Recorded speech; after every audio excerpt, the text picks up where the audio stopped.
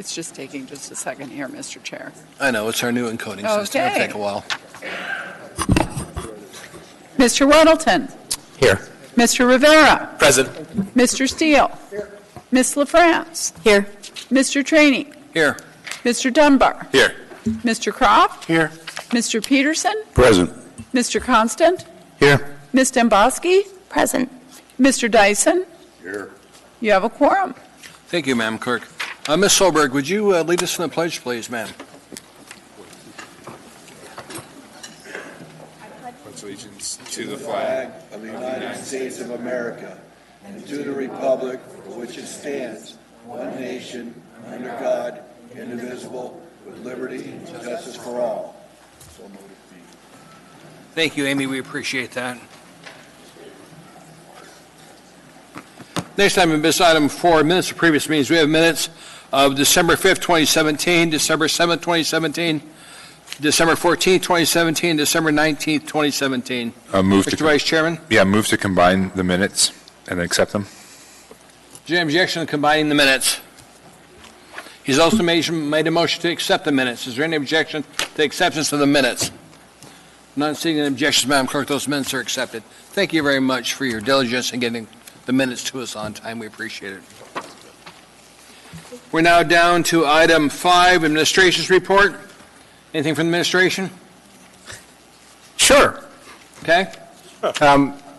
Given that we've had a lot of snow, I thought the members would be interested in what we're doing to plow the snow. So I've asked Mr. Chakowski to come forward and not only describe what the municipality is doing, but elaborate on the state's efforts.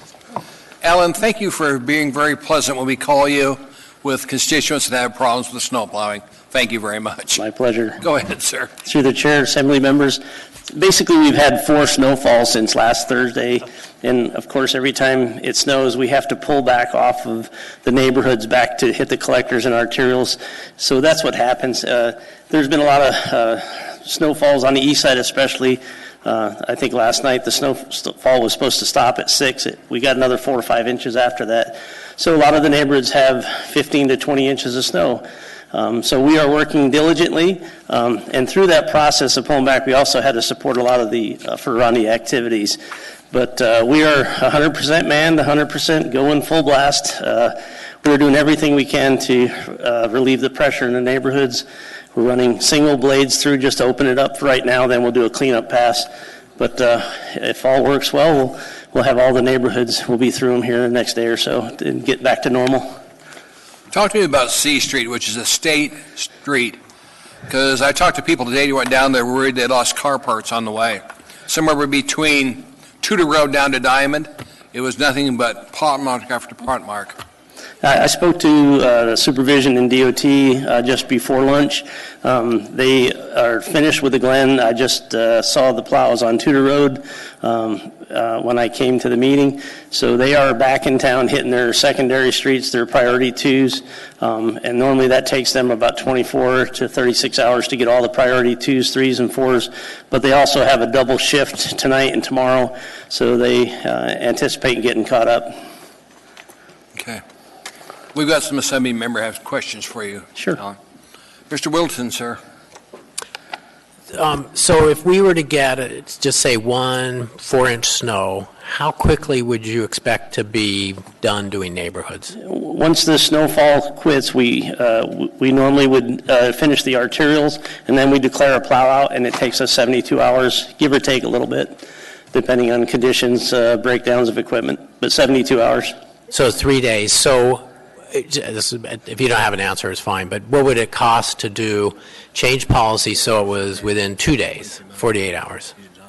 A lot of money. I'd have to sit and do the math. You'd have to increase your manpower and equipment. It'd be very expensive for something that happens occasionally. Right, and that's what I would understand. I'd be interested to know if you could just get a rough cut sometime and let us know. I could do that, but people it'd be are frustrated and say, okay, well, if we do that, here's what it will cost, and then we can make a decision. And yeah, the problem you would have is in a normal winter, you would be expediting that. But then when you have these type of events, it would be very minimal, the difference in performance. So, right. Yeah, thank you. Okay. Mr. Steele, sir. Thank you, Mr. Chairman. You guys are doing a good job as far as I can see in the Midtown area on the main streets and in the neighborhoods as well. Are you planning on, after you get them all plowed, doing some hauling? Absolutely. We actually are doing some hauling of the mains as we're doing everything else because we just have to have traffic flow. I think I got a 7-foot berm in front of my house, so. Yeah, we don't charge extra for those. Thank you. Ms. Dembowski. Thank you. Hey, Ski, I have a couple quick questions, and I apologize. I was reading, so if I missed your answer. Pretty much all of Chugach Eagle River's plowed out, but the state roads really suck in my area. Have you had communications with DOT? They haven't plowed us out from the last snowfall. Basically, they're going to hit their priority 2s and 3s this evening.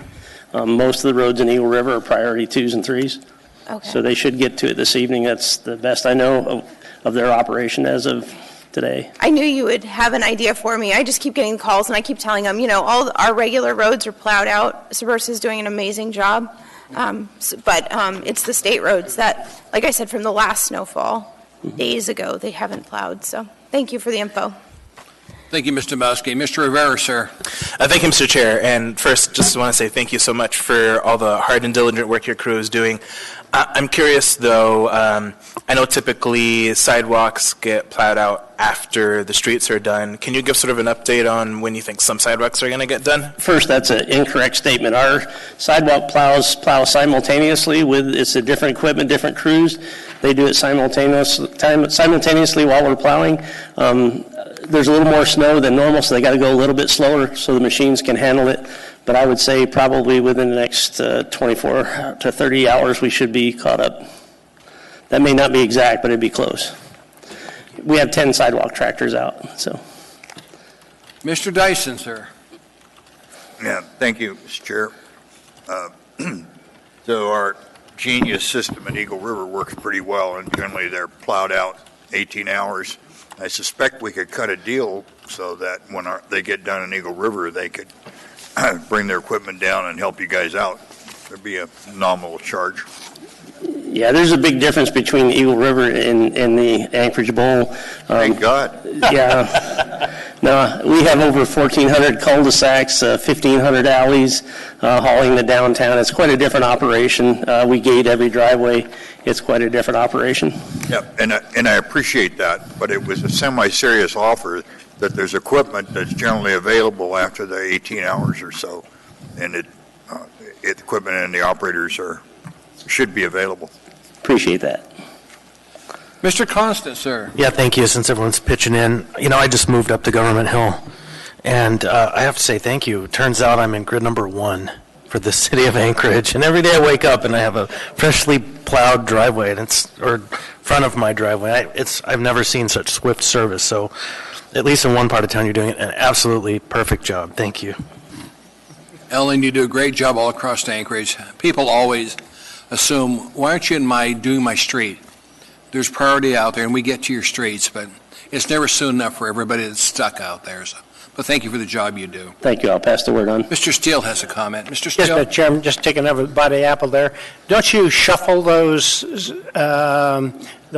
where you start kind of places every once in a while? Yes, we do. Normally we would start, we have a plow plan A and B, and one time it starts from the east side, one time from the west side. This time, because we had only gotten halfway through a lot of the neighborhoods, we picked up where we left off to finish, and then we'll come back around. It's the only way to be fair to not have too much snow in the areas. I assumed you were being fair, so I just wanted to clarify that from what my counterpart said. There's no other questions, Alan. One last comment. Would you make his area last? Mr. Steele doesn't need snow plows. Just forget him. Will do. Thank you. Good to see you again, Alan. Down Assembly's Chair's comment. I want to make sure everybody understands we're doing vote by mail this year, and the ballots are going out on the 13th of March. And as soon as you get one, you can use a blue or black pen and fill it out. Either put a stamp on it. For those that don't know what a stamp is, look it up on the internet. But stamps do exist, and drop in the mailbox. Or we've got stations around town you can drop. One's here at the Lusaka Library.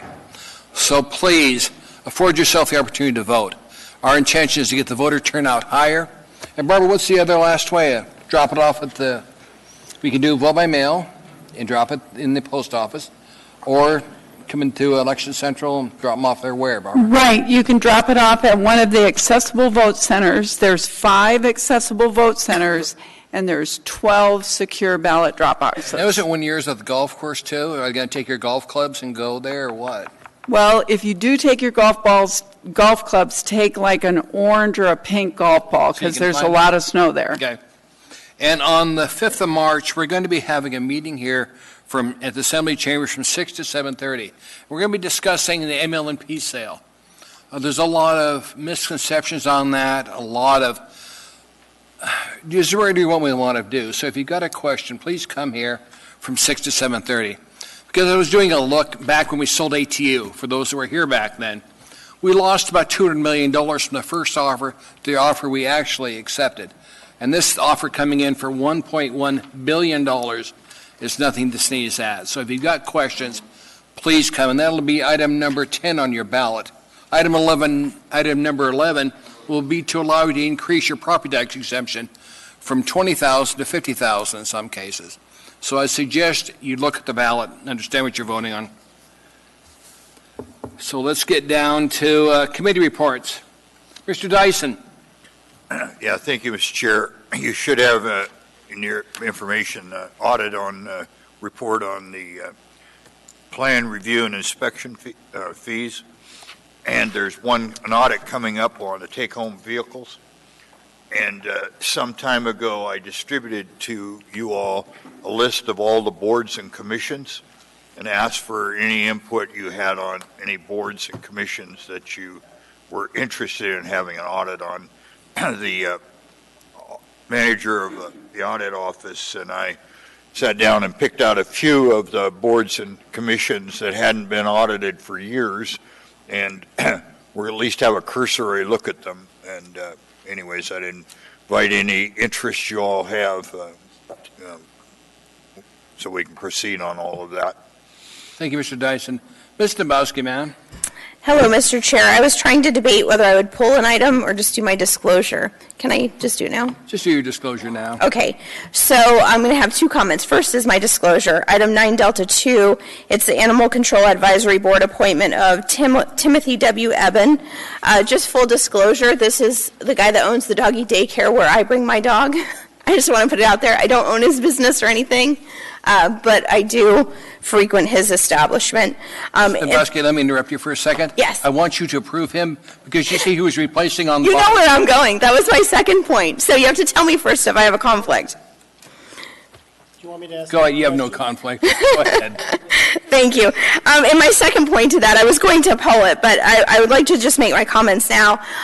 Sandy Trainee has been on the Animal Control Advisory Board for a long time, as long as I've been on the body. 14 years. Yeah, and even longer. And I see she's getting off, and I wondered if it had to do with a retirement that was coming up or something, if you guys are going to be traveling more. But I wanted to say thank you to Sandy for all of her many, many years of hard work. I'll tell her. Thank you, Amy. Mr. Constant, sir. Nothing, thank you. Mr. Peterson, sir. Thank you, Mr. Chair. The Ethics and Elections Committee will be meeting tomorrow at noon at our new election center, 619 East Ship Creek Avenue. And we will be getting an update on preparations for the vote by mail election. And by the way, the ballots will be mailed out 2 weeks from today. Did you know that? On the 13th of March. 13th of March, yeah. So it's coming up soon. So it's going to be an important meeting tomorrow. Yeah. Thank you. Thank you. Mr. Croft, sir. Yeah, the Public Safety Committee will be meeting tomorrow at 1. I was just making sure that timings weren't conflicting. On the agenda will be a report from Chief Dahl on how the new officers that we have worked so hard to find the money for, the mayor and the assembly, and have gotten through training now and have gotten on the street more are coming. But his reorganization and allocation of those officers, it's freed us up to do things that that we've wanted to do for a while, more community policing, more direct emphasis on certain problem areas such as vehicle thefts and shopliftings and others. But he'll give us a full report on that tomorrow. That's at 1 o'clock. We'll also have a shorter report on some of the things that the municipal prosecutor and Nancy Burke from the homelessness have been doing on how they trespass people out of Beans and Brother Francis that are causing problems, how that cooperative relationship has helped to clean up that area some. And then the next meeting will be on Wednesday, March 21st. We'll be discussing a bill. I'll have a draft for the assembly members and for the public to, for the first time, have us prosecute felony domestic violence. I wanted to bring it before the committee and then have the committee help decide whether we bring it forward at all. But with the state's fiscal problems not prosecuting domestic violence, either aggravated ones or repeat domestic violence offenders, and us not being able to or having never exercised the power to prosecute felonies, it'll be a discussion of whether that's a good idea, whether it's worth the cost, whether we're stepping into an area that should be the state's responsibility, and the importance of those prosecutions. So that'll be Wednesday, March 21st. Thank you, Mr. Croft. I think, Mr. Croft, I think we put additional money in the prosecutor's office on the pre-chance this might be happening, so we need to know if that's enough money, or first quarter budget revisions if we need to add more money. Because we step into it, we've got to make sure we have money to continue the prosecution. Yeah, and when we prosecute felonies, it brings in a lot of other questions. Felonies have parole officers that we don't have. Yeah. They have whether our public defender, if you will, is going to charge more if we start doing that. A lot of collateral questions. Appreciate that. I was watching the news last night, and I saw a gentleman was being arraigned for his third or fourth stolen vehicle. And the judge says, next time we're going to put an ankle bracelet on you. He stole 3 cars, and now on the 4th time they want to put an ankle bracelet on him? Yes, Ms. Nabowski. I think you're talking last name Perkins, first name Shannon. I'm not using names. But I'm using it because it's been published, and I just want you to know I was just notified about 20 minutes ago he's already out. So we should go check our cars? Mr. Dunbar, sir. Thank you, Mr. Chairman. So the Transportation Committee met last month, or earlier this month, and we had a work session as well on the taxi cab ordinance that's before us tonight. My plan is to, with your permission, have public hearing tonight and discuss with colleagues here, and we can choose to vote on it tonight, or if we decide to put it off, we can put it off until a later meeting, at which time I think that a work session is a more appropriate forum than the Transportation Committee. So at this point, we don't have another Transportation Committee meeting scheduled. Okay, thank That's you, all, Mr. Chairman. Mr. France, ma'am. Thank you, Mr. Chair. Nothing to report. Okay. Mr. Steele, sir. Mr. Rivera, sir.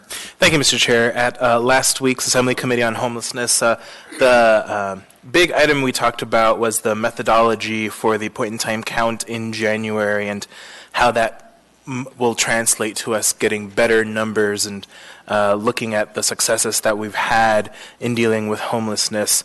The numbers for that point-in-time count done last month should be ready by April. So at that meeting, the Assembly Committee on Homelessness will do a deep dive into those numbers. Thank you, Mr. Chair.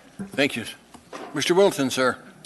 Thank you. The Community and Economic Development Committee met a couple times on some issues we'll be talking about today. One is a marijuana license near the end of the meeting, and also regarding greenhouses on top of some buildings. So we'll talk more about those later. Thank you. We're now down to addendum to agenda.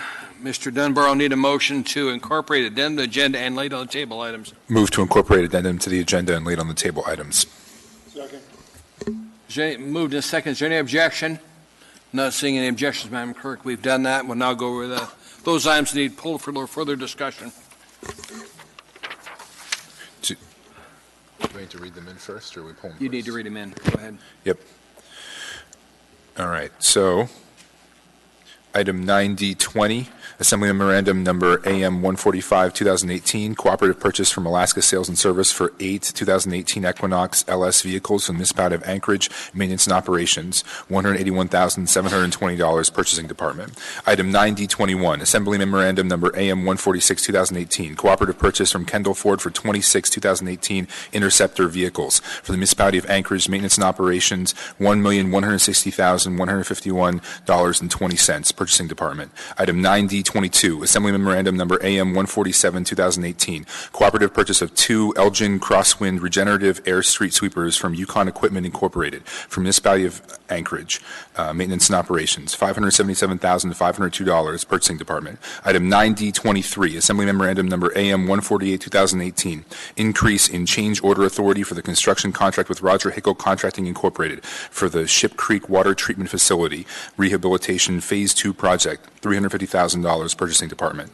Item 9F5, Resolution Number AR 2018-64, a resolution appropriating $1 million of medical dental self-insurance fund balance to the Medical Dental Self-Insurance Fund as a contribution and appropriating said contribution to the area-wide General Capital Improvement Projects Fund for payment to Vera Whole Health for leasehold improvements related to the Vera Medical Clinic, all within the Employee Relations Department. Employee Relations Department public hearing at March 20th, 2018, accompanied by 9F5A, Assembly Memorandum Number AM 150, 2018. Item 14C2, Ordinance Number AO 2018-6S, an ordinance of the Anchorage Assembly amending Anchorage Municipal Code Title 11 and Anchorage Municipal Code of Regulations Title 11 to modernize and update provisions related to the dispatch services and systems, chauffeur licensing, and taxicab equipment to accommodate new and emerging technologies and modify regulations to allow taxicab businesses to remain competitive in the for-hire transportation market. Assembly Vice Chair Dunbar, accompanied by 14C3, Assembly Memorandum Number AM 149, 2018. Laid on the table items. Item 9E4, Informational Memorandum Number AIM 20, 2018, Ordinance Number AO 2018-16, an ordinance of the Anchorage Municipal Assembly amending Anchorage Municipal Code Section 2740010 to establish highway law enforcement as a power exercise on an area-wide basis and amending Code Sections 09060 and 020 and 0906030 to clarify the powers and duties of the Anchorage Police Department's traffic unit. That's all. Okay. Is there any objection to that, the body? If not, that's approved, Madam Clerk. And we'll now go to those items that need further discussion. Mr. Wilton, we'll start with you, sir. Sorry, I'm juggling the various I know, we agendas got here. lots of I'd like to paper pull 9A1 for reading. Is that all, sir? Yes. Mr. Rivera, sir? Thank you, Mr. Chair. No items tonight. Thank you. Mr. Steele, sir? No items at the moment. Mr. France, ma'am? Thank you, no items. Thank you. Mr. Dunbar, sir? I'm pulling item 9B2 on behalf of the administration. 9B2? Bravo. And Bravo, too.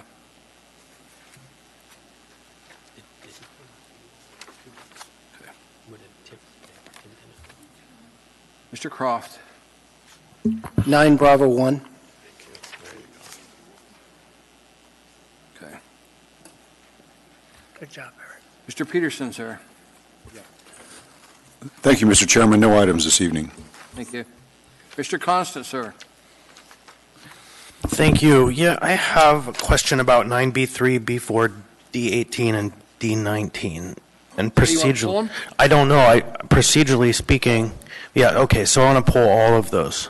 Okay, then slowly tell us what you're going to pull. Okay, 9B3, 9B4, 9D18, 9D19.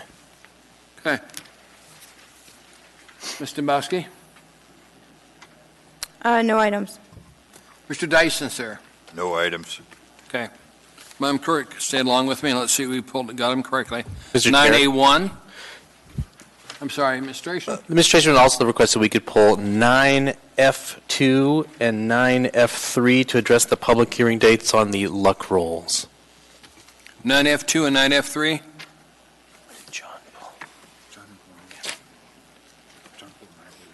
Okay. Ready, Thank you. Madam Clerk? Okay, 9A1, pulled by Mr. Whittleton. And no Felix and Tim. 9B1, pulled by Mr. Croft. 9B2, pulled by Mr. Dunbar. 9B3, pulled by Mr. Constant. 9B4, pulled by Mr. Constant. 9B18, pulled by Mr. Constant. 9B19, pulled by Mr. Constant. Actually, those are 9D, 18, and 19, Mr. Chair. Not B? It's B1, B2, and D19, and D18. 19 and 18, okay.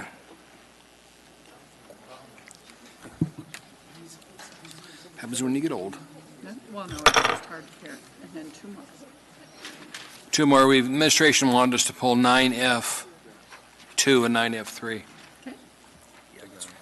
We're happy on them? Yeah. Okay. Let's set the voting at Madam Clerk to, Mr. Boschke, do you have a comment, ma'am? I don't want to pull the item. I just want to point out, under item 9 Delta 4, we have an erroneous resume in here. On page 131, David R. Wolf is included in the packet, but he is not there for appointment. He actually moved to Florida, so he's one of my constituents or former, so that's why I caught it. But I just wanted you to know that for the record. Thank you, ma'am. Go ahead and bring it up to vote, Madam Clerk. He's moved on. So you track your constituents now when they move out of state, huh? Yes, I do. Okay. So, Mr. Chair, I did the motion to incorporate, but I So the Christmas card came back returned to sender? So we're ready for a motion to approve the consent agenda last time. I did that verbally. There was no complaints, no objections. You know him. Let's just bring up. Just 1 second. I'm going to just It's fine.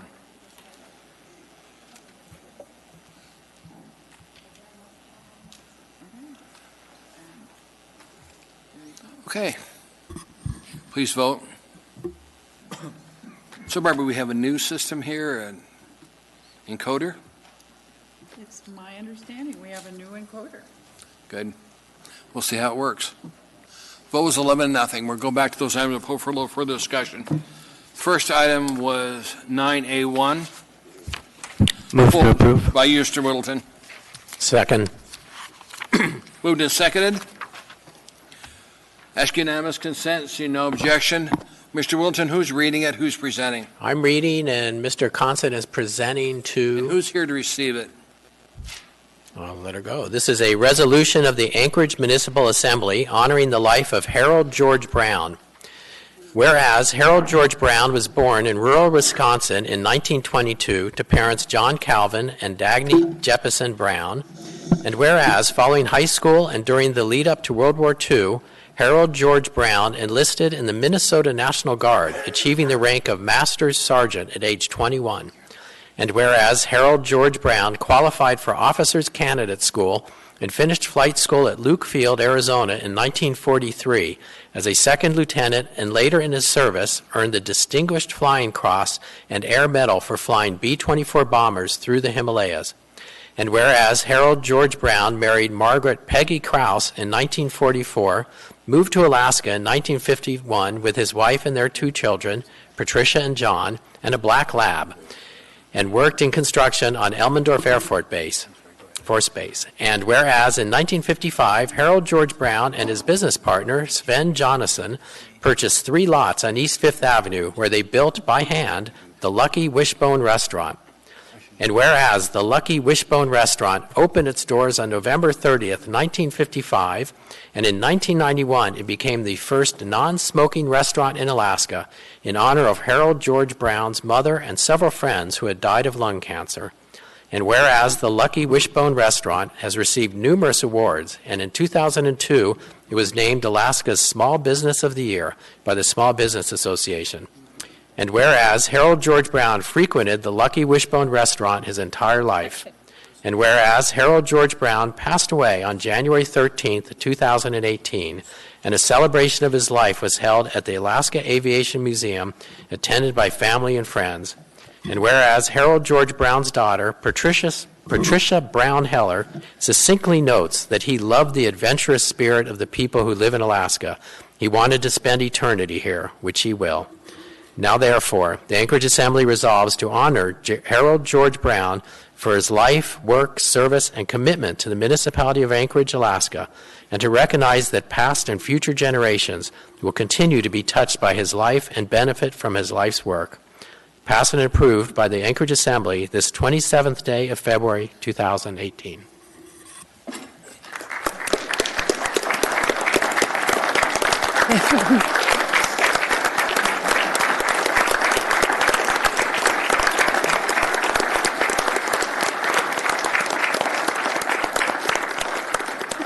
This doesn't get any easier. On behalf of George's family and the Lucky Wishbone family, we appreciate the impact the man had on not just our lives and the lives of the employees that were there every day, but on the lives of the people here in Anchorage and lots of places outside of Anchorage. We're very proud to continue on in the manner that he began the restaurant. Thank you. This is not easy. I tell people that it's been an honor to have known somebody who it's been so difficult to say goodbye to. And for many years to come, we will always remember him. Thank you. Mr. Constant has a question, ma'am. Mr. Constant? More of a comment. Thank you. And, I worked arm in arm, elbow to elbow, scratching and clawing for the improvement of the Fairview neighborhood with these two ladies. And that was a gift given to us by George and his commitment to the neighborhood. And when we are done and transformed that neighborhood to a place that is no longer in the dregs like it is and harmed because of these policies, we're going to write the book, and the book is going to be called Fried Chicken Diplomacy. Because that is the way we have convinced hearts and minds that our neighborhood is worth continuing to support. So thank you for your commitment. These are the new owners of the Lucky Wishbone, so thank you. Thank you very much.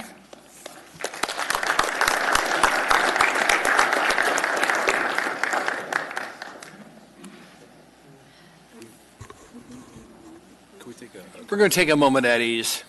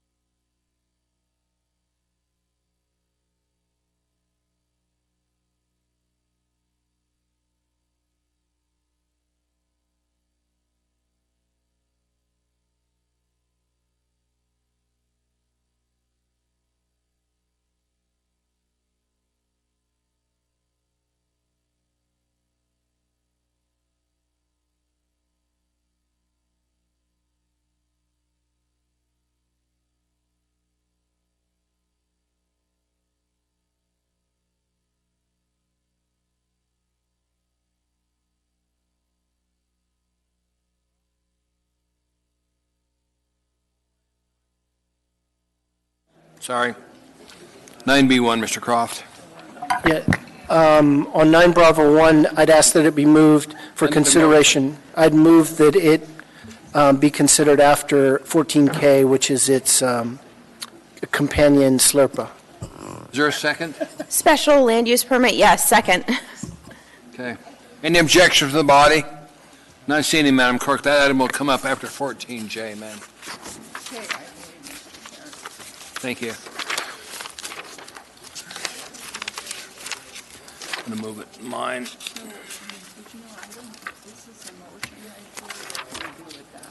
Point of order to the chair. Yes, sir.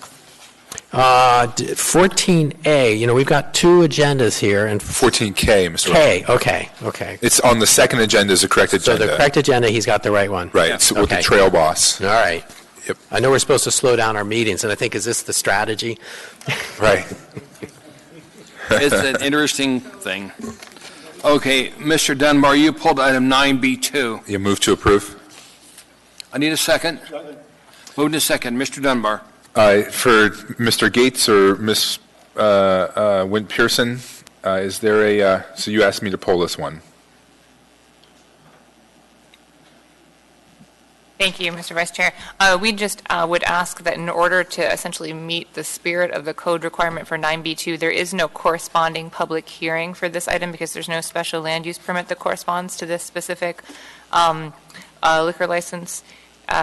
So we would ask that you at least provide the owner, if they're here, the opportunity to speak to this planned protest so that there is an opportunity for them at least to speak to this tonight, since there is no public hearing portion for this license.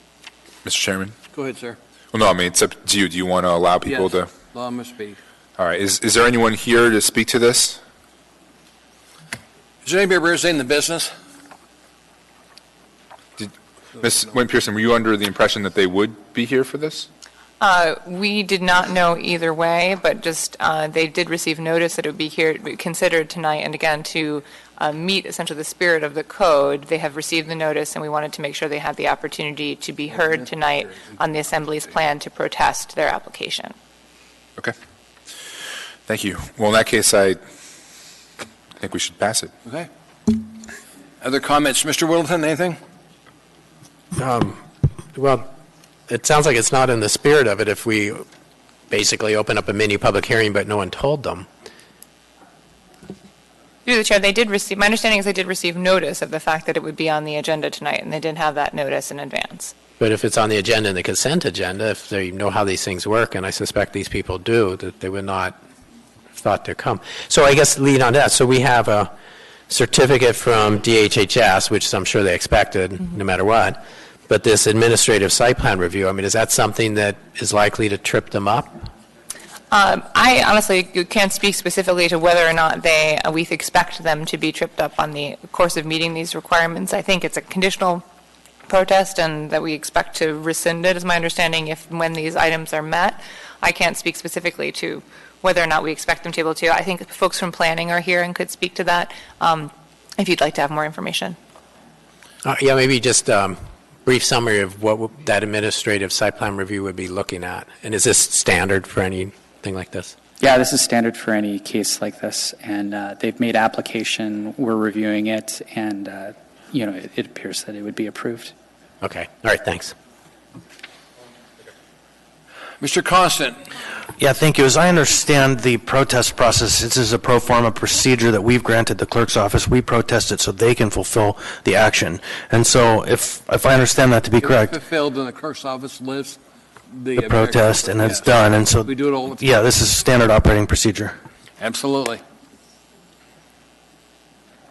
Any other comments? Mr. Gates? If I could address Mr. Constant's question, the process we have, it's a little bit confusing. The reason for that is the short window for 60 days to get back to the state after receiving their notice of the application. And we only have a few for assembly meetings in that window. And within that time, we need to prepare these documents in advance, probably before we know if the conditions were actually met. So you see the document with certain things that need to be done, fire inspection, code inspections, and things like that. We do this document 11 days before tonight, and most likely those conditions are usually in the process, they're met, and the protests can be lifted by the clerk without further assembly action. I hope that helps clarify. Thank you. Mr. Constant, any other? Yeah, to everybody, I urge your approval of this. This is good for the downtown. And assembly comments? If not, Madam Clerk, please proceed to voting. Please vote.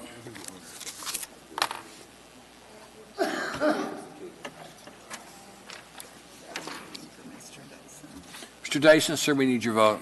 Sorry. That's approved by the body, 11-0.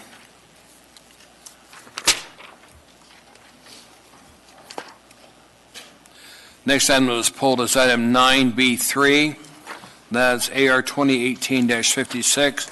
Mr. Constant, you pulled that one, sir. Yeah, and this gets us into the really messy part of the agenda. We'll need to get a motion to approve and then a second. So we have 4 items on this topic. I move to approve 9B3. I'll second it. Hold on for a second, Chris. Yeah, thanks. We've got to figure this out. You got to have a motion.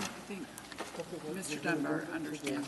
Mr. Dunbar. Mr. Chair, could I rescind that motion and just ask the question, what are we doing with all 4 of these items? How do we proceed? Because I don't know. Okay. We're going to move. Mr. Dunbar. We're going to move to change the order of the day to take them up. In this case, at the same time, we take item 14I, and then for the next one, 14J. So just to be clear, 9B3 and 9D18 will go with 14I? Correct. You want to make your motion, Mr. Dunbar? Oh, no, I don't want to. So, okay, then I'm moving to change the order of the day to take up 9B3 simultaneously, subsequently, after? Mr. Chair, could I? Madam Clerk, go ahead. So I'll try to explain what's happening here. You have liquor licenses that are on the consent agenda for either your approval or your protest. And as a result, we have one document, the AR, that's protesting, and the other document that's the AM that's approving. But you have a public hearing that was requested and that you granted.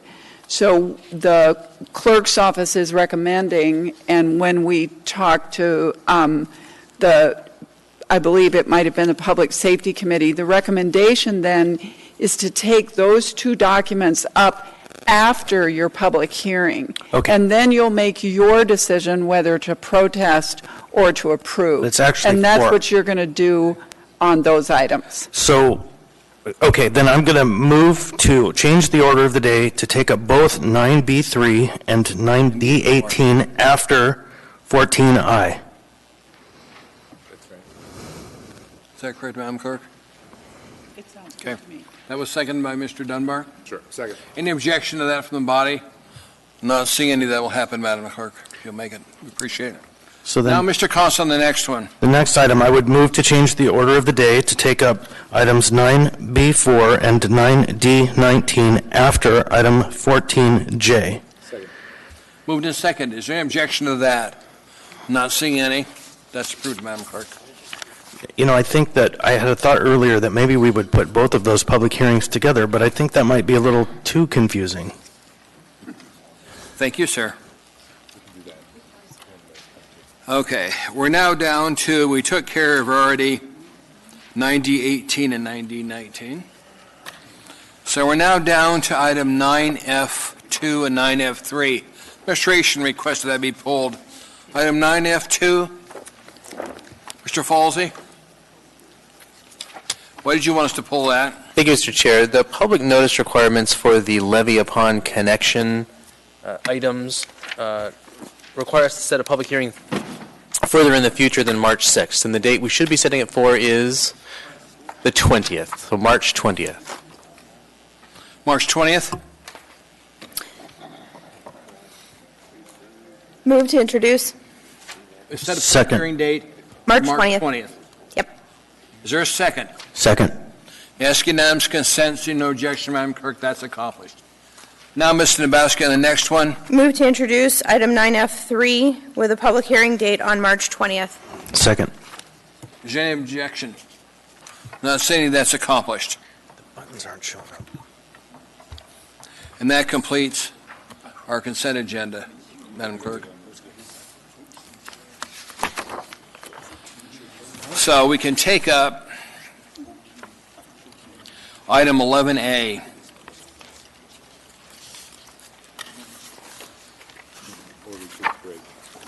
What? Before we take a break, let's take up 11A and get it done. Okay?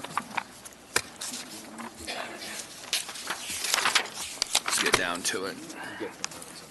Item 11A is old business, unfinished action on public hearing items.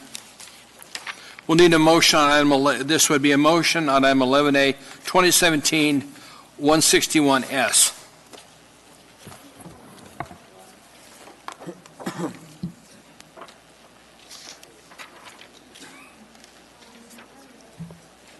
Do we show anything on the record, Madam Clerk? Mr. Chair, I'm sorry, I'm trying to catch up with you, all right? I'm sorry, I'll take a break.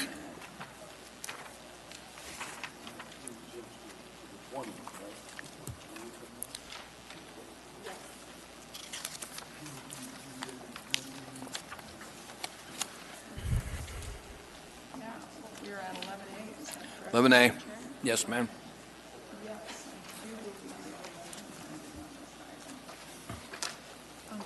Could you ask Amy Strohmeyer who the motion is pending? She actually knows this. Amy Strohmeyer, do you know who made the motion that's on this document? Oh, because we already did, right? If not, I'm sure Heidi will call us in a minute.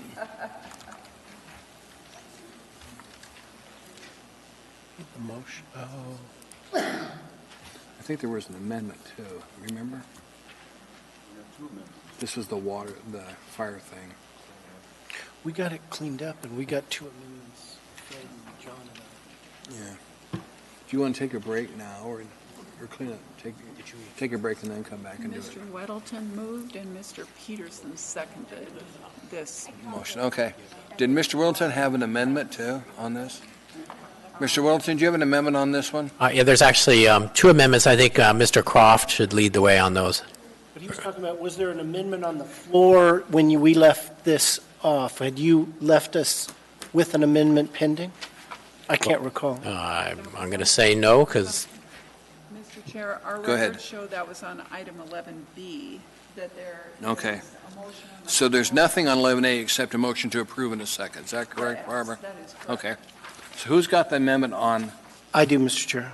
Go ahead, Mr. Croft. So I'd move Amendment 11A. Second. number 1. I'm sorry, I said 11A, but it is Amendment Number 1 to Item 11A. Quite Okay. right. And Purpose of your amendment? after a lot of discussion about this language and a work session that I appreciate you, Mr. Chair, having for us, apparently the practice has always been with this language that you ask for permission, and if you're not granted permission, then you get an administrative warrant. It didn't seem like to a lot of us that that's what the language said, but the language appears in a number of different places in our code. So we are clarifying it here. I've been asked by the municipal attorney, I think it's appropriate to say, we're going to take a look at that language and whether we should clarify it everywhere. But we think what we're doing here is conforming to the long-standing practice. We know what we're doing here is being more clear that you have to be granted permission. So you have some evidence of this. The director may at reasonable time, upon presentation of proper identification, here's who I am, and when granted permission by the owner or some other person with apparent authority to act for the owner, and we took that from another section of the code, and then when that permission is refused or cannot be obtained, you can get this search warrant. The only other thing we did was, after talking about whether 10 days was too short, it allowed people to evade, and you have to get another one, we extended there. So we're being more to 30 days. So we're being more protective of people's rights to refuse entry, and then if you're investigating these air quality concerns, they'd have to prove that they had good reason to go on your land. They can't just go on without it. Again, we think it conforms to practice, but we've made it crystal clear in here. And then, sort of going the other direction, if you will, at the end, we gave them a little more time that these things would last. So appropriate, may conform to present practice, but certainly is clearer. Okay. Thank you. Assembly comments on amendment number 1. You have the text in front of you, I assume. Anybody have any comments on amendment number 1? Injection to the approval of amendment number 1 from the body. Madam Clerk, seeing no objection, amendment number 1 is approved. Mr. Croft on amendment number 2. Move amendment number 2. Moved and seconded. Mr. Croft? Yeah, there was a lot of concern about the opacity limits, but a lot of concern that sometimes this burning can have health consequences. And so this language helped a lot of us feel more comfortable about it, that it wasn't from barbecuing, cooking fires, backyard pits. They are not considered those stationary sources. So others can maybe comment more, but that was the concern, and we hope we allayed some of those concerns by this. Okay, comments on this from assembly members. Mr. Steele, sir. So let me get this right. Somebody complains about smoke coming out of a stove, dark black smoke coming out of a chimney, and you go. The enforcement folks go and knock on the door, say we'd like to come in and see what you got here, and they say no, and you say okay, we'll be back in 30 days. It just seems to me like that's kind of a ridiculous solution. You're not enforcing anything. You give them 30 days to fix it. That's what you've done. Mr. Croft? Yeah, so the prior amendment that we adopted had the warrant last for 30 days. They can get it much quicker. It's just how long they can use it for. Okay. They've got up to 30 days on that warrant. That'll give them up to 30 days. And they got to get a new one. Yeah. Any other comments or questions on this amendment number 2? An immediate thing. Ask unanimous consent on amendment number 2. See no objection, Madam Clerk. We've approved amendment number 2. Are there any other amendments to come in front of the body? If not, we'll have in front of us to vote on this item. It'll be item 11A, 2017-161S, as amended. Yes, I will. Mr. Steele, who likes roads he can get down and doesn't want black smoke. Mr. Steele. Nope. That was an error in judgment on my part. Mr. Dyson, sir. Yeah, I just want to thank Mr. Croft for his efforts on this, both in protecting some property rights and privacy rights and taking care of an area that I think need to be taken care of, and that's the backyard barbecues and so on. There's lots of interest on that. And as often the case, Mr. Croft has taken the initiative to solve problems, and I appreciate that and respect it. Other comments from assembly members? Okay. Mr. Wilson? Thought I'd hit the button. Just briefly, I suspect this has taken much longer than staff thought it would. I think we started this in November or something, and I know I'd stirred up a lot about the open burning section, which I think was much shortened and much more clear. So overall, I think what we've done here is made a much clearer ordinance doing what we're doing. I did have some concerns, and I brought up at the work sessions, about increasing the restrictions on kind of wood stoves. And still a little bit. I think we are a little bit stricter than what the state is doing, because they're only doing a few areas that already have bad air. But on the assurance that it really isn't a very strict standard, and that if you use dry wood, you're going to meet the standard just fine, and that we really don't have a lot of trouble with wood stoves. I heard that there were 25 complaints that were virtually all resolved just with simple conversations. So it's not a really big issue. If you heat with wood stove, you're pretty safe under this. I wouldn't worry about it. Thank you. Other comments from assembly members before we vote?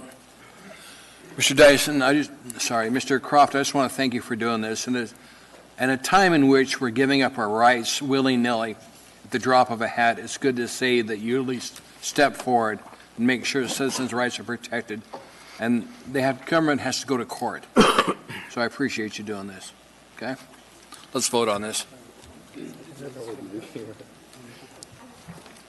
Government should have to get a warrant. 11A has amended.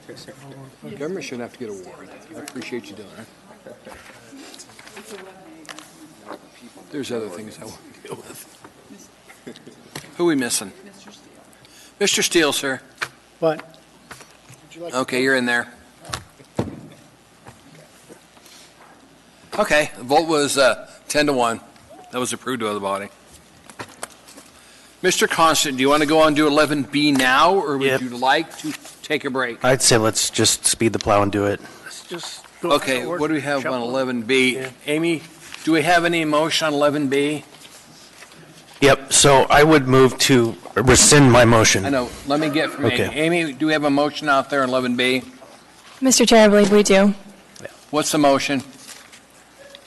It is a motion to approve. I'm looking to see who moved it. Mr. Constant? It's a motion to amend to $900,000. Ms. Demboski seconded it, and then there was a motion to amend that is on the floor to amend the NTE price to $900,000. And Mr. Constant moved that, and Ms. Demboski seconded it. So, if we want to get back to the original document, then we need to have the maker of the motion rescind, the second rescind, then we need to have a motion made to bring 11B forward. Actually, Mr. Chair, we can do it much easier than Then that. tell me how. We can just not vote on those motions, and you can start over. We'll start over. I'll need a motion on 11B as it's in front of us. Move to approve. Second. Okay. Discussion on 11B in front of us. You've seen the document in front of us. Mr. Constant. I would love to take the time right now to have a long and in-depth conversation You about can do it under Sunday the comment. purpose and the points that I was making before. And so rather than do that now, I have decided it would be better to make general comments at the end of the evening. And so I will be addressing the questions or issues that I have then, but now I just urge your support of this to make the sellers of this property at least as whole as we can. Okay. Yes, Mr. Dyson. Yeah, thank you. I've been trying to pay attention here, but I'm confused. Does the seller agree to this price at this time? Can I address that? If you want to step out, go ahead. No, that we're. I was going to ask the administration. Yeah, let's go with that. Because the assembly does not negotiate prices. To the administration. Mr. Falsey. I will solicit the comments of our Director of Real Estate, Ms. Robin Ward. Hi, Robin. Come on down. And that's why you came here, wasn't it? I feel like the price is right. Just kidding. Through the chair. Spin the wheel. Mr. Constant, I don't have anything in writing other than a signed letter of intent to purchase, which has been signed by Mr. Oliva at the $750,000, which is the reason that I brought it forward for your approval. Okay. Mr. Dyson, anything else, sir? No.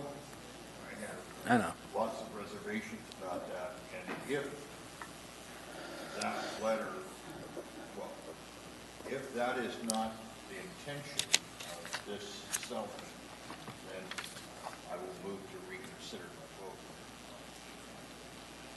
Thank you, sir. Mr. Peterson. Thank you, Mr. Chairman. I was wondering, as I recall, the actual appraisal for this lot came in at $835,000, something in that vicinity. Is that correct? Through the chair, Mr. Peterson, the appraisal that was obtained several years ago actually came in at $900,000, but the tax assessed value is approximately $835,000. That's the tax assessed value, $835,000. I see. Okay. And so originally we were talking about $750,000. And now we're up to 900, and we're not up to 900? We're back at 750. We're back at 750. All right, good. Well, we're not negotiating with ourselves, at least. So We do not negotiate for the city, the administration does. Right now. we're good to go. We will stop negotiating. Okay, I'm going to stop then. Thank you. Thank you. Let me reiterate, the Assembly does not negotiate prices, nor do we negotiate labor contracts. Administration does, and we either say yea or nay. Mr. Constant, anything else, sir? No, not at this time. Mr. Wilson, sir? Okay, I have tried twice to postpone this till after the April election so we know if MLMP will be sold or not, because it makes more sense, because MLMP, if Two Gatch Electric were to buy MLMP, they won't. They have said they do not need this piece of property, and we are supposedly buying this for MLMP. So I can't support this. Doesn't make any sense to be doing this right now. But were this after the election and the sale were not to be approved, I think it makes sense to buy this. So I recommend everyone vote no, and after the election, we'll try this again. But you're voting yes on the election, sir? Anyway, moving on. Mr. Steele? Thank you, Mr. Chairman. Do you know whether or not the individual who owns the property was notified that we are taking this up? Does he know that? Mr. Chair, Go ahead. I notified him immediately. Thank you. Okay. Mr. Constant, anything else? I hazard to ask you because I'd rather you dealt with it under Sunday comments. Mr. Chair, I would just say one last thing to everybody. I urge your approval. There are a lot of reasons why the answer to this is yes. A lot more than there are any reasons no. Obviously, the clerk agrees because she put up the screen to vote. Please vote. I'm getting used to these buttons.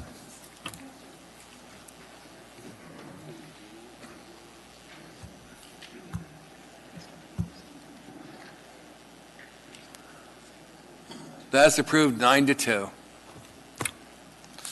Now we'll take our rescheduled dinner break. I understand there's what, chicken upstairs? We'll be back in 20 minutes.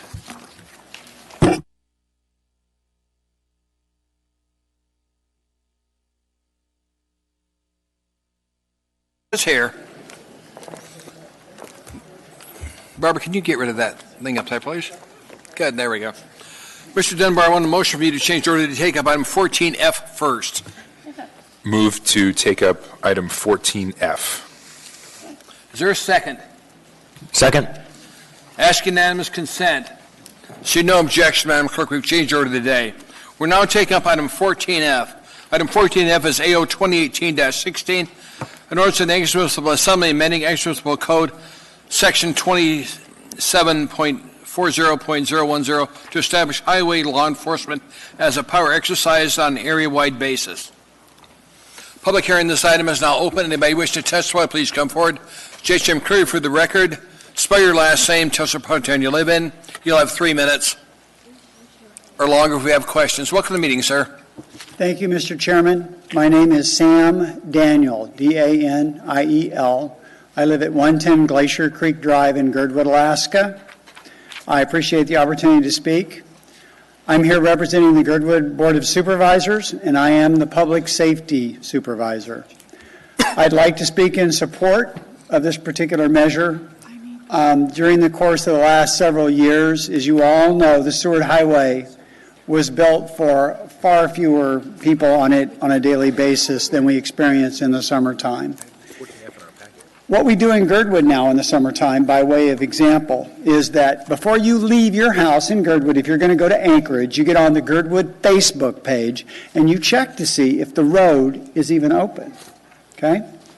When I was chairman of the Board of Supervisors, we had a meeting. You may recall the time that the tour bus got hit down by the Alaska Wildlife Center and the closure of the Seward Highway that ensued after that. I am here to tell you that there were people from all over Alaska, major businesses in Alaska that were there, very concerned about the lack of ability to deal with those types of situations. The troopers were already spread really thin. We all know that the state grant that the state troopers have for the Bureau of Highway Patrol is sunsetting quickly. And not only is this a business matter, it impacts all of Alaska. It impacts all of South Central Alaskan residents. This is not an Anchorage issue only. And I want to commend both the administration and the Assembly for coming to terms with the fact that the state is simply not going to step up to the plate and take care of this problem. I have sat in meetings at the Girdwood Board of Supervisors and asked for a show of hands in the audience for people that have had either family or friends who have died on the Seward Highway. And I am here to tell you, I've lived in Seward for 32 years. I've lived in Girdwood for 32 years. I grew up in Seward. And I will tell you that nearly every person in that room could raise their hands on that.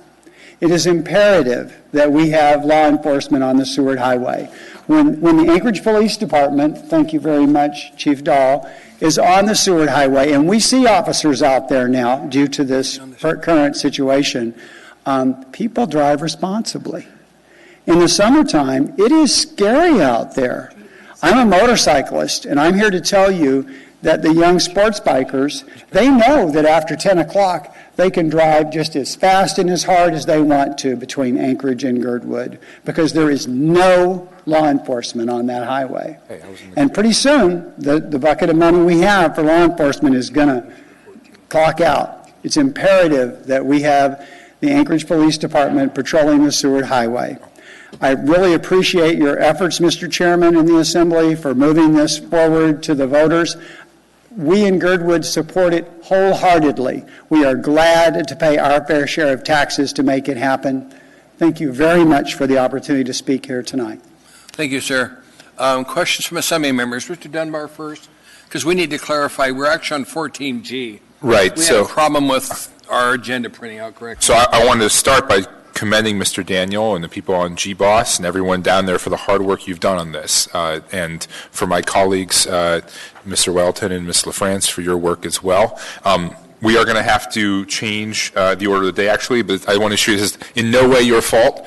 We just made a little mistake up here. But your testimony has been heard and still counts. So just thank you very much for coming tonight. Thank you very much. Okay. Mr. Steele. Thank you, Mr. Chairman. On the I'm just wondering a report from the locals in terms of how the police service in Girdwood is. Are you guys getting along well with the folks from down the road a ways? Yes, sir. Whittier Police Department has been a great partner to the community of Girdwood. They've been a right-sized police force, and they're providing an excellent service to us. Our biggest concern as the Board of Supervisors is the continuity of service in the long term.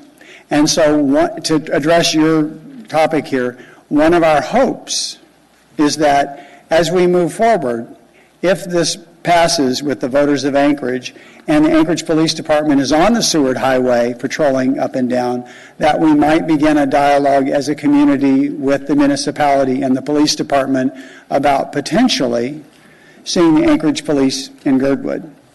We would need to have the model change some because we simply cannot afford what used to be the old model. But we would be very interested in that simply because it makes sense if they're on the Seward Highway that the Anchorage Police would come into Girdwood Valley. Have you guys talked at all about establishing your own small police force for Girdwood? Yes, sir. We have, and we actually, the Public Safety Advisory Committee that advises the Girdwood Board of Supervisors has investigated that, looked at other comparable sized police forces around the state, and what we found, Mr. Steele, is that it's prohibitively expensive.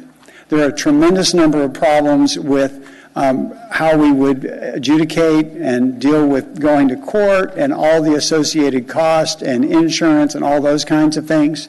As well as the fact that although the Anchorage Police Department and their union said that they were okay with Whittier being down there, I think they would have grave concerns if we had our own police force being a part of the municipality. So yes, sir, we have talked about it, and we found it to not be a viable solution, and the Public Safety Committee is presenting that to the Board of Supervisors in the next couple of months. I'm glad it's working out well for you right now. Thank you very much. There don't be any other questions. Thank you, sir. Thank you. Mr. Dunbar. Thank you, Mr. Chairman. So we're going to, no, it's fine. We're good. We're going to do a little housekeeping, and then we'll have your testimony in just a second. So, Madam Clerk, could you walk me through the exact what we need to do here. So do we need to rescind the prior motion, or can we just move 14G? We're just going to, oops, I'm sorry. Just change the order of the day to take up 14G. Okay. And for my colleagues, we were given 2 agendas tonight due to some errors, and we accidentally moved from the old agenda. So I move to take up item 14G at this time. Is there a second? Second. Any objection? Mr. Chair. Ma'am. I'm going to try really hard not to let my frustration show at this moment, because even though we have 2 agendas, my numbers in my book don't match up. Right. So as we move things this evening, and maybe this evening alone, please, can we move it with the AO number as well? That way I can kind of keep up. I will, ma'am. Thank you. Okay. So we have, if there's no objection, so we have in front of us AO 2018-16. If you wish to testify, please come forward. Welcome, ma'am. Hi, my name is Wendy Wolf. I live at 199 Comfort Lane in Indian, and I'm here representing the Turnagain Arm Community Council. And our council represents the communities of Rainbow, Indian, and Bird Creek along the Seward Highway. At our last Turnagain Arm Community Council meeting, which was on February 15th, 2018, the residents and the councils discussed this ordinance number 2018-16 to establish a highway law enforcement as a power exercised by the Anchorage Police on an area-wide basis. The council agrees that the Seward and Glen Highways benefits all the residents of the municipality and the state of Alaska, and not just those residents who live outside the Anchorage Bowl. The council has long advocated for traffic enforcement and police patrols along the Seward Highway. We've been very concerned since the Alaska State Troopers pulled out, and last year the residents voted to tax themselves so that we would at least have police response in our communities, and we're quite happy that that is working well for us. The council then voted and unanimously passed a motion supporting Anchorage Ordinance number 2018-16 that adds highway law enforcement to its area-wide powers. The council urges the assembly to adopt this ordinance to have patrols out on the Seward Highway, and I'm happy to answer questions. Thank you. Question from assembly members? There don't appear to be any, ma'am. Thank you for your testimony. Thank you. Appreciate it. Anybody else wish to testify, please come forward. Anyone at all? Hearing and seeing no one, public testimony is closed. The ones wish to the body. Ms. LaFrance, Mr. Wilton. Move to approve. Second. Moved by Mr. Wilton, second by Ms. LaFrance. Mr. Wilton, sir. I just, there's been some confusion over this and how it'll work out, and some people down south of McHugh Creek think that they're paying for it and so on. But just make clear, this service area, every single person in Anchorage, every property owner will pay the same mill rate. So this isn't a greater burden on people, south of McHugh Creek, outside of the Anchorage Municipal Police Service area. But it also is not an increase in overall taxes for the city. The amount of money that we will be shifting to the highway safety service area will be equal with a decrease that goes to the Anchorage Metropolitan Police Service area. So this is not an increase in taxes. It just shifts it basically from one bucket to another. And the new bucket allows us to have Anchorage police officers work outside of the Anchorage Metropolitan Police Service area. Thank you. Thank you. Mr. Dunbar. Thank you, Mr. Chair. And this is a question for the administration, and I apologize. I should have emailed this to you yesterday, but I have a question about the phrasing here. The term highway law enforcement, is that a legal term of art? I mean, is that defined somewhere? Is that in any way different from other kind of policing throughout the Anchorage Bowl? Through the chair, it is not a term of art other than to the extent that we have created a legislative history about our meaning for highway law enforcement. It matches with popular notions of highway patrol that you might see in the lower 48, and we have particularly described it in the Assembly Memorandum to match up with common understandings that the Seward Highway and the Glen Highway are our highways. Now, if you were to pick up our streets plan, you'll find that actually a highway is not a term of art. We have arterials and collectors and freeways. We don't have highways. But we have gone out of our way to try to create a definite meaning there, which matches up to the perceived need. May I ask a follow-up, Mr. Chairman? Go ahead. Just briefly, so understanding the sort of geographic limitations, we're talking about the Seward and the Glen, will the police be restricted in all what kind of enforcement they can do? That is, if they were to do, I don't know, drug interdiction or something else, are they restricted in that way? Are they just allowed to do traffic enforcement, or is it basically full police power just on the highway? Through the chair, it would be highway law enforcement, mostly meaning the traffic unit, but where the traffic unit is operating, they can exercise all of their powers. The lived experience would not be that we're setting up drug stings on mile 79 of the Seward Highway, but if we were to pull a car over and we were to see significant volumes of illegal drugs, we wouldn't be blind to that effect. So the lived experience will be this will be primarily traffic enforcement. We're not going to be doing patrols beyond standard traffic enforcement, but where the police officers are, the police officers can act with their full powers. Okay. Thank you, Mr. Chairman. Thank you, Mr. Dunbar. Mr. France, ma'am. Thank you, Mr. Chair. This ordinance contains a very practical solution to a very serious public safety issue that, has been pointed out, has been kicked down the road to us from the state. It's a dangerous highway, and we need these patrols. And I thank the administration for coming up with this solution. And I think it's also important to keep in mind that, again, this is for patrolling on the highway, and it's not for policing, that the Turnagain Arm communities in Girdwood still are handling that through TAPSA and through contracting with the Whittier Police, and that this is for the highway patrols portion. Thank you. Thank you, ma'am. Miss Rebecca. Through the chair, I just wanted to, in follow-up to Mr. Dunbar's question, also call out the fact that the traffic unit, unlike other units of the police department, actually has a code provision that governs kind of what it does and how it does those things and where it does them. It's in Title IX, and that's why you see provisions of Title IX amended as part of this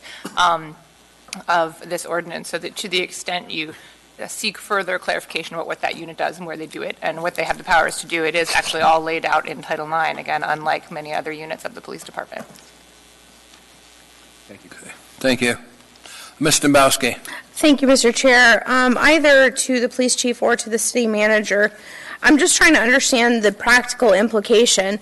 Currently, the Glen Highway, if you go towards the Eagle River, the current service area, it's already included, and all the way out to the Connecticut River Bridge. So from a practical standpoint, I see here on our page 762, it says it equates to approximately 2 officers on the Glen Highway, 24 hours a day, 7 days a week. But later it talks about really the effect of this is just going to be putting 2 officers on the Seward Highway. So am I going to see an increase of officers in my district on the Glen Highway, or is it really status quo? Through the chair, you may see an increase in officers in your district, but it wouldn't have anything to do with this. Currently, Eagle River has 3 officers who are on that beat. We're looking at making it 4. We have grown the police department to the place where we think that may be the more appropriate number to deploy up there. But that's neither here nor there for purposes of this ordinance. As to the Glen Highway, what we are saying is that there is currently a police presence that is going in Eagle River, down the streets in Birchwood, and they are spending the approximate amount of 2 officers on the highway 24/7. There aren't folks who are told stay only on the Glen Highway and drive up and down, do not get off the highway. They're the 3 officers who are told patrol the whole area. This won't change that lived experience now. What it will do will create a separate accounting mechanism so that the equivalent of that the 2 officers 24/7, the amount of time that they're spending on the Glen Highway will now be paid for through area-wide dollars. Okay. And just to follow that up, Mr. Falsey, can we consider the old Glen Highway part of the highway unit as well? I don't know that it makes a difference, but I'm just curious. Through the chair, I suspect the answer to that is yes. Right here, we have created a legislative history where we're saying we're treating this highway law enforcement as solely the Glen Highway and the Seward Highway. But because that is not a term that tracks closely with the streets collectors, I suppose that in 2019, you could set an area-wide mill levy which is a little higher, and you say now we're doing highway law enforcement that includes Minnesota and the old Glen Highway. That's something you can address in real time, and the language is flexible enough for that. It wouldn't be our immediate attention because we have scored this out from a financial perspective to mean only 2 officers in the Glen Highway, 2 officers on the Seward in town, and 2 officers Seward Highway south of McHugh Creek. Okay, thank you. Thank you. Any other questions from Assembly members or comments? Chief, I got a question for you. If you come up to the podium. Good to see you here, Chief. How soon are you guys ready to implement this? Good evening, Mr. Chair. Right away. Okay, because it becomes effective as soon as I sign it. I intend to sign it tomorrow. We're already doing this pretty substantially on the Seward Highway. I think, as everybody is aware, the state provided a grant that allowed us to do some regular patrolling outside of the regular Anchorage Municipal Police Service area. And so as a result, we've already been doing this to a certain degree, and so we're ready to continue doing that and basically start right away. If the body votes on it affirmatively, then we'll sign this thing tomorrow. Yes, sir. Appreciate your efforts on this, Chief. Thank you very much, sir. Madam Clerk, please bring up the vote. Please vote.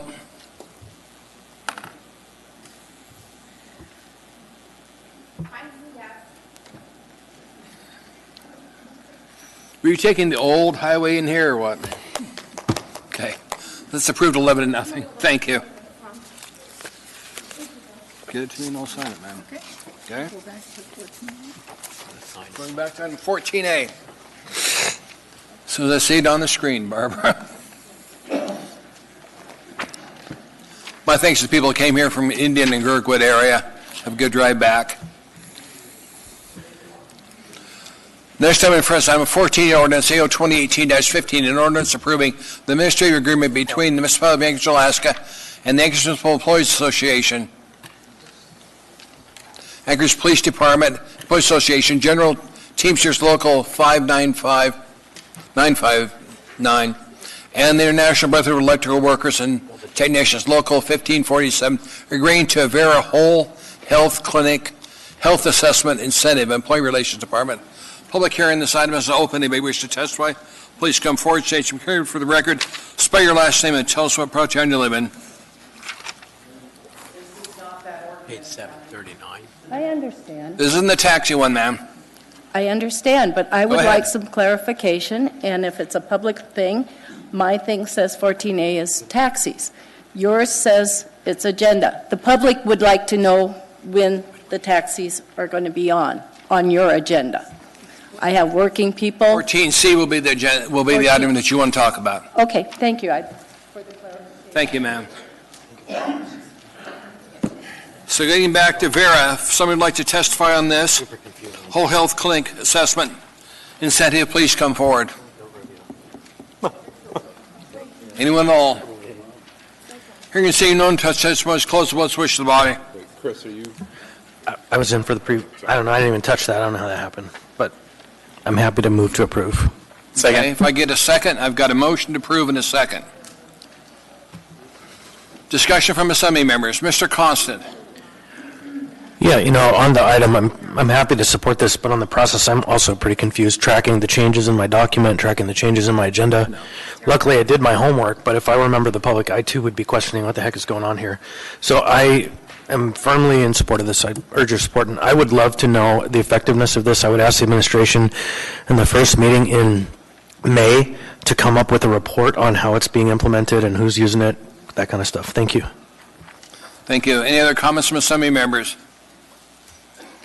Ms. Dombrowski, ma'am. Thank you, Mr. Chair. I was trying to keep my comments to a minimum so we can get to the taxi issue really quickly. I do want to point out, so essentially what we're doing is we're offering an incentive for $200 with a fiscal note of $219,950, basically, $220,000, so people will use our health care clinic. Is that my basic understanding of it? Through the chair, that is effectively correct, yes. What do you see, Mr. Falsey, as the excitement or the possible use of this by employees if we didn't offer them cash in advance so they would use our healthcare clinic? Through the chair, the Vera Health Clinic should have some draw for employees regardless of this incentive, because it should be a cheaper option. But we have looked at the municipality writ large and looked at our healthcare costs, and year over year, they are growing much faster than Anchorage's inflation rate. And the consequence of that in a city with a tax cap is that our healthcare costs are just eating into government services. We have looked at options to try to arrest that parasitic eating of the government services, and we stole this idea from the school district. The school district also stood up a Vera clinic, and the notion here with this particular incentive is that an ounce of prevention really can be many pounds of cure. So we want people to get in the Vera clinic to get these baseline wellness surveys so that we can potentially arrest more expensive diabetes-type treatments down the line. For greater information, I would look to Juna Penny, our benefits director, who's in the audience. Yeah, and I think you partially answered my question in that I'm trying to figure out what type of interest we're getting from employees now and how we came up with this $220,000 incentive for employees, and that doesn't include the non-reps, that's just... Through the chair, the municipality's clinic is not yet open. It will be opening in March. Mm-hmm. We can send municipal employees to the school district clinic, which is open now, and you are correct that there is a companion measure that addresses this for executives and non-reps as well. Okay, I think I'm satisfied with his answer. Thank you. Thank you. Mr. Constant, sir.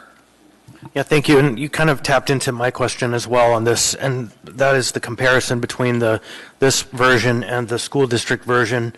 And I'm kind of curious, I don't recall when we implemented this version. So could someone remind me, like when we approved the creation of the second Vera clinic? Mr. Falsey? I would have to solicit the assistance of Juna Penny, who's telling me she might need to do some soft shoe dancing while I look up that answer in our assembly documents. I don't know. I don't need an exact answer, but I just, for whatever reason, recall we did this for the school district. We also did it in parallel to the municipal employees, not just unified. We lagged the school district by some number of months. I don't know the exact number of months as I sit here now. And so then the last part of that question is, why then didn't we just have a unified clinic? I'm going to solicit the assistance of Juna Penny. Come on down. You are the next contestant. Welcome, ma'am. Juna Penny, Director of Employee Benefits at the municipality. Through the chair, Mr. Constant, the reason Vera Whole Health looks at the entire population, and the clinic at the Anchorage School District isn't large enough to accommodate all the employees and dependents of the Anchorage School District, as well as the municipality enrolled employees and their dependents. Thank you. And it was last summer, just so you know, and the Anchorage School District clinic opened September 27th, and ours will open next week. Mr. Constant, anything else? That's good. Thank you. Thank you. Mr. Middleton, sir. Don't go far. So correct me if I'm wrong on these things, but we set up this clinic, so there's no incremental cost to adding new users, right? We have basically a fixed cost for this operation. So adding new users, there's no incremental cost. So we want to get as many municipal employees as possible using this clinic instead of their regular doctor. And my understanding on this incentive is to get people out of that habit of using this doctor they may have gone to for many, many years. So we'll say we'll pay you $200 to come over here. Is that? Through the chair, that's right. That's correct. So we'll pay a per member per month flat fee, and then for transparency purposes, the operational expenses will pay them.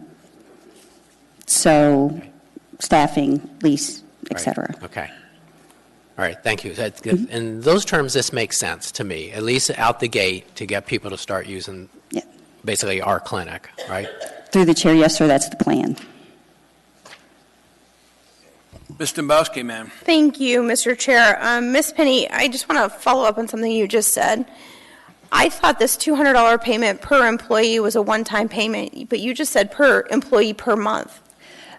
Through the chair, The flat administrative fee that we paid Vera is per employee, per member per month. The $200 incentive is per employee who completes the 4 topics that need to be completed. So until they complete those 4, they will not get the $200. That's what I understood, but when I heard you testify, I was having a moment of panic because I thought I heard something else. I apologize. Thank you. You're welcome. I appreciate it.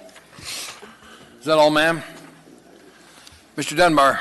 Thank you, Mr. Chairman. Ms. Penny, since we have you here, do you have any preliminary data from the school district? Have they been forthcoming with their experience? Maybe not data, but just anecdotally how it's working over there? Because I'm very interested in this program. Through the chair, the Anchorage School District has said they've been wildly successful.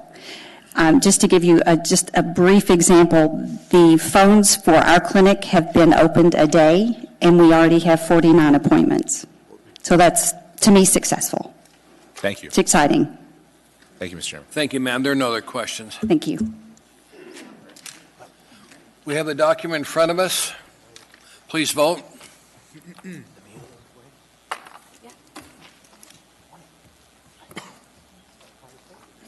That's approved 10-1 by the body. Bring up the next one, ma'am. It will not be the taxes yet. Okay.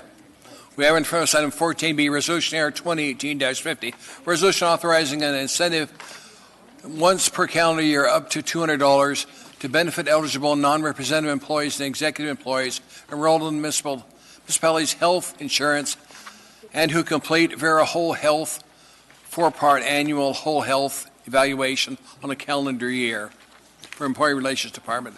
Public hearing on this item is open. If you wish to testify, please come forward. State your name clearly for the record. Spell your last name if you would, please. Anyone at all? Welcome to the meeting, ma'am. Good evening. My name is Tammy Wells, WELLS. Could you clarify if this is an additional benefit on top of the one that was just voted for employees to come and get their free health care and be further This is for the given money non-reps for and it? executive employees. So is this a different grouping, but for the same health care? Same health thing, just different group of people. Okay, but I guess the other clarification I would ask for is these are already benefits that are paid for. So you're now giving them money to come and get their free health care. Is that correct? Mr. Falsey? Through the chair, no, that is not correct. Okay. Each municipal employee, well, I don't know if you want to give a full answer, but each municipal employee is paying premiums for their health care. The municipality is self-insured. So when we have someone who has a significant diabetes event or needs to have renal care, those costs are borne by the municipality until we hit some high stop-loss limit. To the extent that we can make our individual employees' health care costs smaller, the municipality writ large does better. Okay. This is the first time that I've addressed you. So if I could inquire one further thing, I do note in looking online, I cannot find any information for this evening's docket online. Did I miss something? Could someone direct me to something so I could review it in the future prior to coming into chamber? Madam Clerk? Yes, ma'am. On the municipality's website, you can go to www.muni.org. You can get there a couple of places. You can just go to /meetings. There's a meetings page, and then you can find... I'm currently in it right now, and I was looking at where it's scheduled, and there's no hyperlink that would bring us to your docket for this evening, so I guess I'm missing it. Yeah, did you know I've got some staff here, and some people can show you how to get to the agenda on the webpage. There's a couple of ways that you can get there from the Assembly's webpage, which is www.muni.org/assembly. Excellent. And but somebody in our office will come and help you and show you how to get there. I appreciate that. And one further thing, how far in advance are all of these topics to be discussed put onto this website? I mean, how much notice does the public have to review these things before we come into chamber to speak with you? The agendas are usually published about a week before the meeting, so tomorrow we'll publish the agenda for next week's meeting. There are some things that are a little bit different when we have public hearings, and public hearings are also published at least 7 days before the meeting, sometimes longer, depending if there's a longer public hearing required. Excellent. I appreciate your answer, and I appreciate your staff coming up to speak with me afterwards. Thank you. Thank you, ma'am. Mr. Wilton, anything, sir? Just following up on hers, I really appreciate her coming up and asking what are some very simple fundamental questions that are extremely important. And I recommend people who want to get involved and know what's going on, go to your community council. They cover these things. Their job is to talk about these things and educate themselves and you on these things. There are people at the community council who know how to find these agendas and how to deal with the assembly. So go to your community council. Go to communitycouncils.org to find out about that. Thank you. Mr. Constant, sir. Yeah, thank you to the clerk. Is this item on the website 14B or 14R? Madam Clerk.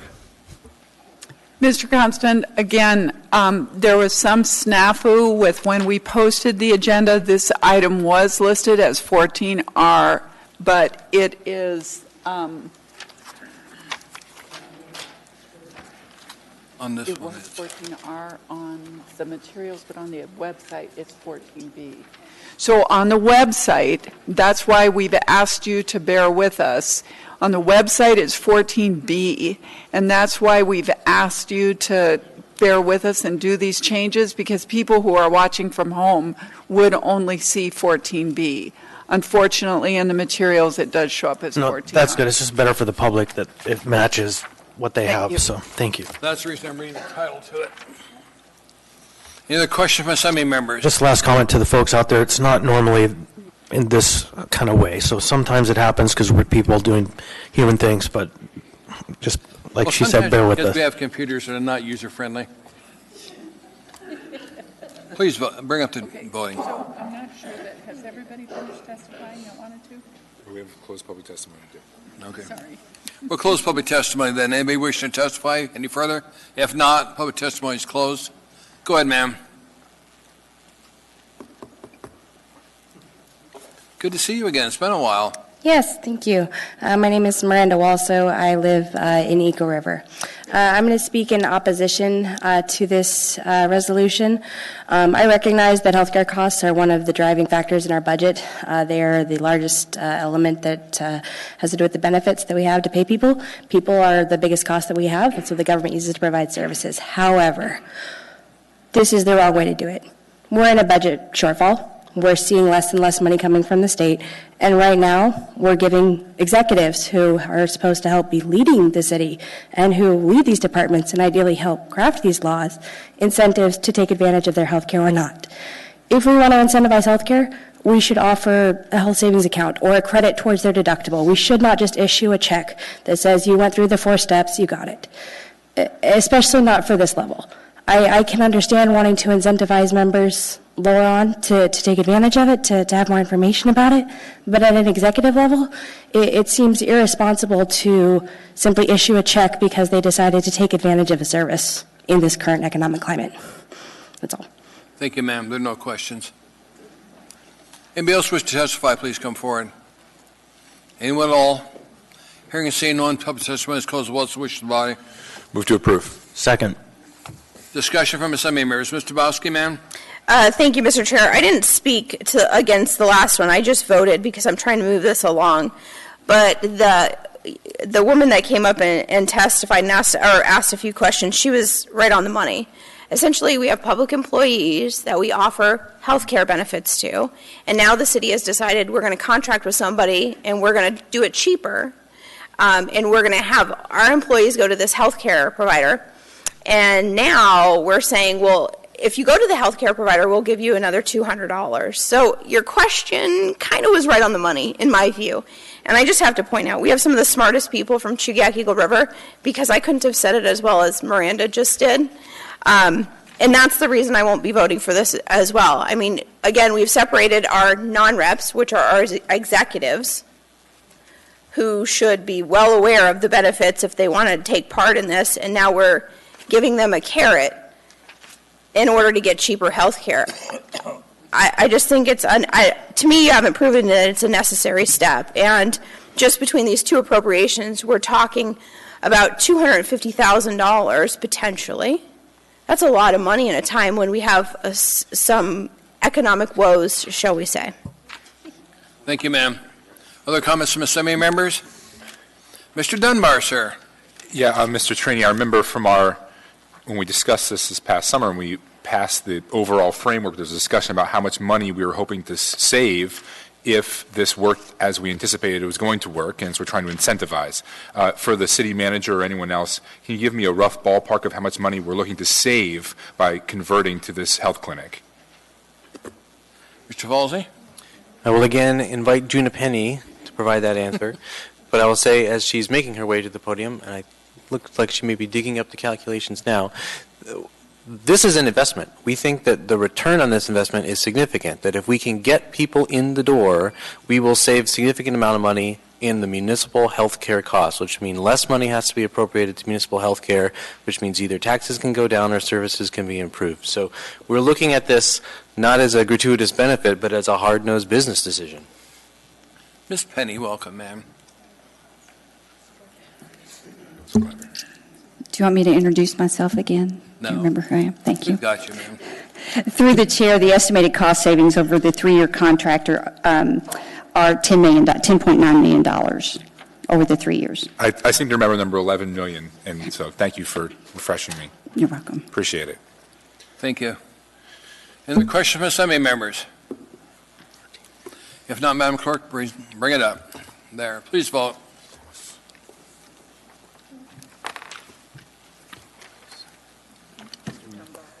Mr. Dunbar, we need your vote, sir. The vote was 10-1. It was approved. Next item in front of us is going to be 14C. Ordinance AO 2018-6, an ordinance of the Anchorage Municipal Assembly amending Anchorage Municipal Code Title 11, Anchorage Municipal Code of Regulations Title 11 to modernize and update provisions related to dispatch service and systems, chauffeur licensing, and taxi cab equipment and accommodation, and to accommodate new and emerging technologies and to modify regulations to allow taxi cab businesses to remain competitive in the for-hire transportation market. Assembly Member Dunbar brought this forward. Public hearing on this item is Mr. Chair, open. before we start, I just would, if possible, ask members who are going to testify to clarify if they desire, if they're a owner, like a dispatcher, a car owner, or a driver, because this is a very confusing issue. I know it is. Yeah, thank you. Thank you. Public testimony is now open. If you wish to testify, please come forward. State your name clearly for the record. Spell your last name. Tell us what town you live in, and you'll have 3 minutes or longer if we have questions for you. So we've got a lot of people here. Please come up. Welcome to the meeting, sir. Thank you. I'm a driver and owner for 20 years. I drive a cab nighttime, and the way I see it, it's going very bad for the drivers and for the owners. The reason, because there's not enough business to drive a cab anymore. I stay for 2 hours waiting for the trip. And the trip, when it comes, I'm driving 3 miles to 5. I arrive at the destination, and the trip can be canceled. And what happened, I'm losing 1 hour or 2 to get a call. The trip is not 100% canceled, but sometimes the trip canceled and not making any money. So I have over $25,000 to run that cab a year. So how I'm going to stay in a business and to drive, there's not enough business. I stay for 2 hours to get a trip. And you guys talking about for more cabs, more competition, where's those trips going to come from? You already put Uber and Lyft. It was you guys did it after the election, which was in April. You guys decide to put 100 more cabs on the road for the next 5 years. 2 months later, you brought Uber and Lyft in town. So how am I going to make a living? Anything else, sir? We have some questions for you. Mr. Dunbar. And also, I'm driving downtown. I have no parking. I pay to the municipality $7,700, and I drive downtown and I see Uber driving, parking in my stand. And I approach the guy, say, you're not allowed to park here. They want to argue with me because they say, just go. I have rights to park here too. So there's nobody going after the Uber and Lyft to see what they do at nighttime. They double park. People getting upset. I'm staying at the Humpies. They double park anywhere downtown. So they have rights to double park, to pick up and drop off. I have no rights to even park in my stand, which is saying taxi stand. And also, regarding the nighttime, we have people, handicapped people calling the cab at the Providence Hospital. They were there from 9 o'clock till 7 p.m. When it's time to go home, they have no handicap van to pick them up. I try to help the old lady. I can't because she can hardly walk. So what happened? There's nobody drive handicap van nighttime. What happened? You guys allow more cabs to issue, regular sedan people driving. They don't have a driver's nighttime, even which those owners have handicap, because they don't want to drive nighttime because they don't have either drivers or those drivers who drive those handicapped van, they refuse to go pick them up. So if Your time is up, sir. Some of us did not vote on that, by the way. I don't know who voted. Questions? Yeah, I just want to make some clarifying remarks before we, as we go into this. So the ordinance that's before you does not increase the number of taxi permits, does not have anything to do with Uber and Lyft. It's an attempt to reduce the number of the regulatory burden and the fee on taxi permit holders and on dispatch companies. So we're going to hear a lot of testimony tonight, I think, but if it's about Uber and Lyft, that isn't actually connected to this ordinance anyway. Uber and Lyft were brought in by state law, and this ordinance will not impact that one way or the other. That's all. The state preempted us when they brought Uber and Lyft in. We have no control over Uber and Lyft. Okay, I apologize for that, but for other stuff, I hear the state legislature is going to come here in a week or so to have a meeting, so I suggest you come and talk to them, because they took us right out of the equation. Okay, thank you. Thank you, sir. Welcome to the meeting. Hi, I'm Jackie Ransom. I'm an owner, a permanent owner. I operate a lease from my sister, who is an owner. My husband drives. He's driven in this town since the 60s or early 70s. My family has been in the taxi business since the early 70s. My father bought the original permit. He worked for Bureau of Indian Affairs. My mother retired as a counselor from East High School. We are long-term employee or residents in this town. I have never seen, and Mr. Trady, I know not all of these people have voted on Title 11 before. Mr. Dunbar, you've been having meetings to come up with this about reducing the legislation to help us. The people that have been attending those meetings are telling me that all this does is add to the regulations that we are under the thumb.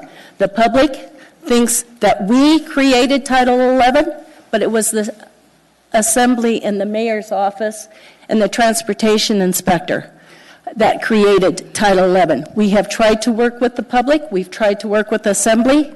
I have tried over 20 years to get cab stands downtown for the bar owners, and there's none. There's still no new ones. Matter of fact, we've lost some. When they tore down the Roosevelt and the transit, they give Matsu cab stands and bus stands and the museum, but they won't give the local taxis any stands. This is a joke. We come to meetings time and time again, and nobody listens to us. Nobody understands the taxi business. We are independent owners, small business owners. We pay out of our pocket for our own insurance, our own maintenance, our own cars. We pay a dispatch fee to the dispatch. Who controls how much money we get to charge? We don't want surge pricing. We've never asked for surge pricing, and that's in there. Uber and Lyft is not yours. You guys went to court, but then it was pretty convenient when the state took over and said nobody gets to talk.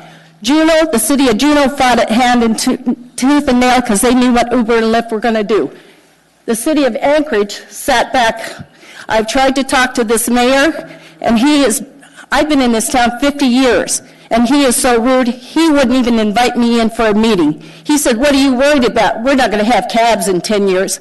Well, that attitude is pervasive on the assembly, and it's pervasive in there. Mr. Abbott, his chief of staff, when he was with Baggage, you can tell the attitude. I was invited in, and we discussed mutual concerns and problems, and we came up to resolutions that everybody was happy through Mayor Baggage and Mr. Abbott. Mr. Abbott won't give us the time of day, and that comes because the stone falls downhill. Ma'am, your time is up, ma'am. I would love to meet Mr. Dunbar, and I'm sorry I haven't been to any of your meetings, Mr. Dunbar, but I have a new grandchild that I've been helping with. But I have been active in all these meetings. Mr. Constant, sir. Yeah, just so you know, Mr. Abbott works for the Mental Health Trust Authority now, and we are graced with Mr. Falsey, so he's the one you want to call next time. Okay. Thank you. Well, the stone Thank still you, rolls Mr. Constant. downhill, and I tried to go to the top. Thank you, ma'am. There are no other questions.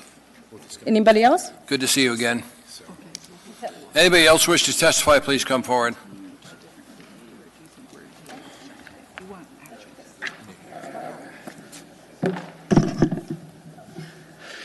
Okay, Mark Marion. Okay, Mark Marion, M-A-R-I-O-N, former dispatcher, and I come from Dunbar's district, East Anchorage.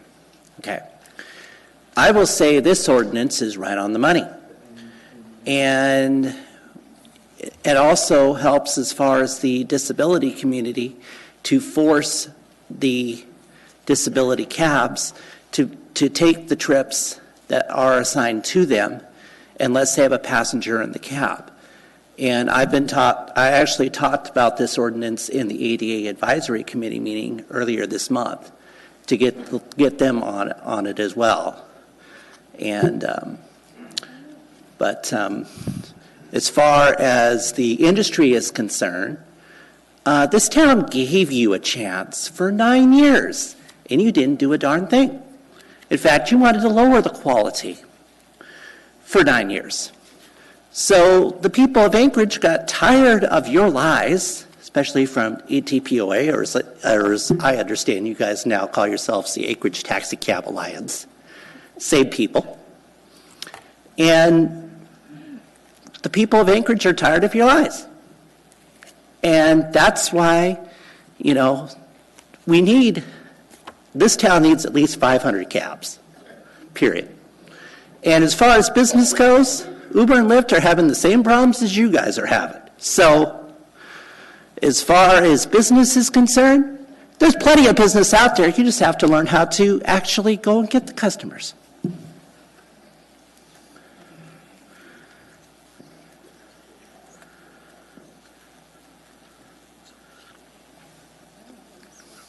Are you done, Mark? Yep. Okay. Mr. Croft, you have a question? I've been dying to ask, are you an Eagles fan or a Vikings fan?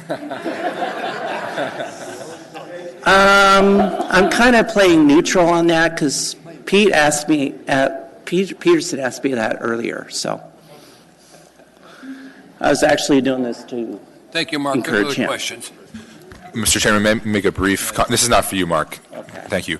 The woman who spoke before about surge pricing. So surge pricing is actually not in the S version. So there's another version of this that's going to be discussed tonight, and we removed surge pricing. So you mentioned that you didn't ask for it, so we're not going to even discuss it. That's all. Welcome to the meeting, ma'am.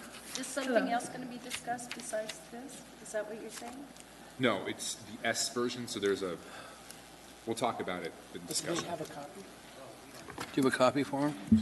It's on the website. It was discussed at the, it was introduced. It's on the agenda. The S version is on the agenda, yes. Welcome to the meeting, ma'am. Hi, my name is Kim Pavey, and I'm the dispatch manager for Yellow Cab. Could you come to the microphone a little closer and speak to it? And I agree with Jackie. Uber came in, and whether it was taken away from you guys by the state or not, initially it was this body that approved it. I was there.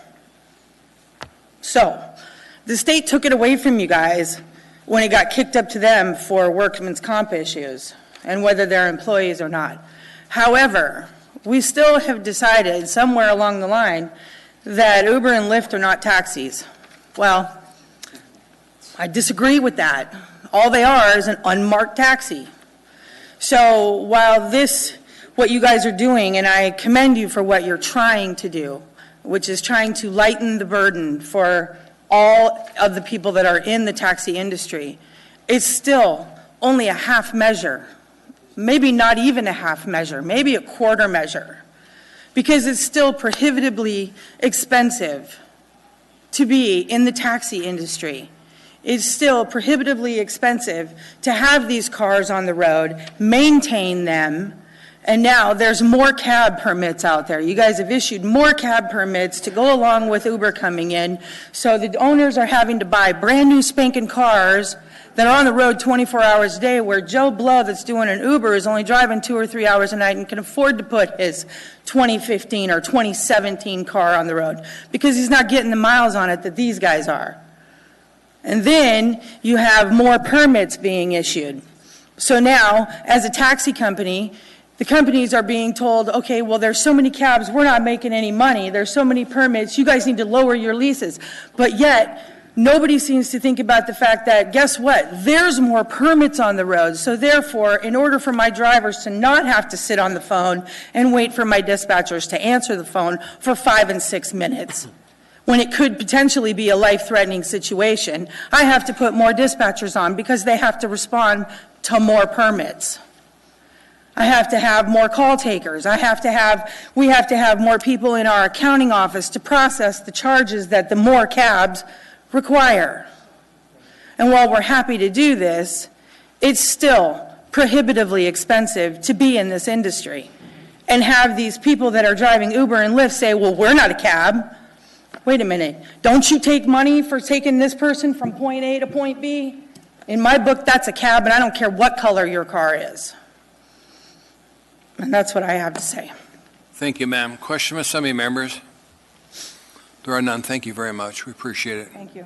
Anybody else wish to testify, please come forward. Yeah, my name is Tomosulo Fosho. I'm an owner of a handicapped vehicle, and I see no reason why, if you guys could put Uber on the road, you guys could not also put handicapped Uber on the road.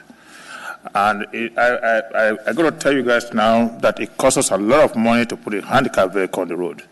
I can tell you last year, sometime in July, a customer got into my cab, and 2 weeks later, she said her wheelchair wasn't rolling, her wheelchair wasn't working. And they were trying to sue my insurance. My insurance declined them, but after my insurance expired, my new insurance said because my car was a high risk. I went from $5,000 to $9,900 because they thought I was a high risk. Not that my insurance paid any money. And not only that, just to buy a handicapped van on the road costs a lot of money. So if the city could not do anything about this, I think most of we handicapped drivers is going to start dropping our car ban, either go drive Uber or do something else, because I think Uber, we should be treated the same right with Uber. If we go through drug tests, we go through criminal background check and whatever, the Uber driver should go through that, you know. Thank you very much. Thank you. Anybody else wish to testify, please come forward.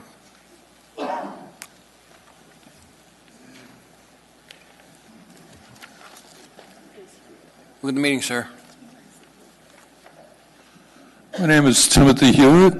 I'm a driver. I'm also the spokesman for the Anchorage Taxi Workers Alliance. Good evening.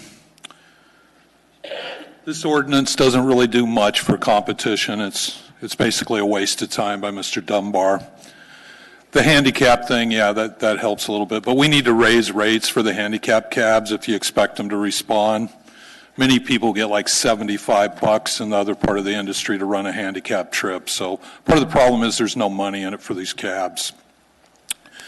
And as far as you not doing anything about Uber and Lyft, that is disingenuous. You have the right to sue the state because they overstepped their authority by coming into a home rule city and telling you how you're going to run your transportation department. So you can do something about it. And if you want to, you can. We've just about had enough of this income inequality that you're creating for us and driving us down to sub-minimum wage jobs by the way it's going.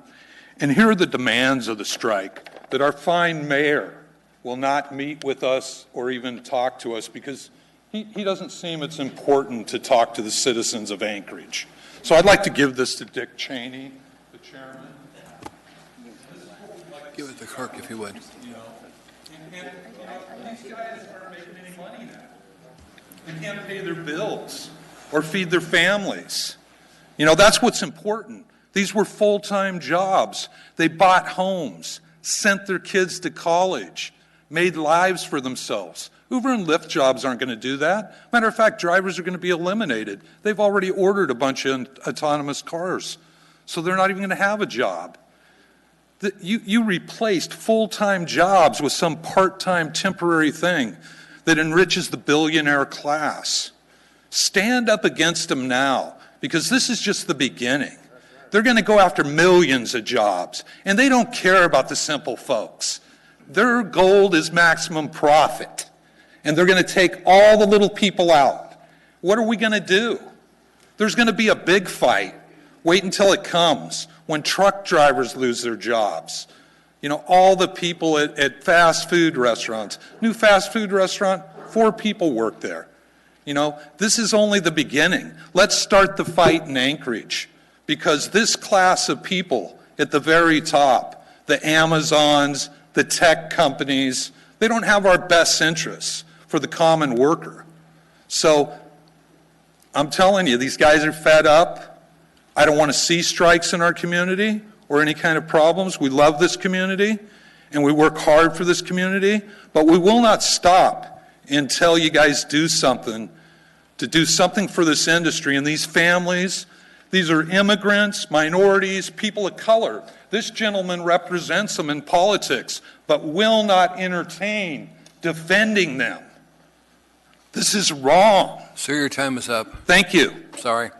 Thank you very much. There are no questions. Mr. Chair. Let's fix this. Mr. Chair, point of personal privilege. Yes, Mayor. Tim, you know that directly yesterday I told you I would meet with you. So any statement to the contrary is a flat-out falsehood. Is it? Well, then call me. You didn't call me. Okay, thank you. Got it? Okay. Welcome to the meeting, sir. Good evening. Good evening. My name is Bob Ransom, and I'm a driver, Jackie's husband, operator.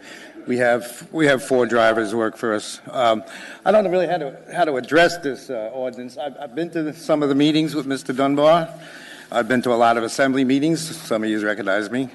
But our problem is, like you just said, the ordinance will change. Now there's an S version, so we never know what's in it. It changes constantly. When there's something proposed, we speak on it, and then there's an S version and another S version. It's very confusing,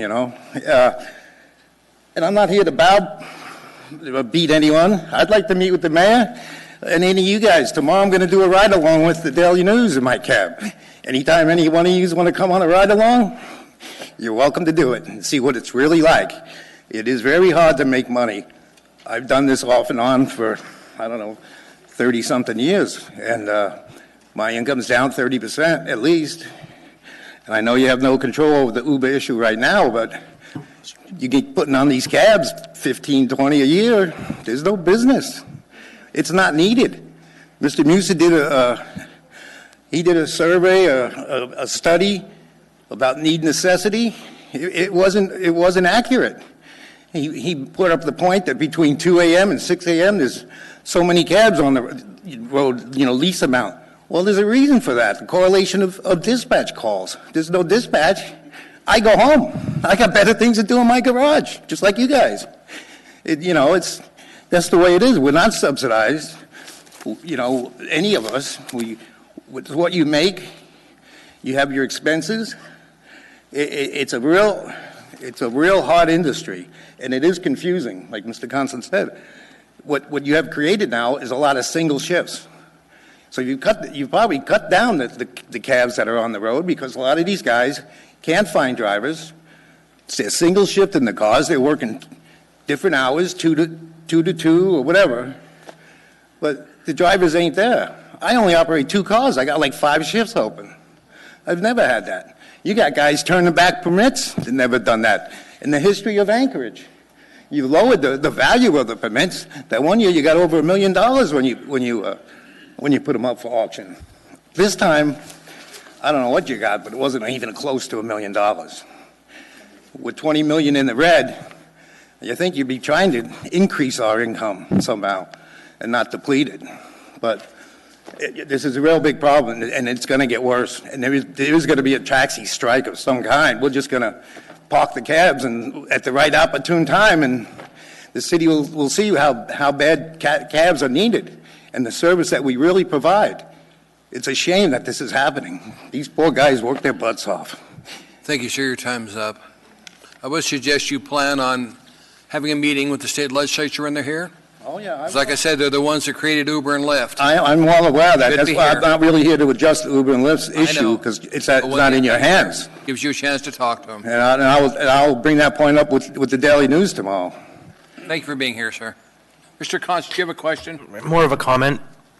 So I heard earlier before we started the meeting from Mr. Dunbar that he would be okay if this conversation were extended to another night. And I am a bit concerned because the draft S version that was laid on the table is missing a page, or all of its pages. And so I'm not at this time asking for a motion or making a motion to extend the public hearing to another day, but I want the public to know that that is an option, that after this we could either continue the public hearing to another day, or we could close the public hearing and continue to another day when we have the document and the public has had a chance. So, I could address that. So, Go ahead. Standard notice procedure was followed with the S version. It was put onto the agenda. It was noticed to the public. It was available online. It happened to be that the clerk's office didn't put it in our packets. But we are actually we are the 11 people in this room that expected it and didn't have it. But it was a version that we discussed in a work session. It was a version that was introduced by Mr. Gates on my behalf. And so I think there has been proper notice on that S version. I'll say also the S version is materially quite similar to the original version. There are some there are some changes which are in the memo there. My preference would be to take public testimony tonight. As you can hear, the testimony is about sort of larger issues with the toll taxi industry. They're not about, this specific provision, on page 32, line 11 needs to be changed. So my preference would be to do public testimony now, close public testimony. I will then move to take up this item probably on March 20th, and we can have another work session in between. Thank you. But I want to get through, these people came tonight, let's do public testimony. I agree. Yeah, okay. I wasn't willing to make that motion. I just want the public to know that there is still time. Thank you, Mr. Constant, Mr. Dunbar. Anybody else wish to testify on this item, please come forward. Anyone else wish to testify? I do. Yes, sir. Good evening. My name is Rafael Barbosa, long-time taxi cab driver. I have been doing this for 33 years, and I like to say that I have never seen an administration handle the cab driver situation in such a bad way.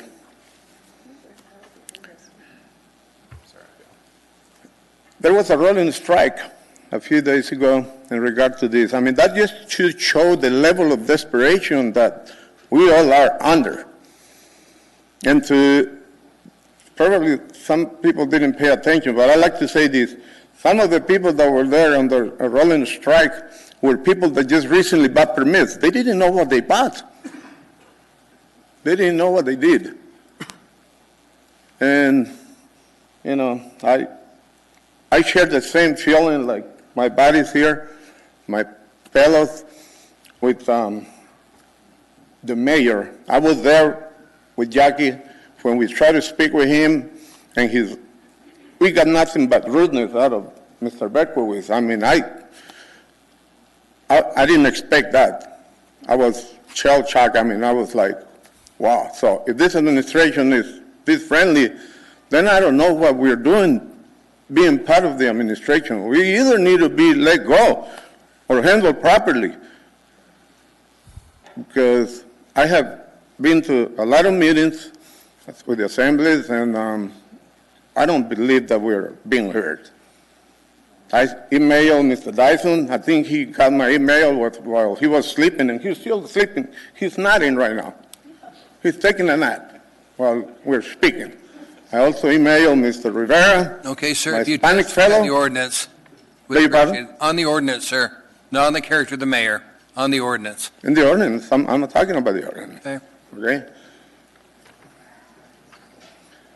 Anyways, our situation is very dire. We need to be heard. Okay? Thank you. Thank you. There are no assembly questions. Anybody else wish to testify, please come forward.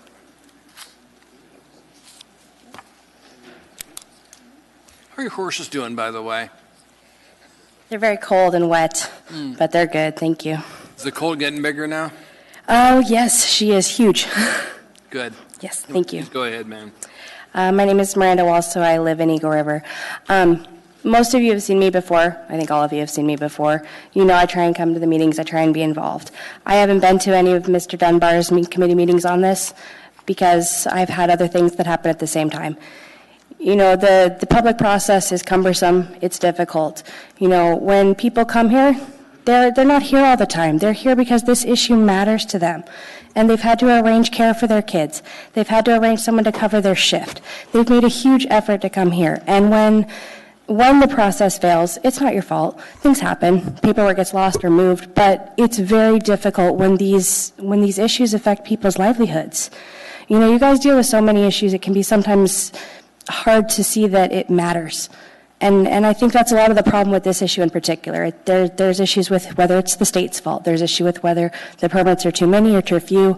But the problem is that when you come to testify on something, you have whichever S version there may be, and there are often more than one, and you can make your comments about that in 3 minutes. Have any of you tried to solve a problem in 3 minutes? It's not that easy. And then another version is there, and then there's a different one. And trying to participate in that in a meaningful way is not easy. And so please don't dismiss the efforts that people make to talk to you about the issues themselves and not just the process, because that is how government works. And right now, these issues are ones that are affecting our city all over. This is just one that we've seen before, and it'll come again. Thank you. Thank you, ma'am. Anybody else wish to testify, please come forward. Thank you. Just Tammy Wells again. Just one quick observation. Again, this is the first time I've addressed the Assembly, and in observing people coming up and speaking to you, I can see where their frustration is. I thank you for the assistance in finding the agenda. I note there are still no hyperlinks. I don't even know what we're debating on right now. There is nothing on here that I could find that would give me any idea of what everybody is talking about. But one thing that I do notice is perhaps when people come up here to speak, if you had a timer so they had an idea of how much time they would have, they wouldn't feel like you were rudely cutting them off. And that's kind of how I feel like you've treated people, whether intentional or not. And that's my 2 cents. And if you have an assistant that can help direct me to further hyperlinks, I would appreciate that. Thank you. Anybody else wish to testify, please come forward. Hello, Mr. McGrath. How are you? Mr. Chair, while he's setting up, just so the public knows, that little black box there that has a green light, a yellow light, and a red light will notify you when you have 30 seconds left. So you have 3 minutes, 30 seconds, and then in red you're done. So there's a timer right in front of the chair. Mr. Chairman, my name is Tom McGrath. Thanks for the opportunity. You know, I've never come up and testified about a cab industry, but I've been listening to discussions like this since 1978. And I remember Fred Chai and Lydia Selcraig arguing about it back in 78, and it's been argued about every couple of years since then. And this lady says she knows what the cab industry is all about. She knows how it should be run. Over the years, hundreds and hundreds of assembly people have tried to figure out what they don't know anything about. I think what you should do is deregulate the cab industry and turn it over to the people that really know what they're doing. Thank you. Thank you, sir. Anybody else wish to testify, please come forward. Anyone at all? I know they're coming. Hello, my name is Dave O'Malley.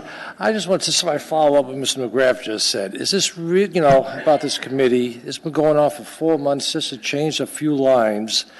And under the system right now with the municipality, I don't know how you ever expect the cab industry to stay competitive when it's under the bureaucracy of the Assembly, of the Transportation Inspector, the Transportation Commission.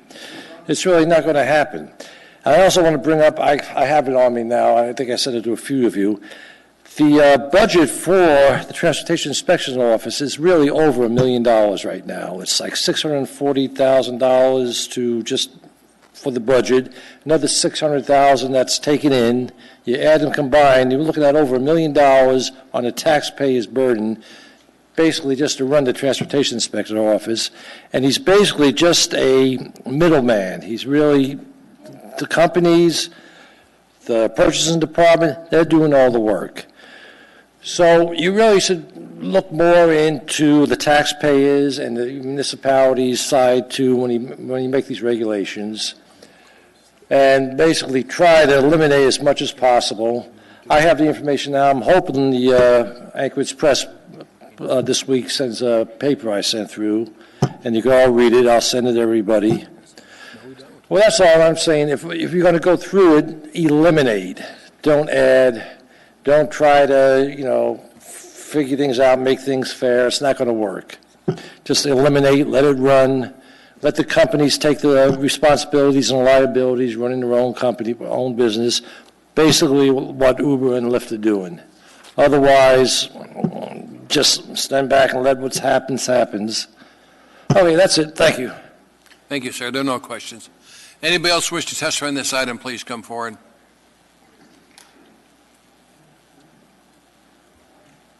Look at the meeting, sir. My name is Arvin Luna. Been a permit owner and operator for over 25 years.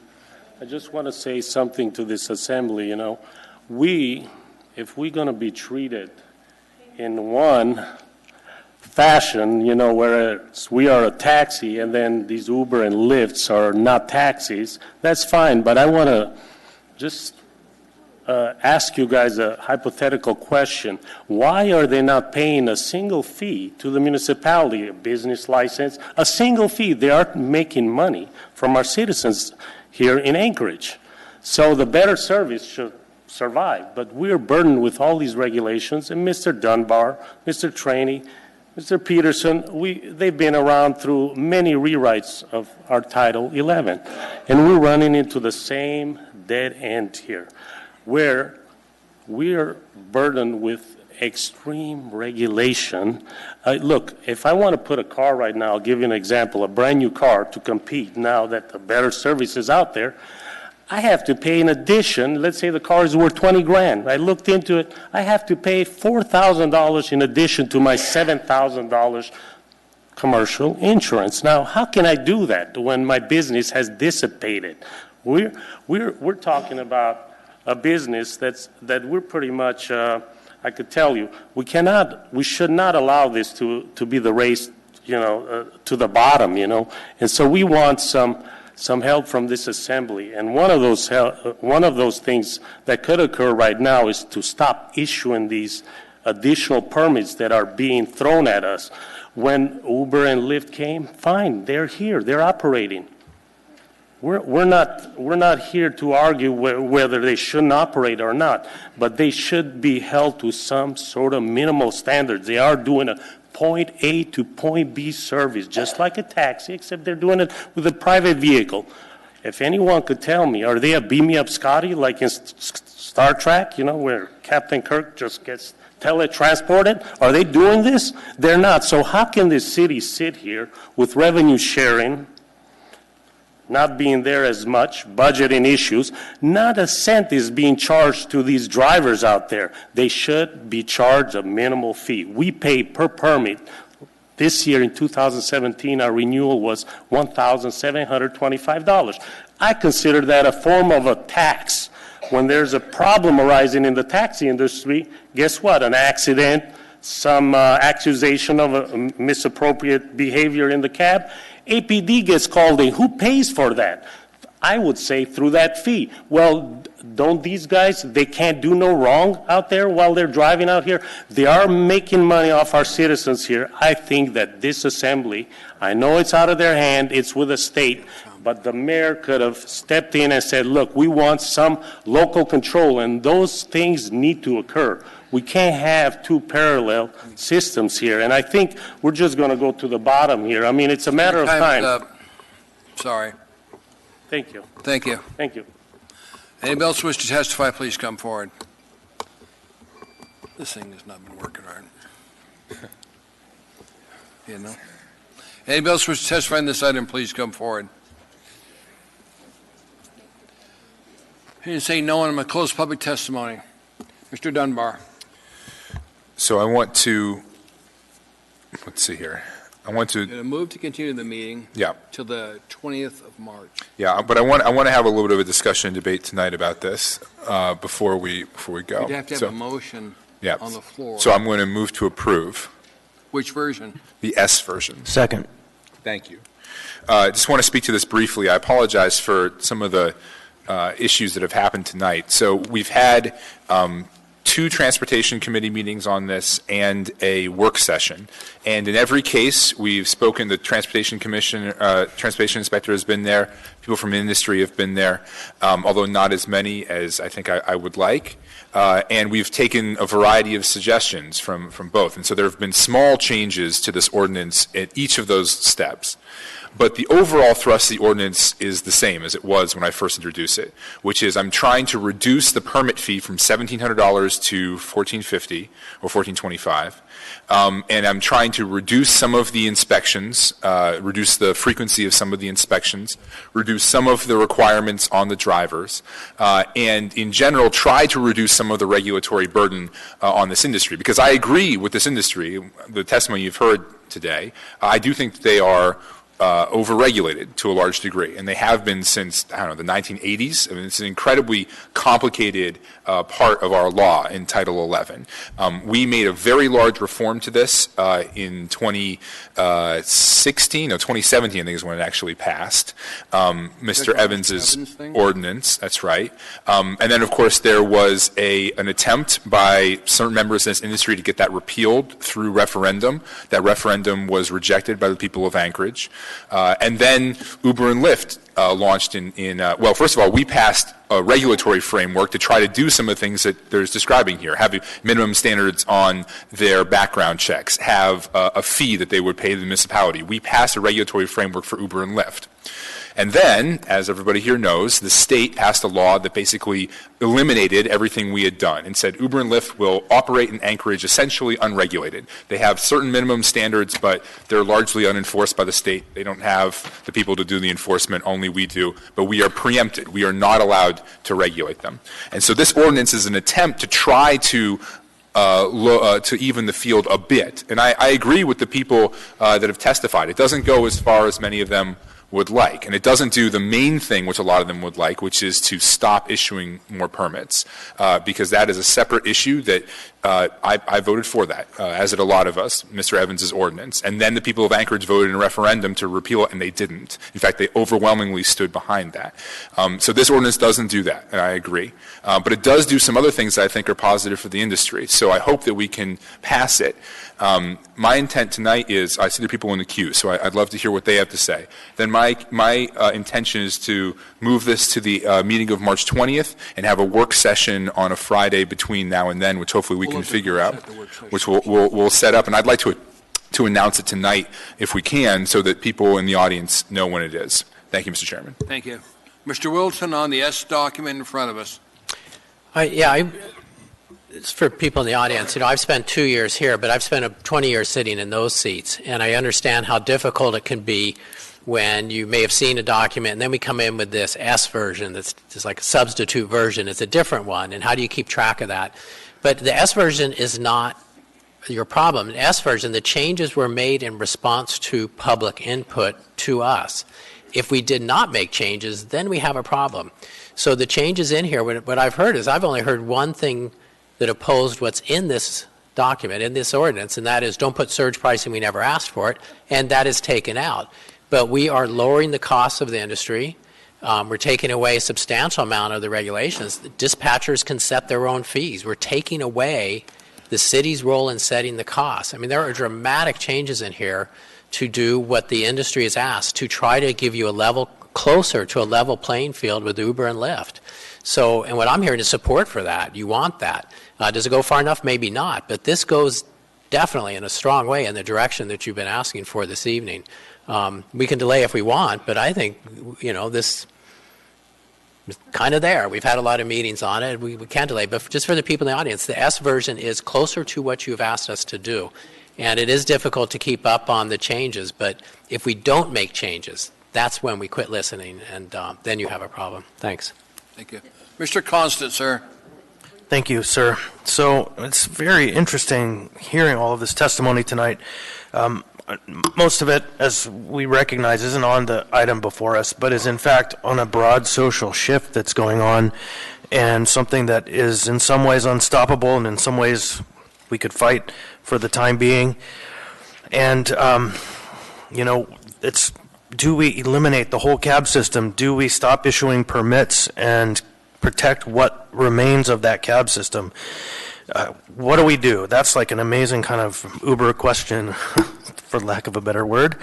And, my dad was a truck driver, a Teamster, and so the future is scary in some ways. Those are the big things. These are some pretty narrow things, and there's one that's not here that I heard tonight. And as those who know me, I'm a bit of an oppositional defiant. You tell me I can't do something, I want to find a way to do it. And the one thing that I heard tonight that we could do is come up with some way, at least for those little taxi stands on the corner, to ensure restrictions that are only for cab drivers, period, full stop. The state can't tell us that we have to allow those cars to park in those spots and pick up customers. And so I'm interested to see, at least in a small way, that we could push back the legislature and say, screw you, this is us, and we're going to do it our way. And so I don't know how we do that. I'm going to engage with my counselor over there, Dean, to figure out how to add that into the conversation. But, wow, it's a pretty difficult conversation. So I do recommend all of you come back on Saturday and shout at your legislators who are going to be in this room, because, I don't think they're going to meet here. or at UA, I'm sorry, at the Alaska Airlines Center. And what time, do we know what time that is? I think it's at the Rasmussen Center at UAA, not at Is it? Okay. very different building. Okay, I'm going to start over. Everybody show up to the Rasmussen Center at UAA to tell every one of those legislators that they're harming you, because they're the ones that have a lot of power here. I'm going to be quiet. The wrong place is Chris's fault. Yeah, no, UAA Rasmussen Center. We'll find out the time before we're concluding this debate. And, but I am going to work on that little tiny change, because that seems like at least one small bone we can figure out a way to say, hey, we're here and we're not going to take it anymore. Well, good luck. And Mr. Croft. Partnership and the parking authority, they all Ma'am. do this in the city of Mr. Croft? office goes. You're out of order, ma'am. Mr. Croft. He's coming. What are you doing up there, Eric? Aren't you supposed to be here? Yep.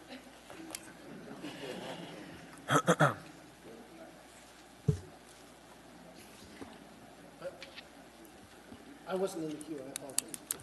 Oh, somebody put you in there then. Mr. Dunbar. Yes, thank you, Mr. Chairman. So we've talked to the clerk's office. We're going to set a work session for March 16th at 1 p.m. That will be, the work session will be at City Hall, I believe room 155. 55. And we'll discuss this further. In the S version, there'll be no changes between now and then. And so I agree with everything Mr. Weddleton said. It's very, these are confusing. I get this. And it's a very long ordinance because it touches a lot of different parts of Title 11. But I also want to agree with what Mr. Weddleton said, that there was someone who testified who said that this increases regulation on the industry. That's not its intent, and I don't believe that's what it does. There might be one or two places where it changes. For example, it gets rid of, what do you call them, trips. Darn it. I'm forgetting the word. Trip sheets. Trip sheets, thank you. Gets rid of trip sheets and switches to a digital system. So I think it would help the industry, and I think you guys should want it to pass as soon as possible. But what I'm hearing tonight is some confusion about it, and so I'm fine with delaying it until the 20th of March and having more conversations about it and having a work session again on March 16th at 1 p.m. So that's all I'll say for now. I'll wait to make my motion until after the people in the queue have spoken. Ma'am, we can't.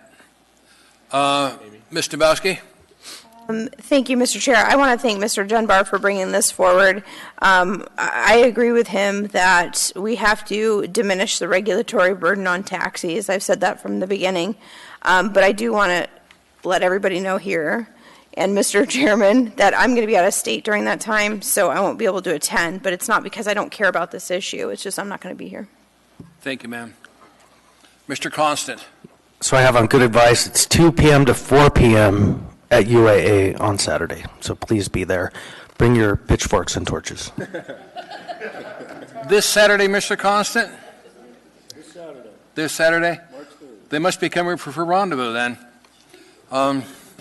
Thank you, Mr. Constant. Mr. Dunbar? So I'd like to make a motion to continue debate on the S version to the meeting of March 20th. Second. Moved in second. Is there any objections from the body? Not seeing any. Madam Clerk, please notice that we'll be meeting on the 20th of March on this. We got the work session on the 16th.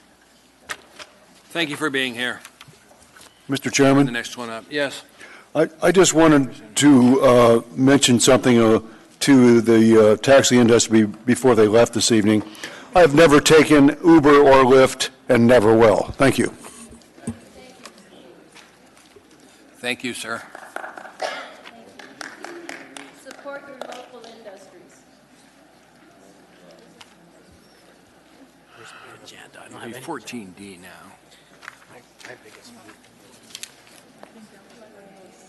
Right, we're on 14D next.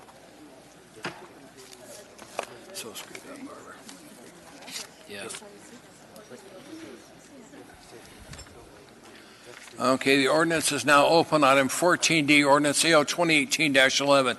Ordinance authorized providing for the issuance not to exceed $110 million in aggregate principal amount of tax anticipation notes, fixing certain details of said notes, providing Waive reading. for the form and matter. Thank you. Public hearing on this item is open. If you wish to testify on this item, please come forward. Anyone at all? Hearing and seeing no one, public testimony is closed. What's the wish of the body? Move to approve. Second. It's moved to second. Discussion from assembly members. No discussion. Bring it up, Barbara. Please vote.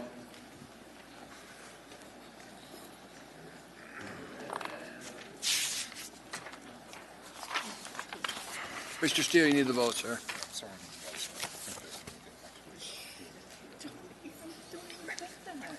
That is approved by the body 11-0. The next item in front of us is item 11E.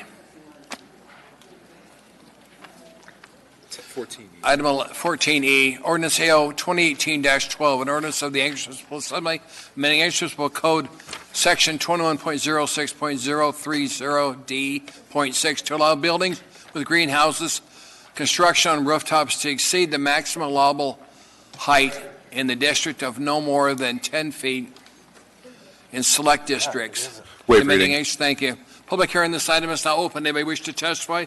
Please come forward, state your name, clear with the record, spell your last name, and tell us what town you live in. Welcome, sir. Hi, my name is J.R. Wilcox, W-I-L-C-O-X. And I forget, am I supposed to list my address? Or what was the other thing I'm supposed to list on there? Neighborhood. What neighborhood? Neighborhood, okay, I'm in Spenard again. Okay. All right, so I'm also president of a company called Baxter Senior Living. We've been developing a large assisted living and memory care facility close to Tudor Road between Baxter and McLean. And when we first started designing the the building, one of the things our architect had recommended, and we saw from best practice from other assisted living facilities, was that rooftop greenhouses were an attractive feature, and so we have those incorporated into the design, but we hadn't submitted that to a building permit because we were waiting to see what would happen with this ordinance. But this is something that we think would be a really nice amenity for people. We think that increasing the height by 10 feet for a transparent structure shouldn't do a lot to casting additional shadows or anything, and I just would urge your support for the measure. Thank you. Have some questions, sir, if you don't mind, sir. Mr. Dunbar has a question. Thank you, Mr. Chairman. I want to start by commending Mr. Wilcox. Felt like this day would never come. When I first got on the body, I remember you bringing this proposal in my district, in our district, me and Mr. Peterson, to one of our community councils. And so I want to start by commending you for doing that, for going out of your way to speak with a community council and get a resolution of support from that community council, from University Area Community Council. I do have a question for you, though. So I had heard that perhaps you were going to go forward without the greenhouse because there was so much uncertainty, but you wanted to break ground. Is that true, or are you actually going to add the greenhouse feature to your memory care facility? So we put building permits in April, and so we're fully issued and permitted now. But we could not have submitted our permits with a greenhouse on it because it would have been illegal from a height standpoint at that time. So instead, we engineered the building so that we can put the greenhouses on top of the building with the understanding that whenever it became legal, then we would go back and seek an amendment to our permit. Thank you. And I did not mean that that comment about the length as disparaging the planning department or the planning and zoning in any way. It's just these things take time. Yes. Thank you, Mr. Okay. Thank you. Mr. Rolton, sir. Mr. Wilcox, thanks. I guess the greenhouse on the roof sounds fine, but you've got, tell me how tall your building is and then how you're dealing with shadowing on the neighbors, because I guess, just north of your building, you've got kind of lower condominium residential, and you're doing something much higher density, and that can create a clash. People have certain expectations. And how have you dealt with that as far as structure of your building, location on the lot, things like that?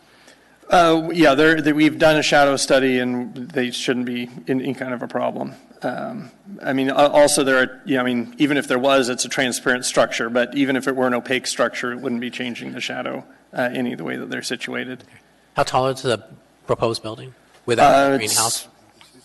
I'll probably be off by inches, but it's in the neighborhood of 30 feet, which is, it's R3, so we're not building, above the R3 height, but the greenhouse would go above the R3 height.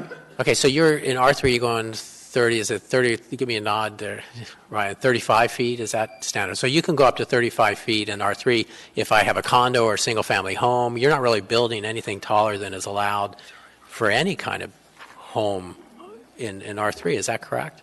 Well, the greenhouses would have gone above the height limit. Right. Without the greenhouse. Yeah, without the greenhouse, no, we're underneath the standard height limit. Someone could have bought that lot and just built a big old house, 35 feet, and had the same impact on the neighbors. You might have some more bulk, but as far as height goes, is that correct? That's right. Okay, so then you would build greenhouses. Okay, good, thank you. Mr. Constant, sir. Yeah, on similar lines, I randomly only had one call this week. I think most of us received a call from the same person whose concern was shadow and also view, right? And so what do you think about kind of the possibility of this property blocking people's mountain views? Well, theoretically, from some angle, you can obstruct some mountain in Anchorage with any structure built anywhere. I don't think that it's going to obstruct views of the mountains any more than would be reasonable given everything we have in Title 21 and the current zoning. We're certainly observing setbacks. We've done our shadow studies. We're in full compliance with Title 21. And yes, we are building a building and it will be opaque in parts, but I don't think that we've done anything particularly unusual. Okay, thank you. That's all the questions we have, sir. Thank you. Okay, thank you. Anybody else wish to testify, please come forward. Look at the meeting, ma'am. Hi, I'm Wendy Wolf. I live out in Indy and Turnagain Arm Community Council. And although this doesn't affect our area, I do think the use of the rooftops, flat rooftops for greenhouse is a good utilization of space that would otherwise be wasted. And I think within a city, it's good to do, I would call it infilling, where you're not spreading out on the ground, and I think greenhouse is a good addition to our community, and it has other ancillary benefits also. So just wanted to urge my support of this particular ordinance and ask for a yes vote. Thank you. There are no questions. Thank you, ma'am. Welcome to the meeting, sir. Hi, thanks. My name is Rob Brown. I live Glen Alps, Canyon Road. I'm a horticulturist. I've been a horticulturist for about 22 years now. It's the only career I've ever had. I've built over 1 million square feet in greenhouse growing area in 5 states, 3 continents. And I just wanted to come here tonight to say that I 100% support this ordinance. I didn't know about it until I was contacted by ADN for an interview. I had worked with the mayor's wife, Maura, on some things in the past, and this was brought up but never pursued. Like I said, I do 100% support this ordinance, and I think that from a horticultural therapy point, it's going to be awesome. Getting your hands in the dirt has proven to be revolutionary on many different fronts for people that are sick. And especially in where people are so insulated online and things these days, they really need to get out and get dirty. One of the, I guess, any greenhouse that's more than 10 foot above the allowable height is, if it's on a building that's not, that's already at the maximum height, it's not going to be a very big greenhouse. From a production standpoint, it wouldn't be very advantageous. However, the use of an existing building does increase its sustainability, and I think that's especially a warehouse or something that is strong but not necessarily sustainable. It might be an opportunity to increase that in that area. And as far as the definitions go for a greenhouse, having built a high tunnel myself, 2,200 square foot high tunnel in Anchorage, in the old code we ran into some problems, and the new code certainly it's much better regarding secondary uses, and I assume that this that any rooftop greenhouse would be a secondary use and not a primary use, falling under, so it wouldn't fall under commercial horticulture. But the definition, and I don't want to hold things up or anything, but I would like to see a greenhouse be defined as a more permanent structure that's meant, if you read the definition, used primarily for growing plants year-round in regulated climatic conditions. That would help us differentiate between a more temporary structure of a high tunnel, in which the polyethylene cover comes off in the winter and it's not being grown in. And I don't see polyethylene being allowed here. I'm not sure if that would be safe at 40 foot either, with the winds that happen up there.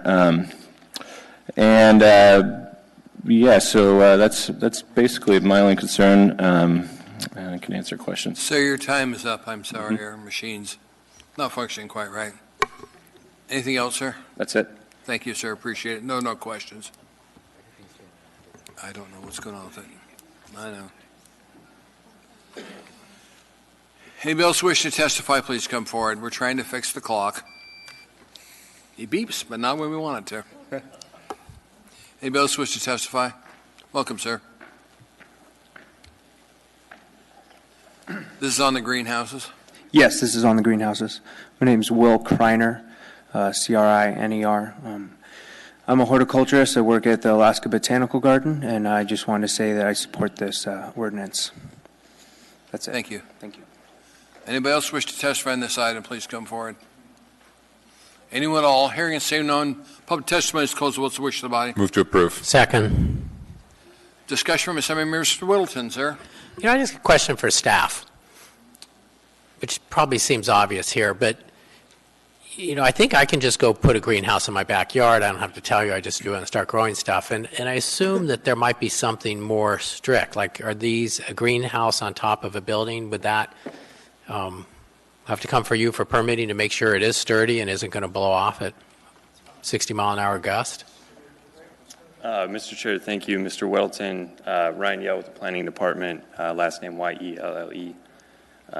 If you look on page 2 of 3 of the ordinance, subsection I, approval of a land use permit shall be required prior to the construction and use of a rooftop greenhouse allowed under this section. So any greenhouse that's going to be constructed that utilizes this provision is going to require a land use permit, which not only will require a structural review of the greenhouse itself, but it will require a structural review of the underlying structure as well to make sure that it can support the extra weight of that greenhouse. Okay, so that's the land use permit includes the structural approvals and so on. Through the chair, that is correct. Okay, great. Thank you. Mr. Peterson, sir. Thank you, Mr. Chairman. I was going to say that I think this is a good idea. I don't have any questions for you, Ryan. People have been having rooftop greenhouse houses for years, especially on the East Coast and taller buildings. They've been using those to plant gardens on for many, many years. So I think we should be able to figure out a way to make that happen here in Anchorage, and I'm supportive of this ordinance. Thank you. Thank you, Mr. Peterson. Mr. Constant, sir. Thank you. I, too, I'm very supportive of this idea. One of my community councils had one individual opposed to the idea. Everyone else was in support, and boy, she looked at me like I was crazy. And that's in South Addition, where they're all very concerned about height, which I understand. The thing that I'm kind of most excited about is the potential for resiliency development and food security. This can help promote one more tactic and strategy to make Alaska prepared for self-reliance if things go south. And one thing I would love to see is a project that develops waste heat collection so that we can use the building's waste heat, make it more efficient, use that heat to extend the growing season on the top of that building. So I'm very supportive, and I look forward to the ways this will be implemented. Thank you, Mr. Constant. Mr. Wilton, sir. I guess two comments. One is we did review this fairly extensively. We had a good conversation on it at the Community and Economic Development Committee meeting a couple of weeks ago, and as a group we did recommend approval of this. And one of the things here where we have this broad notion of as we grow and where are we going to put people, we need to grow up because we can't grow out. So you have taller buildings, but at the same time we don't want taller buildings that cast shadows. And I think Mr. Wilcox made a point, how do you do that? So there is always going to be some tension on these. I think a relatively clear greenhouse on the top of a roof is a very minor, for only 10 feet more, and they will be required to be set back. They can't be right on the edge of the roof. So this is a fairly light touch, and offers a nice option for these buildings. So I definitely support it. Thanks. Any other comments or questions from some members before we vote? My only concern is going to be let's hope they anchored them well. A few years ago, we had a problem downtown with something called the PAC. We found shingles, stainless steel shingles, downtown. They weren't anchored too well. So let's hope these plastic sheets or whatever they're using are anchored well, or we'll pick them up all over Anchorage. On this, let's vote, ma'am. Please vote.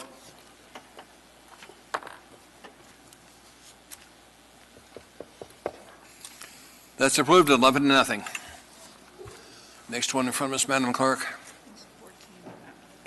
Next one is item 14F, Ordinance AO 2018-13, Ordinance of the Anchorage Municipal Code approving the creation of a street light service area, SLSA, requested by petition from the property owner within the area, which SLSA includes certain real property adjacent to the Old Glen Highway Transportation Circle to be designated as the Midway Industrial Park, SLSA. Waive reading. Thank you. Point of order. Yes. Barbara, is it possible for you to cross-reference with the other agenda, or should I just do it on my own? Which item, so we can look at it? Well, we're on this, so we're at 14F. What is that in my binder? 14D on the old one. 14D. If you're looking in your packet, it's 14D. All right, I got it. Thank you. Sorry. Public hearing is now open. Anybody wish to testify, please come forward. Jason McCurry, for the record, spell your last name, and would appreciate telling us what project you live in. Anyone at all? Hearing and seeing none, public testimony is closed to what's the wish of the body. Move to approve. Second. Moved and seconded. Okay.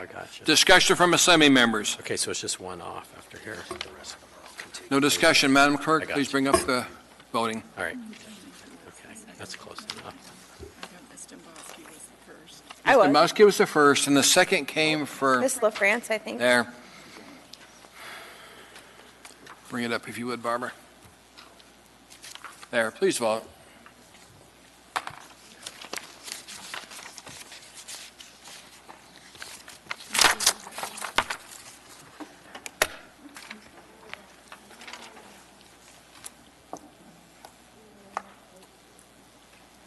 That's approved 10-0.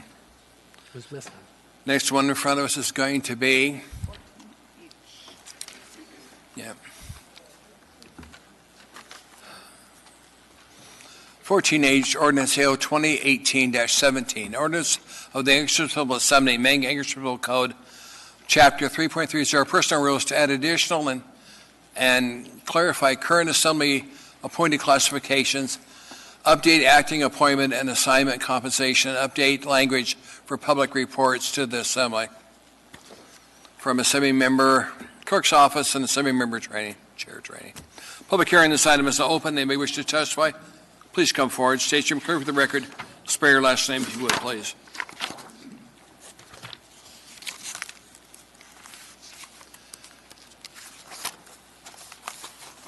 Hearing and seeing no one, public testimony is closed. What's the wish of the body? Move to approve. Second. We need it moved and seconded. If you're looking for it, it's item 14G in your packet. I've been trying to cross-reference these. So it's item 14G.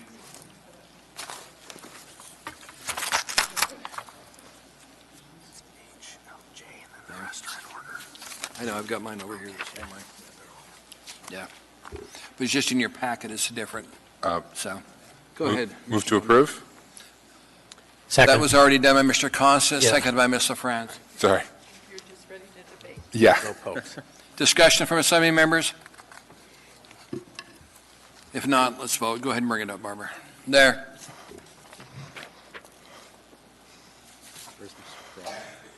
Mr. Croft? Eric, do you want to vote? Yes.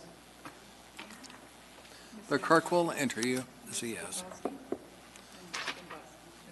Ms. Dombowski? She stepped Not out. here. Just bring it up.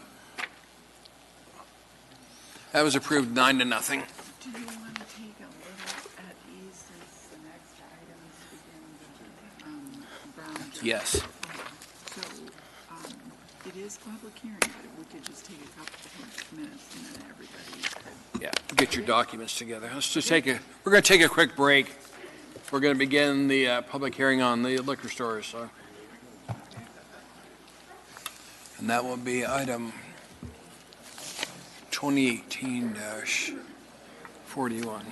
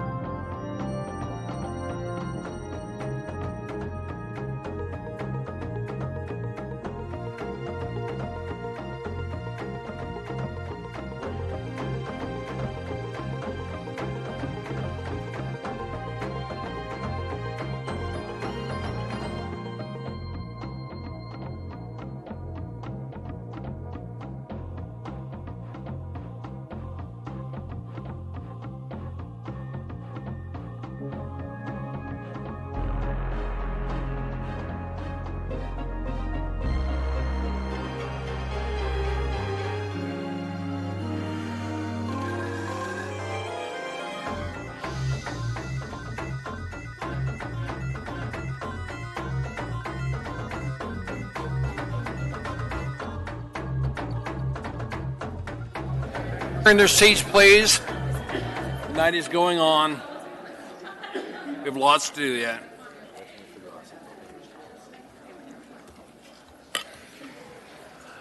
Mr. Constant, I need a motion from you to combine the public hearings, item 14I and 14J.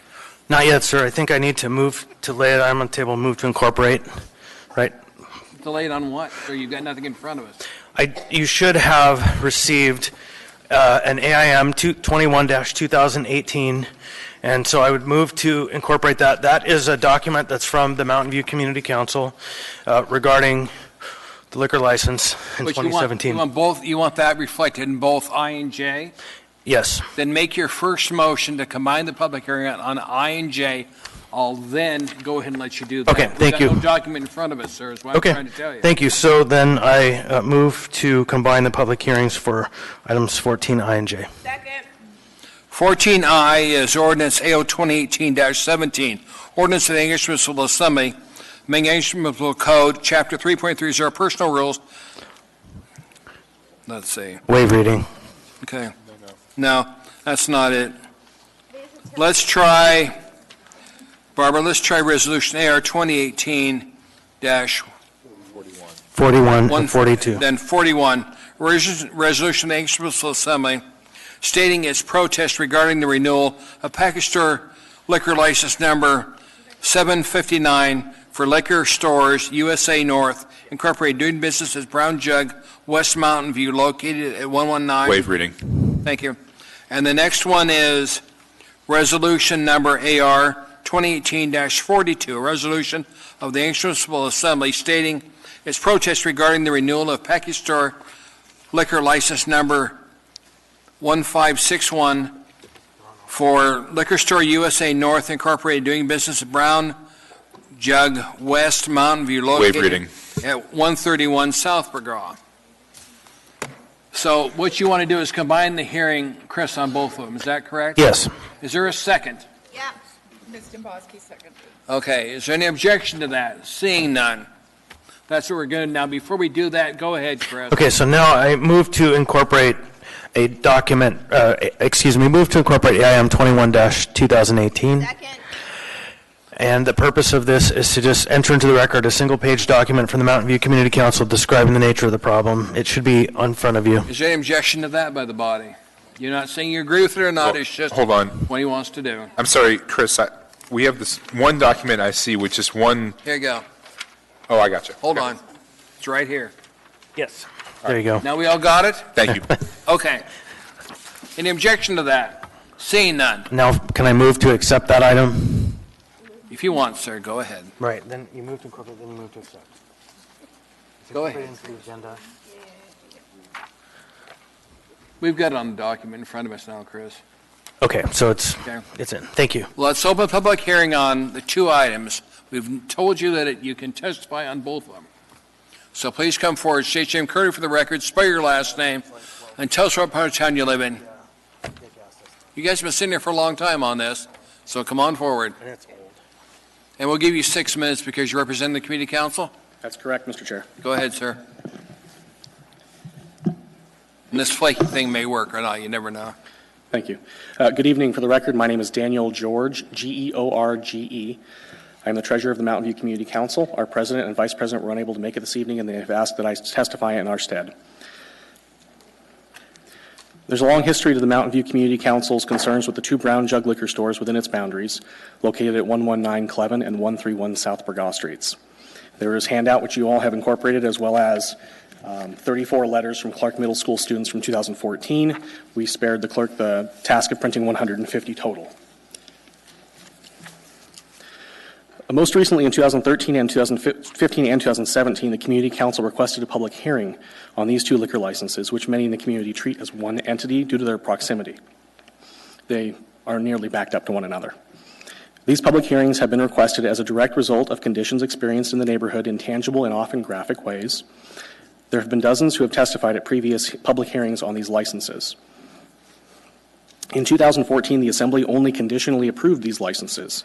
Further, it could not locate any conditional use permit on file for the licenses. The condition was that the operator work with the community and report back in a manner of months on a plan to resolve the issues raised and reestablish the CUP, a permit now known as a special land use permit. That did not happen. No work product was ever submitted to the Assembly. Instead, months later, the former municipal attorney wrote an email to Assembly members stating that the lost permits dating back some more than 40 years had finally been located and there was no longer any reason the operator had to do as the Assembly had instructed. In 2015, the Community Council again requested a public hearing on the licenses by a vote of 21-0. In October of 2015, the Mountain View Community Council created the Safety and Cleanliness Committee in direct response to a summer which saw heightened activity with regard to garbage, litter, and public inebriation with the nuisance activity it brings along with it. A dozen community members volunteered to participate in that effort, including principals of local schools.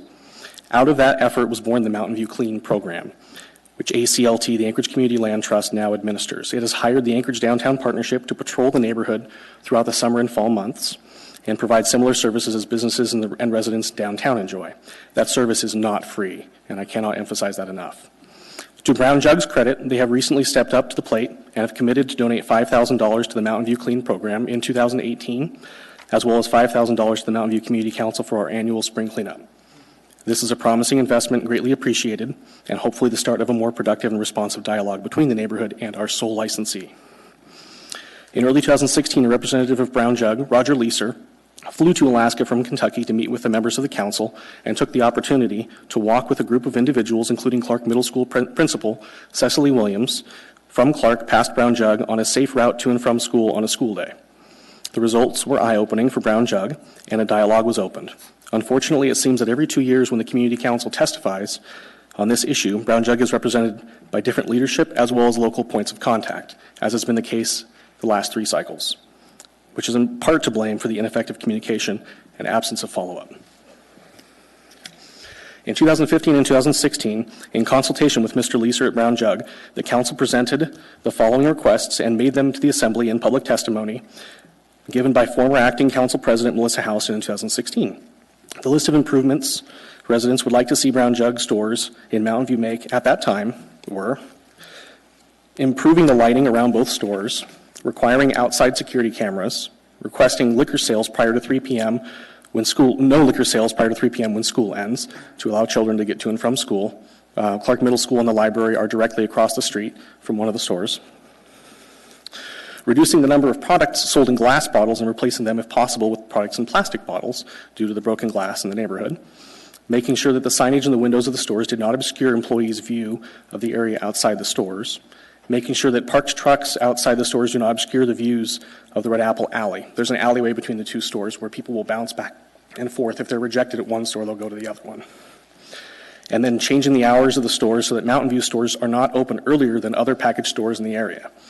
And finally, consolidating both locations into one store or moving one of the stores into a less pedestrian-oriented area of Mountain View, such as the Glen Square Mall, which has vacancies.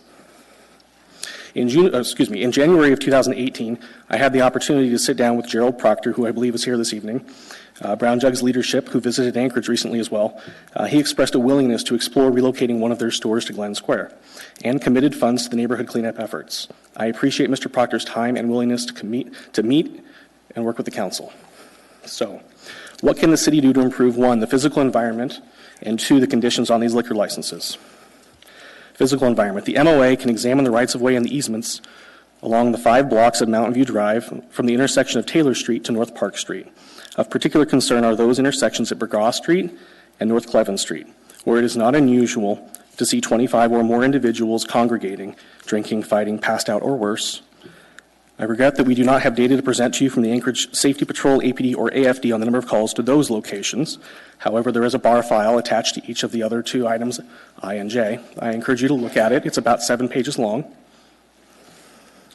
The picture on the document is on the North Cleven Alley, right there across the street from Brown Jug. As for the licenses and the licensee, the community has the authority and the responsibility to place appropriate operating conditions on licensees within its purview. Anyone who says that a permit to operate is eternal disagrees with that, and I urge you to reconsider any such position. To be clear, we are not asking for punitive actions. We are not asking these licenses be revoked, as might be appropriate in other egregious circumstances. I am asking tonight the municipality either place operating restrictions on the licenses or refer the special land use permits, formerly known as conditional use permits. Pardon? Your time is up, sir. Thank you. I'm in the last paragraph. May I wrap up? Quickly, if you would, please. Thank you. To be reexamined and the operating conditions to be modified by the appropriate board or committee of the Assembly. The suggestions include those imposed on Government Hill and downtown improvement areas and downtown licensees, restrictions on shooters, restrictions on the time of operation for stores in immediate proximity, and finally, the ABC Board and AMCO no longer perform compliance checks. We ask that the municipality of Anchorage request that they reinstate those compliance checks. Brown Jug had a violation the last time. We have no way of verifying whether they have changed their behaviors. Thank you. Thank you. Questions? Mr. Whittleton? Yeah, thank you. That was a lot of good information. And you kind of closed with just a few conditions, but it seems like you had a long list as well. Do we have those somewhere? Or? They were testified previously 2 years ago. I can provide those in writing to the Assembly. The ones that we have suggested are included in the handout here. Okay. The neighborhood had requested other conditions in the past, but they're not appropriate for a liquor license, essentially. So if you were to forward it to the ABC Board, talking about trucks in the parking lot might not be something that would be appropriate for you to place on them. Okay, thank you. Mr. Dyson, sir. Yeah, thank you, Mr. Chair. Do you deduce that most of the local problems are from walk-up traffic to those stores? Through the chair, Assemblyman Dyson, the problem that's most visible in the neighborhood that we get the most complaints about is the folks that congregate directly across the street and on the corner of Mountain View Drive and Burgaw in front of the Credit Union 1. Those bank employees, I wish they were here to talk to you tonight about the issues they deal with. So thank you. Your answer is yes. Yes. All right. And can you deduce from the garbage the kind of products that the problem-causing people are using? I'm thinking particularly of small containers and very cheap stuff, but you tell me. To answer through the chair, Assemblyman Dyson, I would actually defer to Kirk Rose, who's here this evening. He's going to testify as well. He administers on behalf of the Anchorage Community Land Trust the Downtown Partnership Program that picks up the trash, and he could talk to you to more characterize that better. Yeah, thank you, and I appreciate the quality of your presentation. Thank you. You did good. Other questions, Assembly members? Yeah. Mr. Croft. I agree with Assemblymember Dyson. I thought that was very lucid, just right on or just right over the time frame, so nice job on the time too. Is one of the conditions you're recommending some sort of marking for the bottles, just for the reasons that Assemblyman Dyson talked about? That is, we found in Spenard, downtown, I think did it once, but that's helpful for knowing it came from this store. Is that one of your suggested conditions? Through the chair, Assemblyman Croft, I would wait until hearing from Brown Jug to hear if there's any disagreement if the trash in the neighborhood is generated from their stores before entering into that argument. Thank you. Other questions from Assembly members? Do you know if there's been any ABC violations for these two stores? Thank you for the opportunity to answer that, Mr. Trainee. The Alcohol Beverage Control Board, which is now part of the AMCO office, has not performed compliance checks for at least the last 20 months. Devin Kelly of the ADN wrote an article about this in November. The state does not perform compliance checks. Let me say that again. They do not perform compliance checks. So the last time we were before the Assembly for review, there was the last cycle or previously there had been a violation. They performed 70 compliance checks per year in a city with 80 licenses. So when a licensee fails a compliance check, that's a 100% failure rate. We would like to see compliance checks reinitiated by the ABC Board. They were doing it on a federal grant, which they don't get anymore, so that's the reason the state's not doing compliance. Because I've been watching this process. We used to have a lot of NOV violations, and it just dried right up. So I've got a meeting tomorrow with the control board to find out what we'd have to do to get them doing it again. Apparently they didn't get the grant, so not doing any inspection. So you don't know whether they're complying or not because they're not doing the inspection. Mr. Constant. Yeah, thank you, Daniel. So that's the state side. Now, we're talking about conditions on a license, and conditional use permits are actually kind of enforced by the municipality. Are you also or at all aware of any municipal efforts citywide to enforce conditions on alcohol licensees? Through the chair, Assemblymember Constant. So I know that the CAP team has been active. I've seen several news articles recently where they've done stings on theft at large department stores. Supposedly there have been increased CAP activity in the neighborhood. I did see foot patrols this past summer, which was greatly appreciated. There is a substation on the corner of Mountain View and Bergala attached to the Credit Union 1. And it's not a disparaging remark towards the Anchorage Police Department, but I have pictures where there are 25 people drunk, some of them passed out in front of the police substation with an APD sign right there. Yes, so now, but inside the stores, right, it's not APD that enforces conditional uses. It's actually code enforcement. And so do you have any knowledge that anything like that's happened anywhere in the city? To the best of my knowledge, no. Right, so not only do we have the state not doing their job, but in some ways it's possible that the Muni isn't. Just a thought. Thank you. Ms. Dombowski, ma'am. Thank you, Mr. Chair. I'll wait until after members are questioning this, but I do have a point of order I'd like to get into before we go further. There are no other questions. Thank you, sir. Thank you. Ms. Dombowski? Thank you, Mr. Chair. Just by way of saving one of our assembly members who must make a conflict before they participate in this, I'd like to have Mr. Constant declare his conflict. So I don't really have a conflict, but I will declare a situation so that you can all understand a potential. So, and it's, you know how the world works. I do real estate, and so does Mr. George. And in fact, recently I offered to share my office with him because it's efficient use of space. And so I don't have any fiscal relationship with Daniel in any way, but we do share an office. So.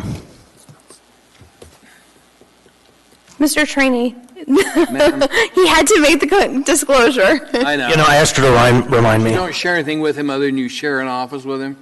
Yeah, no, nothing. We don't share phone service. We don't share computers or printers. We don't share anything except a key to the same door. Who pays for the door? He pays for his half of it, and I pay for my half of it. Equally split? Well, the way the brokerage works is if you sell real estate, you give a portion of your commission to the broker. And so basically it works out to a percentage of your take every year. Okay. So it is equal effectively.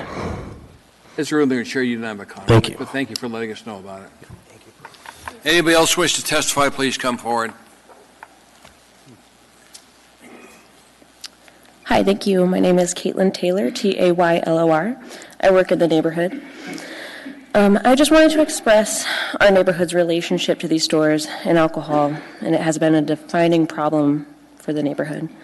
Having two liquor stores 1 block away from each other has been and continues to be wrong for our neighborhood. Many years of public sentiment stem from that conviction. The lived experience of residents should mean something, as their expertise comes from having their boots on the ground every day. And the lived experience of residents is watching the wrong kind of traffic stumble from our city easements, go between these two stores, and go back to the curb again, taking over public spaces and right-of-way with public intoxication and many times making it unwalkable. I have watched individuals from this crowd of people sitting near our liquor stores collapsed on the sidewalk, forcing pedestrians and bikes to divert into the road until they were picked up by emergency services. I have personally picked up their endless trash and only wish that there were stickers identifying where it came from. And I don't know if I would be surprised by that answer. Again, while the neighborhood is not anti-alcohol business, we are definitely against the location's proximity to each other and our school and our neighborhood library. Being so close encourages the wrong kind of traffic for this neighborhood. And we are just community volunteers and need APD and the city support if we're going to develop any kind of reporting or monitoring strategy for these locations. If there's no CAP team watching this and AMCO isn't either, how are we supposed to know whether operation is on par with standards? And we look forward to working with our assembly representative on this with action items upcoming with APD and CAP. Thank you. Thank you. Ms. Dombowski has a question, ma'am. Ms. Dombowski? Thank you, Mr. Chair. Ma'am, as you're picking up some of the trash, can you describe to me if there was going to be a restriction on what could be sold at this location, would the prohibition of shooters or certain types of materials make a difference? What is sticking out in your mind? Through the chair. I have noticed a variety of sizes, but I feel like the most common are definitely the smaller ones. But it is difficult given that the population drinks often from bags, and I cannot tell the size in those. Okay, so when you say the smaller ones, are you thinking those Yes. those little ones? I call them shooters. I don't know if that's Yes, they're called. shooters. Okay, thank you. There are no other questions. Thank you for your testimony, ma'am. Anybody else wants to testify, please come forward. Anyone at all? Mr. Chair, Yes, sir. I'm curious if Brown Jug is here at all to speak on their behalf. Representing Brown Jug, ma'am? Ma'am, are you representing Brown Jug? Yes, thank you. Would you state your name clearly for the record and tell us what your capacity is with Brown Jug? Yes. Thank you, Mr. Chair. Through the chair to the assembly members, my name is Jill McLeod, spelled McLeod, and I'm an attorney representing Liquor Stores USA, Inc., and I'm here tonight to introduce some of the issues, and then we also have other representatives from liquor stores available to participate, so we'll watch the time. Brown Jug has applied for the renewal of 2 package store licenses for the stores located at 119 Cleven and 131 South Burgon in the Mountain View neighborhood. The Mountain View Community Council requested that the Anchorage Assembly hold the public hearing tonight regarding these license renewals to allow for community input on the renewals. And we've heard some of their comments tonight. Brown Jug appreciates the opportunity to provide the Assembly with testimony about its current operations at the licensed premises and respectfully requests that the Assembly offer a resolution of no protest to the renewals. Or Ms. Erica Wilburn, Brown Jug's manager for operational excellence in Alaska, is also here with me tonight and is available to provide input on Brown Jug's operations, and she can respond to some of the community comments tonight. She can also speak to the manner in which Brown Jug ensures compliance with the training mandatory identification checks, prohibition against sales to minors, and intoxicated persons and signs, and much more. As you know, AMC 2.30.125 sets the ground rules for any Assembly protest of liquor license renewals. Brown Jug is a good operator and complies with both state and municipal liquor laws. There are no standards under AMC 2.30.125 which Brown Jug has failed to meet. In particular, Brown Jug strictly adheres to the applicable operations procedures of AMC 10.50.035, including the required training, signs, and identification checks.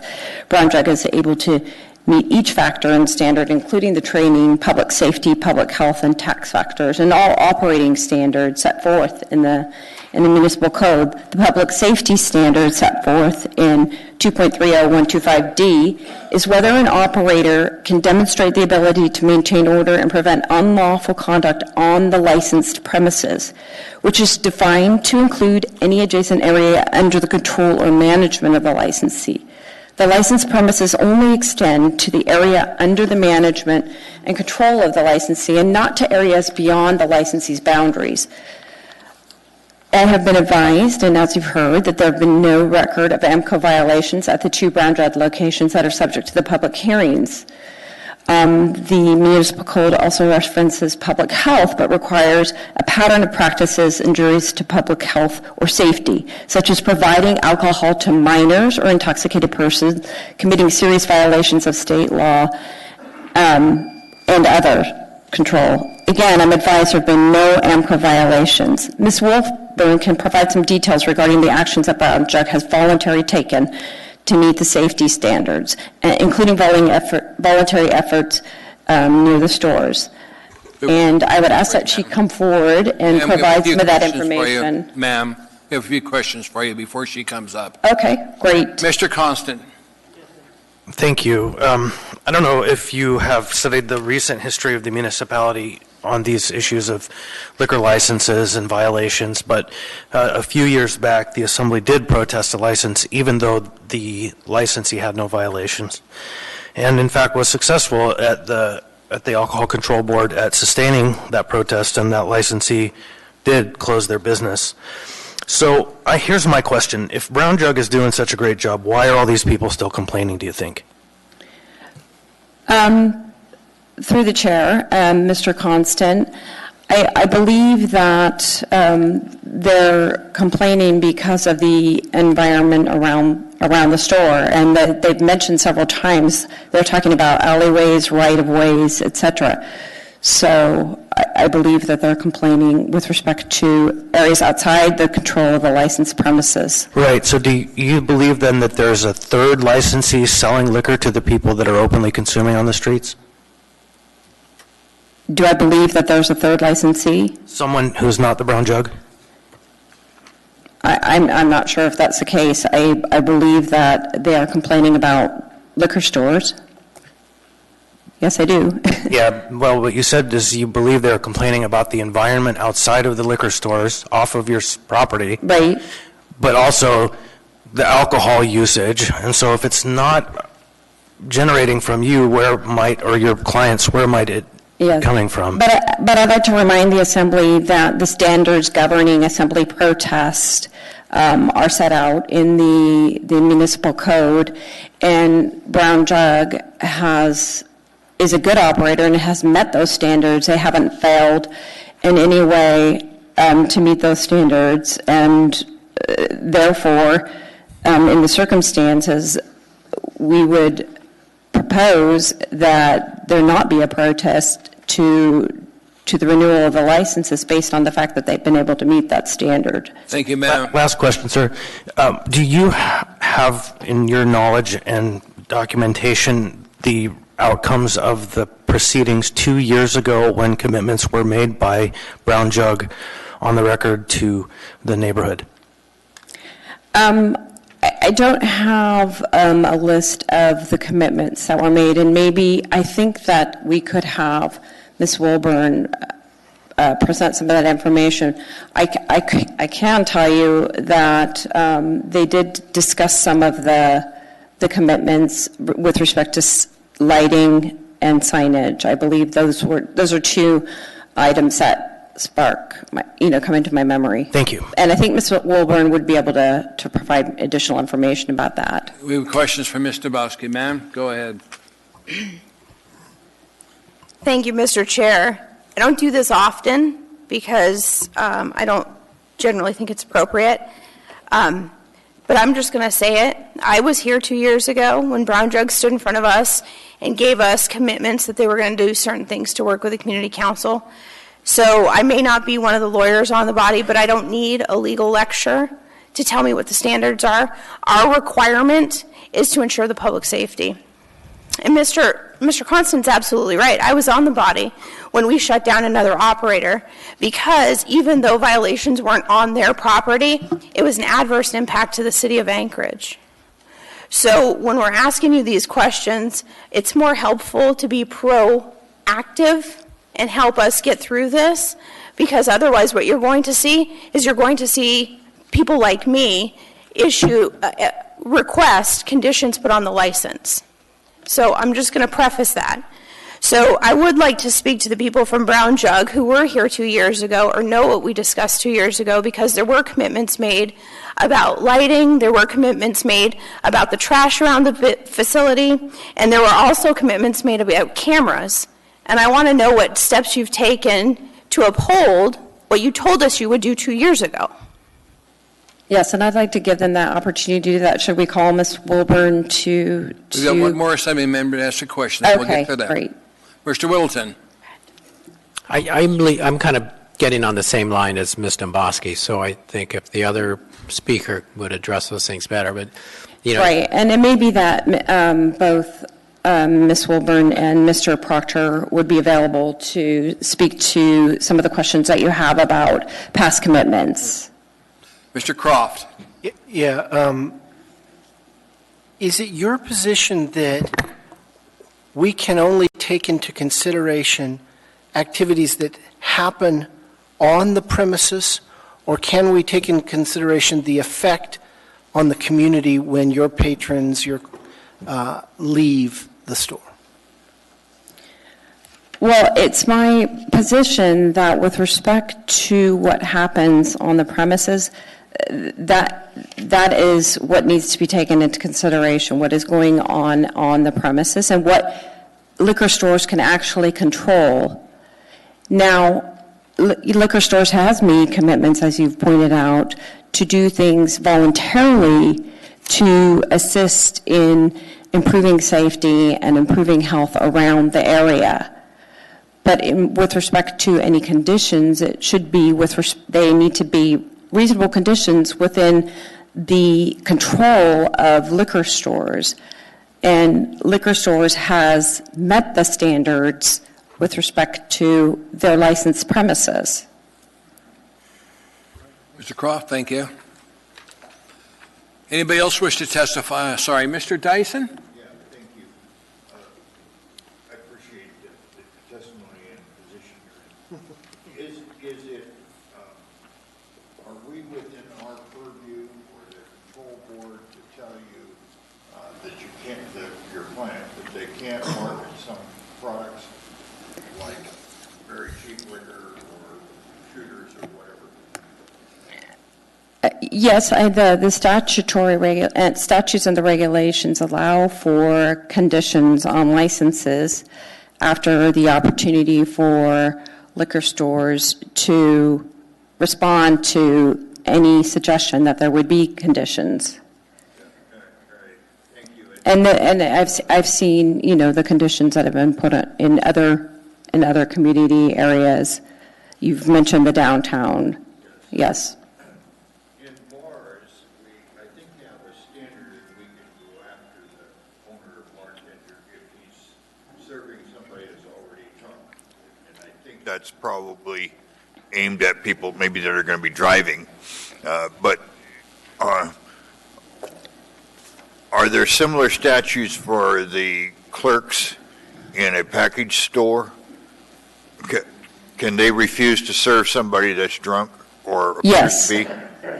And they do, and Ms. Wilburn can explain to you what the process is that they have in place to ensure that they aren't serving to people who are already intoxicated and to minors, and make sure that they correctly identify all their customers. Sure. And so if the police picked up somebody near your premises that had one of your products and was publicly drunk and perhaps being inappropriate, does our law allow us to come after your organization or your client for not following the law? I asked that awkwardly, but I think you know what I'm getting at. Well, what I can tell you is that liquor stores complies with the identification carding requirements. Sure. And all of the municipal requirements and statutory requirements with respect to selling liquor. So I guess I'm just going to leave it at that. Sure, and I appreciate that. But the law says your establishment should not be serving to somebody that's already inebriated. Is that correct? That is correct. Okay. And they do not do that. Yeah. They're meeting that requirement. I see. And they have processes in place to ensure that they are meeting the requirement. Well, all right, thank you. Thank you, ma'am. Mr. Dyson, we do have the capability, for example, of putting conditions on the special land use permit to shut them down from selling shooters. We have the capability of requiring identification be put on the bottles that are sold in liquor stores. Over the years, we have a lot of different tools we can use, but we cannot, I've heard the talk about shutting a license down. We don't have the capability of shutting a license down. We can recommend that to the ABC board, but we do not have the ability to shut a license down. Yeah, we can simply recommend it. Yep. And if I may, we're advisory only. When I was here before, the then chair and I really went after some bars that had lots of assaults, B-girl routines going on, underage serving, comatose people in the alley, and so on and so forth. And we got 3 of them. Now, that's a bit different than what we're talking about here, but that was criminal activity. Yeah. Thank you. Mr. Tesh and I found some interesting ways to deal with package stores when he was here with me, too. Anyway, let's bring up the next person from the store. Thank you, ma'am. Thank you.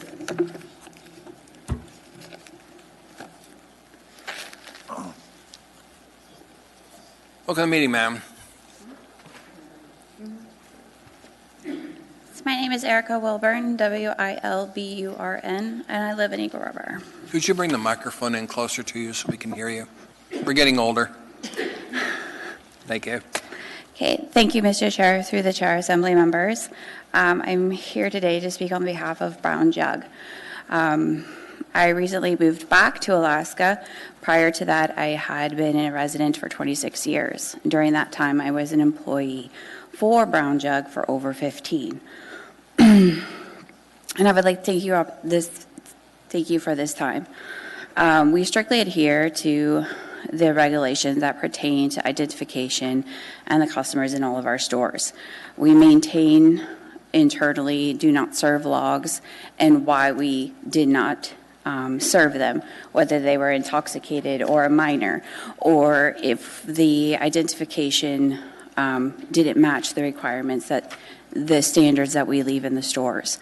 And they have those logs and they're supposed to keep track of them and send them in on a regular basis so we can see how many people we are refusing service in all of our stores, not just the Mountain View area. We don't serve any customers if we believe that they have been drinking at all. And if the store employees do see the customers in the Mountain View area coming from the alley, they are not supposed to be serving them, the alley in question between the two stores. They do not serve if they have observed the customers drinking publicly, and they don't serve anybody whose ID has an address where alcohol is prohibited, such as the Bean Cafe or the Hope Cottages. If they use that as the address for their ID, we can identify them as people who should, and we just don't serve them, period. We have done a lot with the community. We could be doing more. Again, I'm back into Alaska, and during the last couple of years, we've done a lot of different things with the community to support both Mountain View and other organizations. We've supported ARBRA when that was in place. The Mountain View Community Council initiatives, we've given them money both this year and last year for their spring cleanup. The Land Trust was given $5,000 for the whale sculpture that they have on Cleven Street, and we've also given them money for the cleanup and the ambassador program, both last year and this year, at $5,000 apiece. The Anchorage Economic Development Council also received money for the panhandling outreach, and we donated $2,500 worth of wine for the fundraiser for the Beans Cafe and Children's Lunchbox Gala. It's money, I understand that, and we are hoping to build a better relationship with the community council in the Mountain View area. We will be working and hoping to do a week of service during their cleanup this spring. I will be attending all of their meetings, and I will have with me a store manager from one or both of the stores with me at all times during those meetings.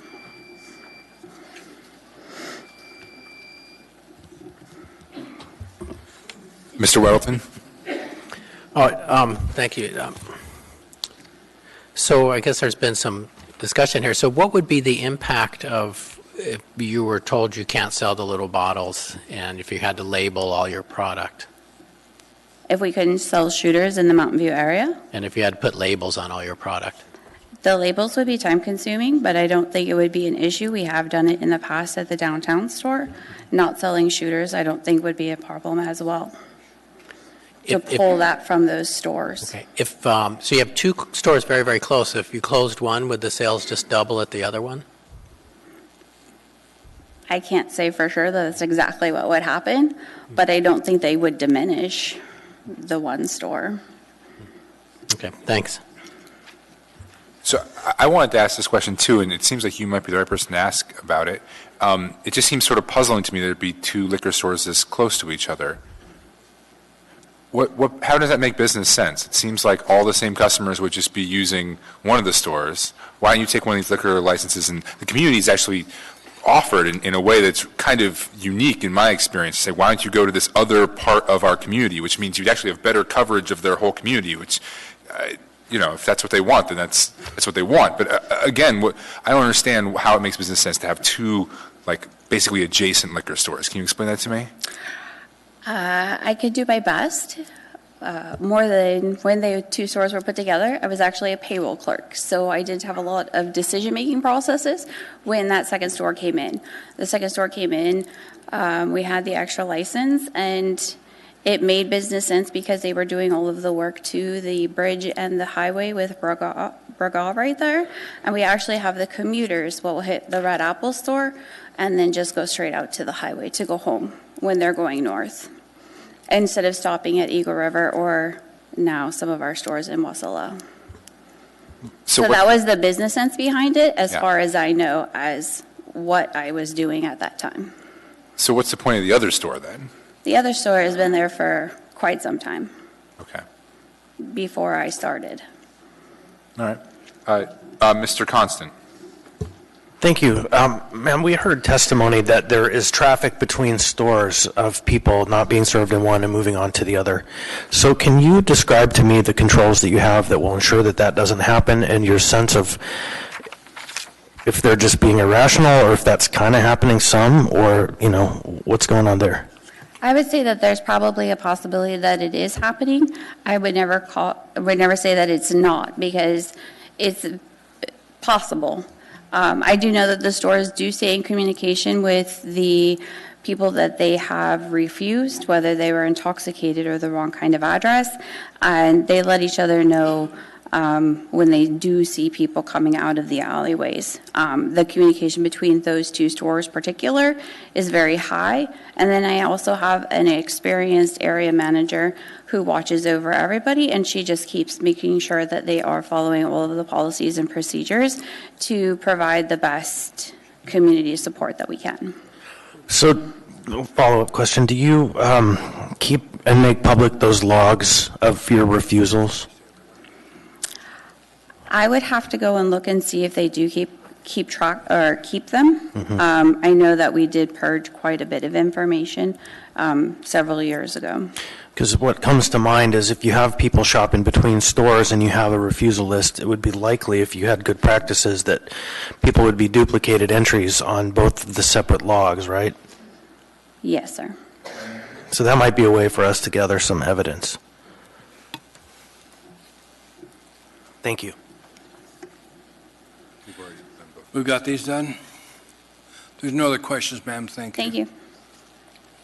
Anybody else wishing to testify, please come forward.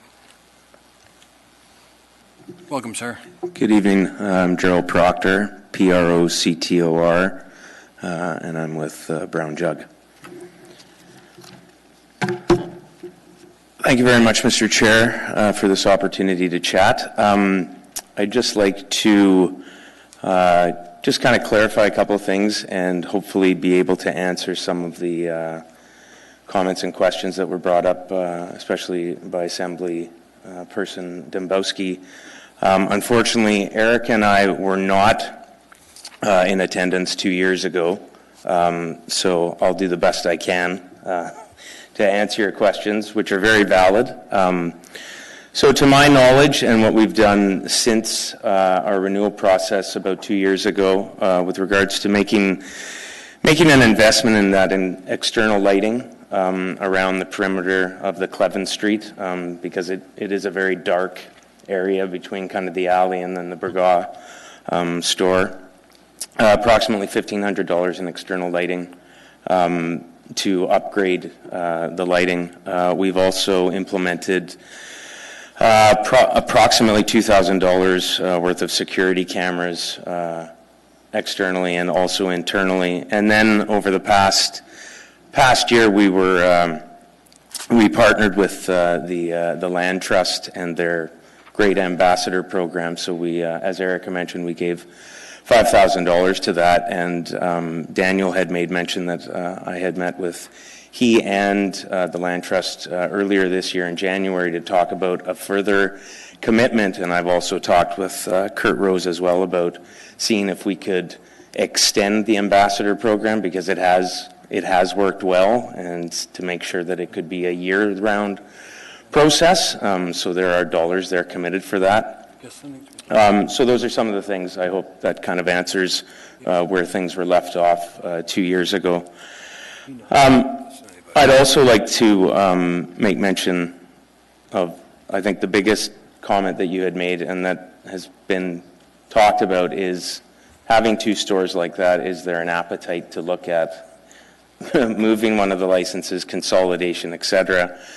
Talking about it, as I mentioned, to Daniel and the Land Trust earlier in the year, that we are actively looking at that.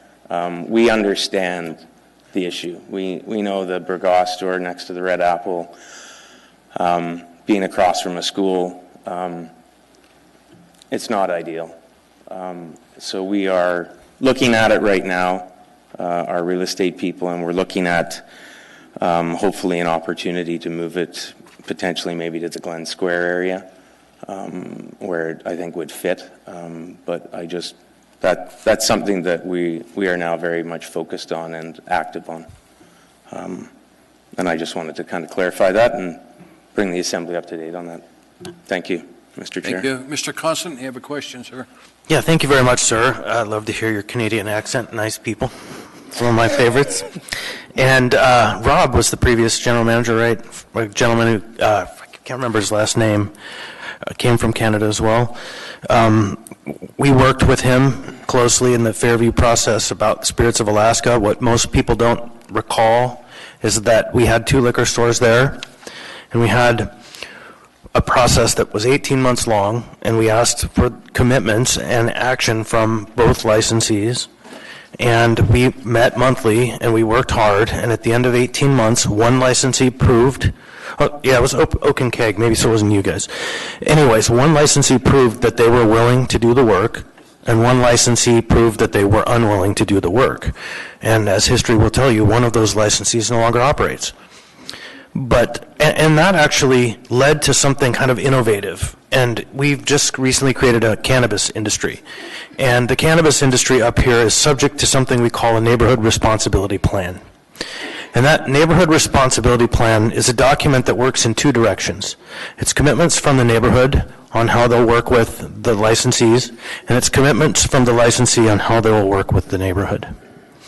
And the most fundamental success in that process that we found was that each of these cannabis licensees has become quite responsive and responsible in participating in their community council business, as in going every single month. It's a little bit of an investment that goes a super long way in keeping good neighbors. And so I would like to just suggest to you that there are some simple ways that one could create good neighbors. And that would be by participating in the processes that these communities engage in every single month all year long, but not just in words, in actions. And so whatever happens tonight, I'm going to be really closely watching who shows up to the Mountain View Community Council in the future. And one of the things that the cannabis business has started and the alcohol operator in Fairview does now is every single month they bring their list of declined sales. And they say, we had 150 declines this month to the body assembled. And that becomes a record for those folks to know that you're working with them. So I think there are a lot of things that could be done, and I'll stop there. Thank you for coming. Ms. Dombrowski, ma'am. Thank you, Mr. Chair. Thank you, Mr. Proctor, for your testimony. And I just want to put on the record, I didn't make any mention of 2 locations. I think that's a business decision. To me, I think it's not the most efficient one, but that's your decision. Fair enough. I'm more concerned about the community impact. So my questions specifically now are, we've heard and we've actually seen evidence in other locations where we have limited the use of shooters or different types of alcohols that are sold in your location.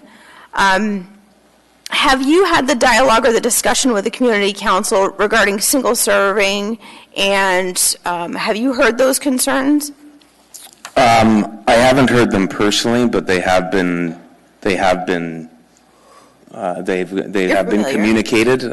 We have been familiar with it. Just not an excuse or anything, but just to give you a little bit of history, hence with Erica and I being kind of new to this and kind of falling into it.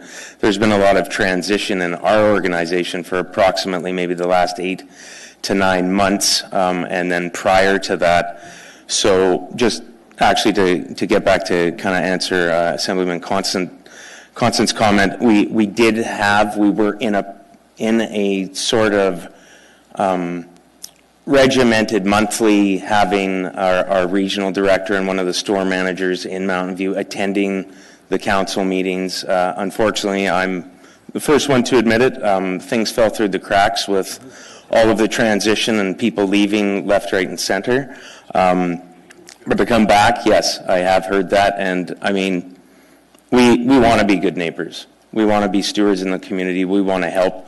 We're not turning a blind eye to the issues that are happening, so whatever we can do to ensure that we are walking hand in hand with the community council, then we'll do it. Okay, and it truly, it's to your benefit. It's absolutely. Absolutely. Yeah. No, absolutely. So as we're, because I'm telling you right now, what I'm considering right now are putting conditions on, are asking the AMCO to put conditions on your license.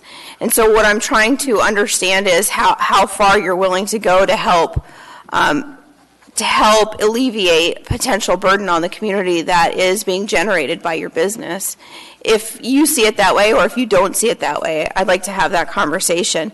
But what I'm hearing is a real concern about the number of glass bottles that are being cleaned up. I'm hearing concern about the number of single shooters.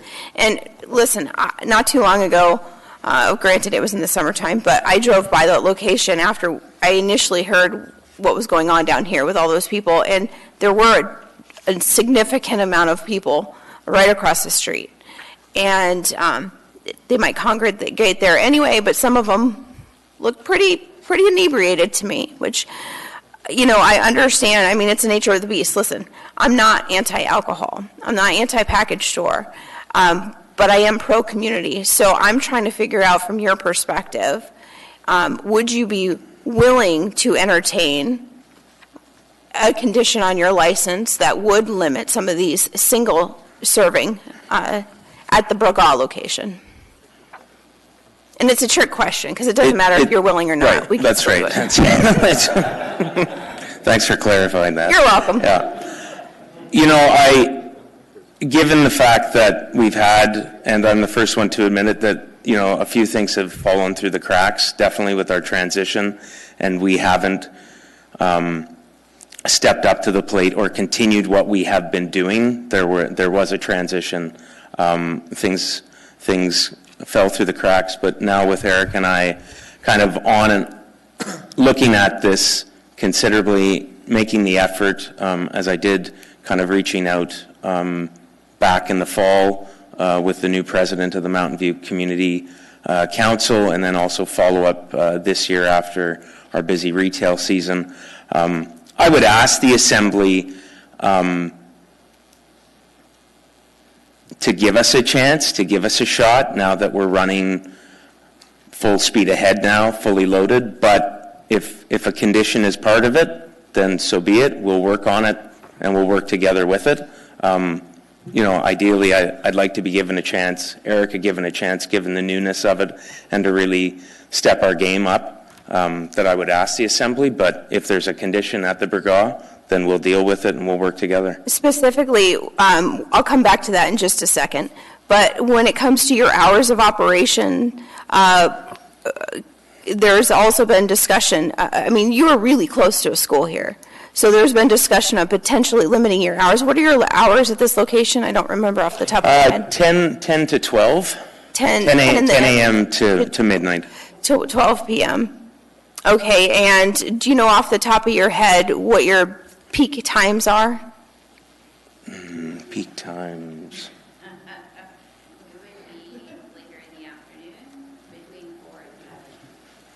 4 and 7. Okay.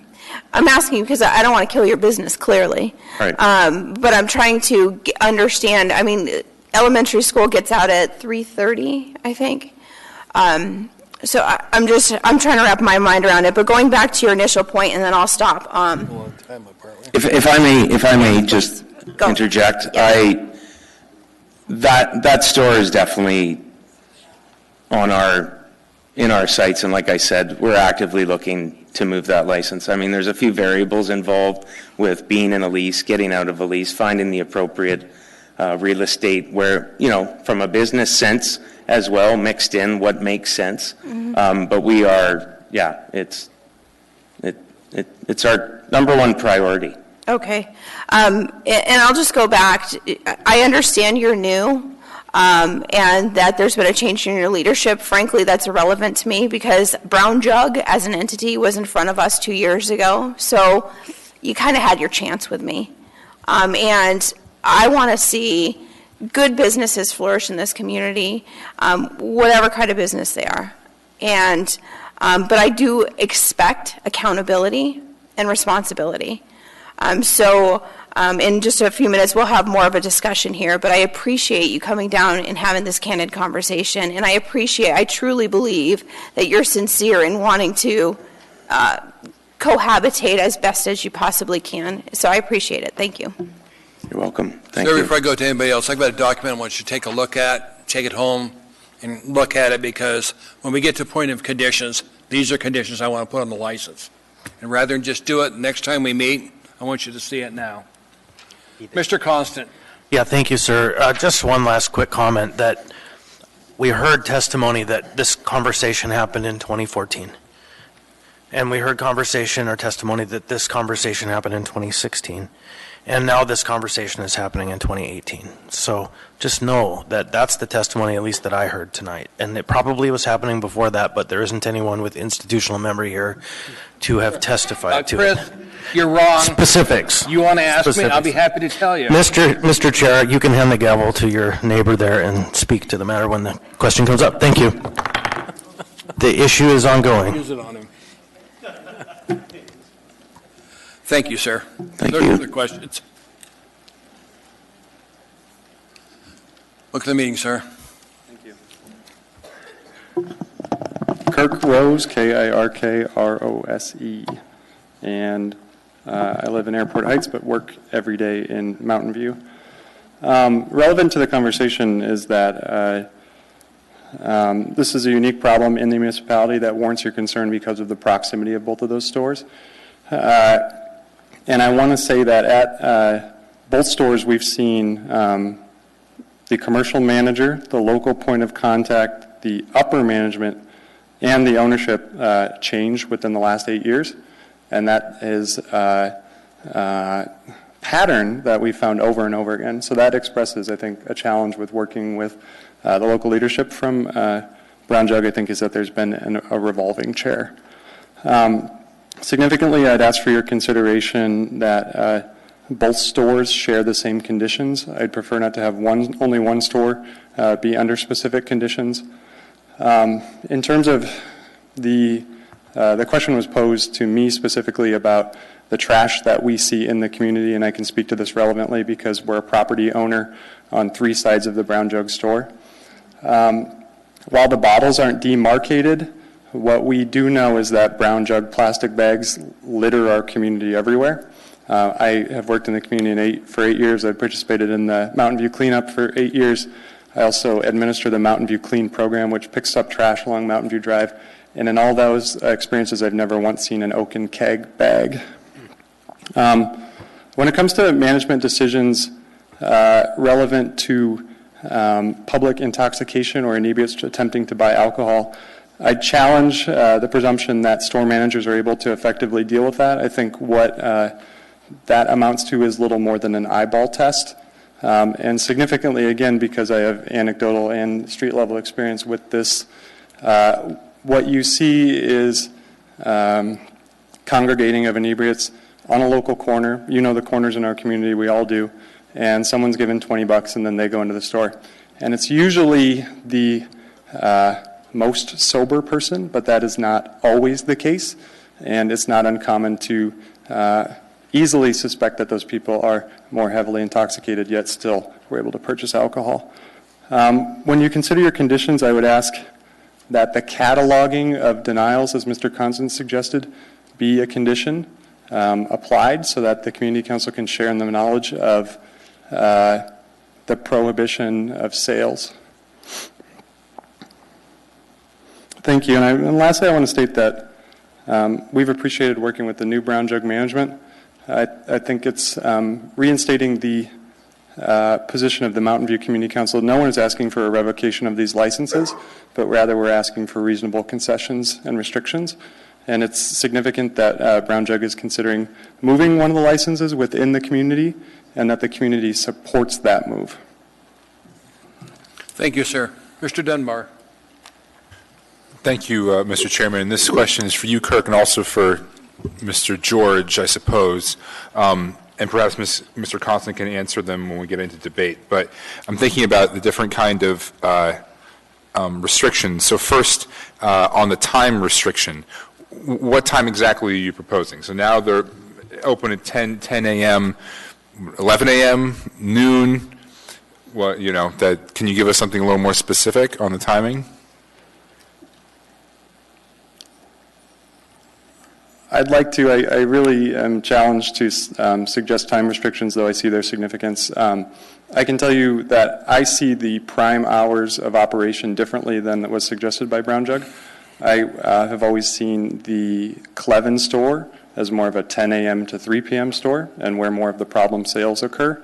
What we'd like to see is both of these stores operate in the prime hours that were suggested, which would be 4 to 8 p.m. when people are coming home from work, picking up a bottle of wine, that sort of thing.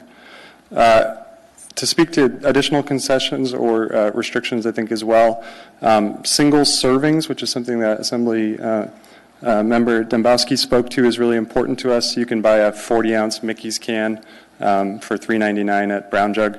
And significantly also our fortified wine and liquor sales.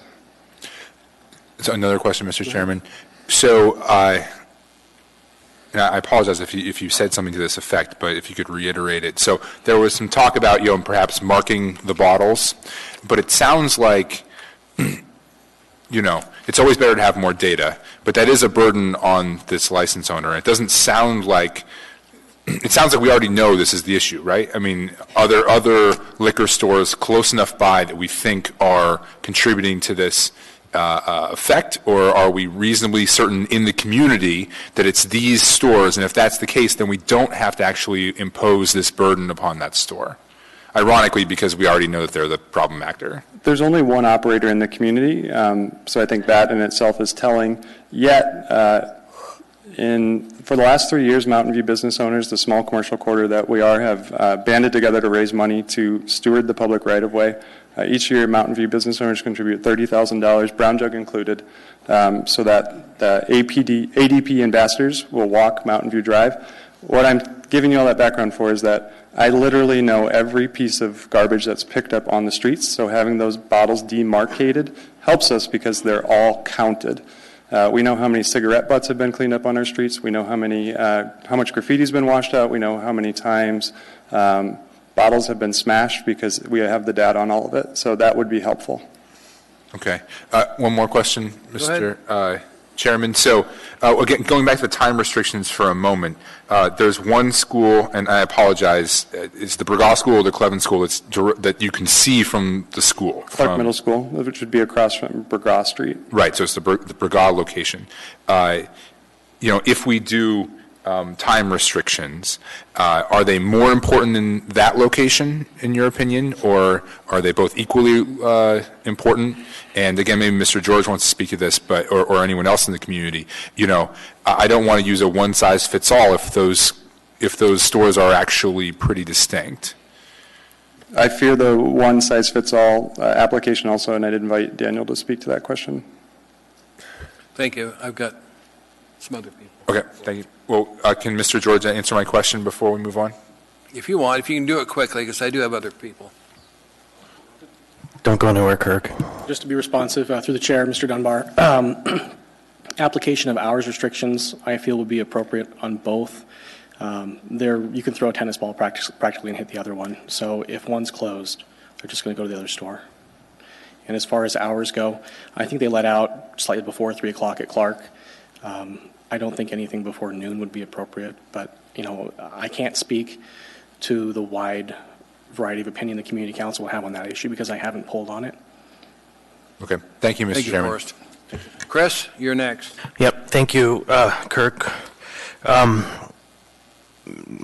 you think of the value of having an MOU between the package stores and then the community council? And can you kind of explicate what value that might bring?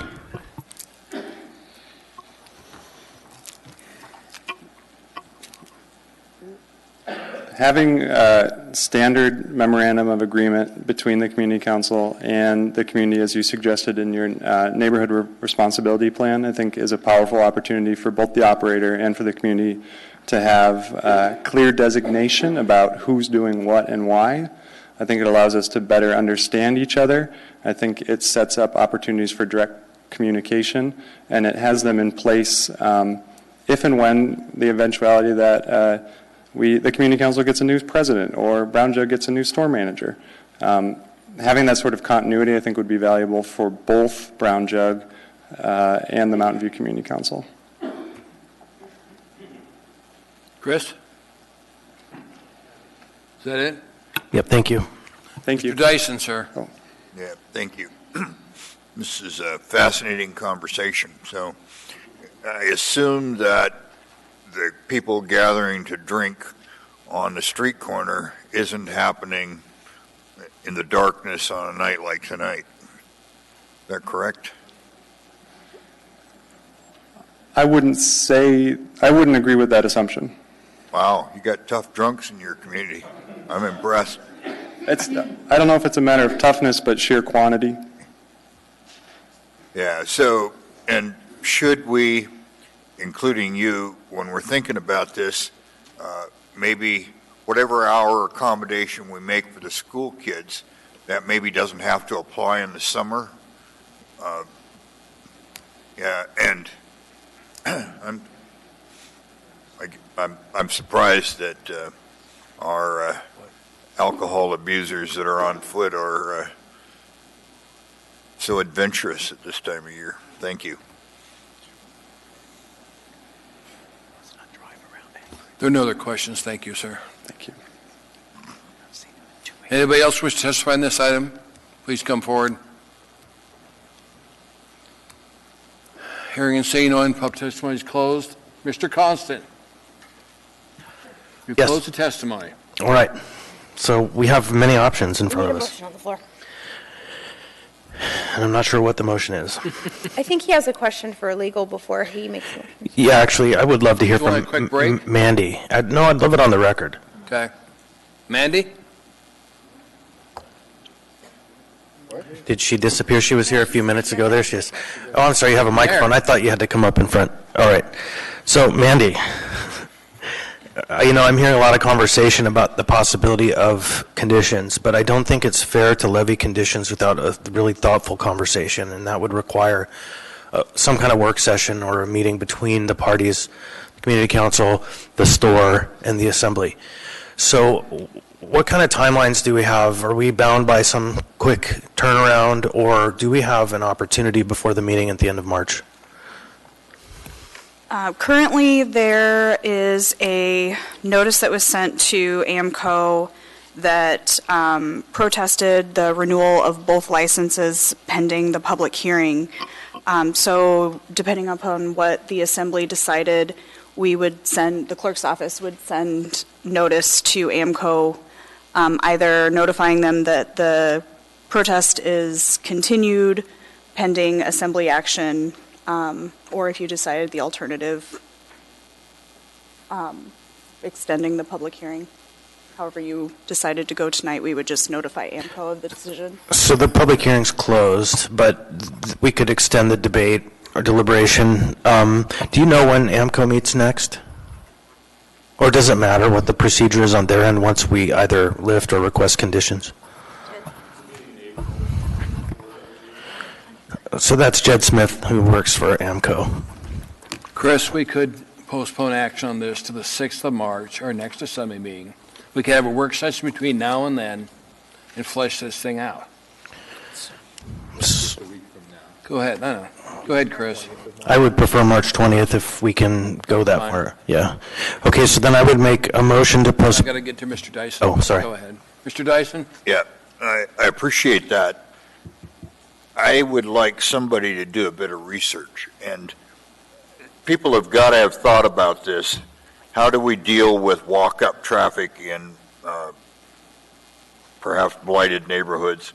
And there ought to be some research out there that says my idea or Amy's idea of eliminating shooters has made this quantitative difference in this community or that one, and so on and so forth. So whatever resources we have available, and Arbitrar ought to be able to have some of that too. They ought to be able to tell us, what works, or refute ideas that we have and tell us that it's not one. So I would recommend that between now and when we have our work session, that somebody do some research here and get some help. I bet Chris knows it all already. I don't know it all, but I do know we need a motion, and I would make a motion to postpone deliberation on items 14I and J to March the 20th. Second. And I would love to have that info, Fred. Okay, on that, item postponed. Forrest. Yes, I'm sorry. So to the clerk, we have 4 resolutions or items that are traveling with these. Do we need a separate motion to postpone those as well, or are they just are they stuck to them in some way, legally speaking? Barbara?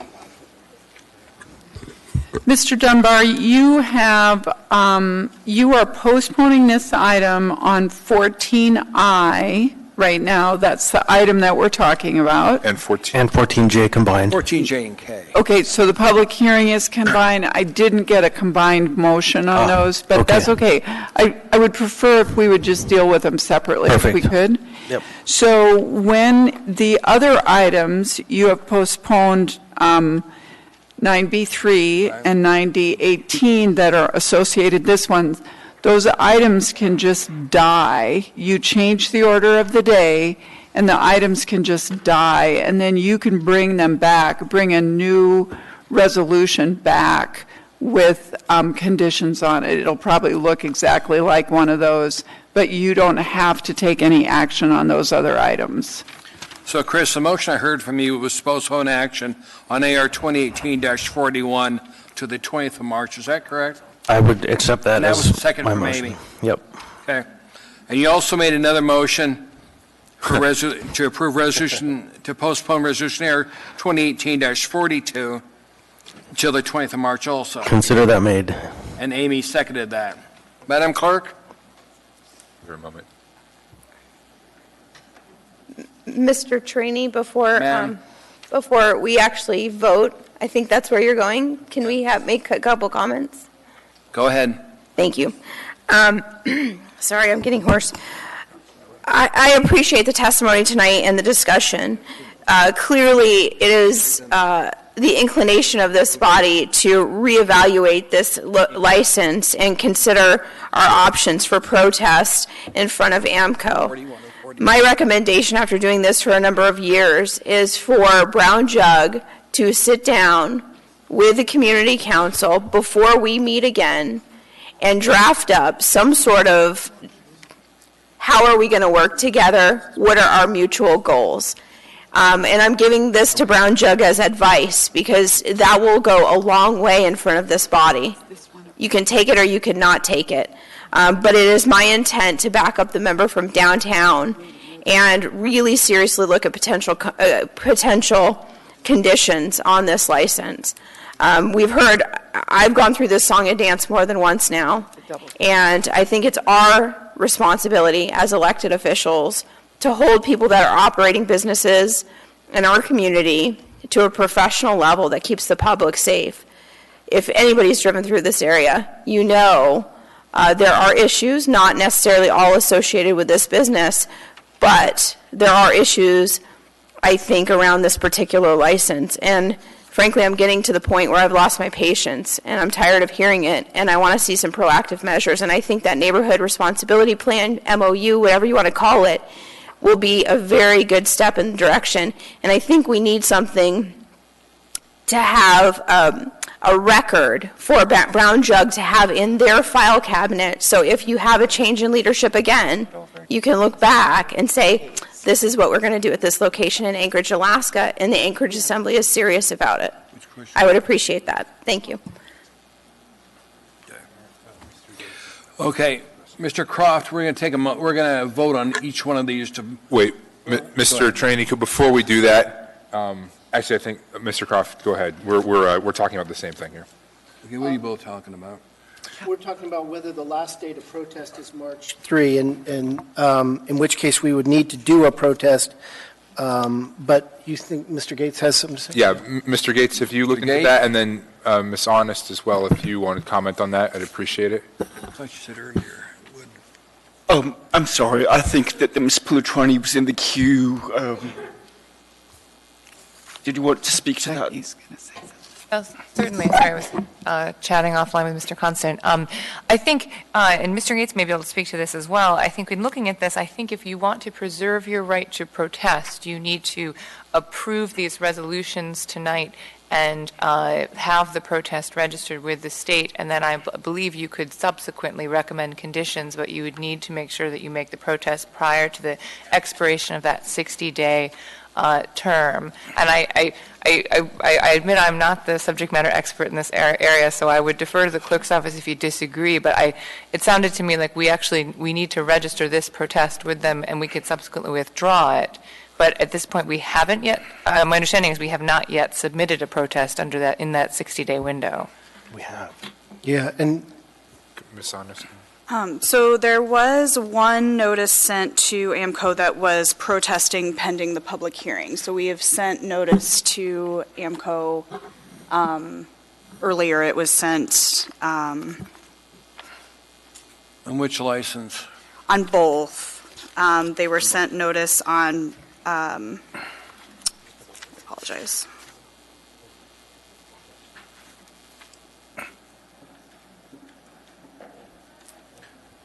Well, she's looking that up, Mr. Chair. Both 9D and 18, 9 Delta 18 and 9 Delta 19, have in big bold letters the last day to protest is March 3, 2018.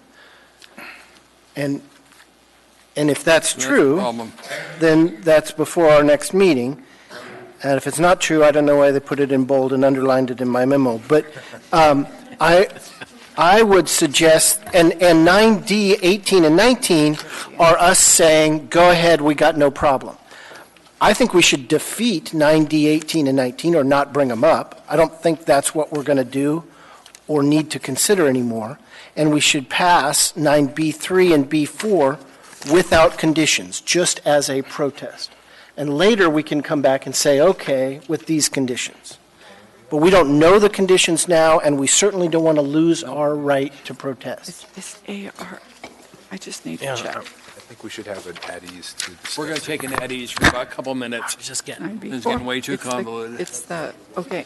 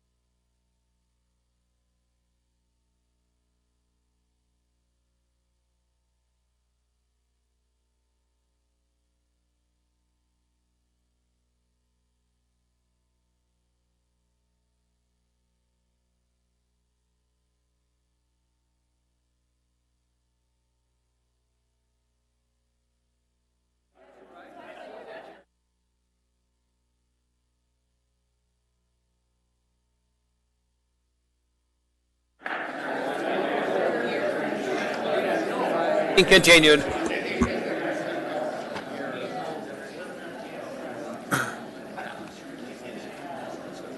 Chris, if you would take your seat, please. You're part of this. I want to clear the queue. And then have them speak. So interesting. You want to speak? You want me to clear this out so we're back to continue the public meeting? Remember your first thing? So do I need to remove my motion? Yes. Hold on. It just won't, it'll just die. It'll die, okay. Okay. Then we want to continue the public hearing? I think Mr. Dunbar is going to make a motion. Go ahead, Mr. Dunbar. Madam Clerk, would you prefer that I read the other item into the record first before we make that? It doesn't make any difference. Well, I think I'll do that just because it's a little bit clarifying. So we have some documents that Mr. Croft identified, Delta 18 and Delta 19, that state that the last day to protest is March 3rd, 2018. That's a little, that's misleading because the clerk's office actually did register a protest with AMCO. I have a document here signed by Ms. Honest that is dated February 14, 2018. The Anchorage Municipal Assembly, as regular meeting on February 13, 2018, took the following final action, and we protested renewal of liquor license, package store, and then both locations in Brown Jug. So we actually have registered a protest contingent on public hearing. So now I'm going to make a motion to reopen public hearing on, should we do them one by one, Madam Clerk, or together? Joe. So I want to put forward a motion to reopen public hearing on item 14. No, don't do it that way. Do AO 2018-17, AR 2018-41. So I will, no, it's 41 and 42. So I make a motion to reopen public hearing on resolution number AR 2018-41 and resolution number AR 2018-42. Second. Okay. Is there any objection? Seeing none, that's approved. Okay, now I'm going to make a motion. Should I do these one by one, Madam Clerk, or should I can do?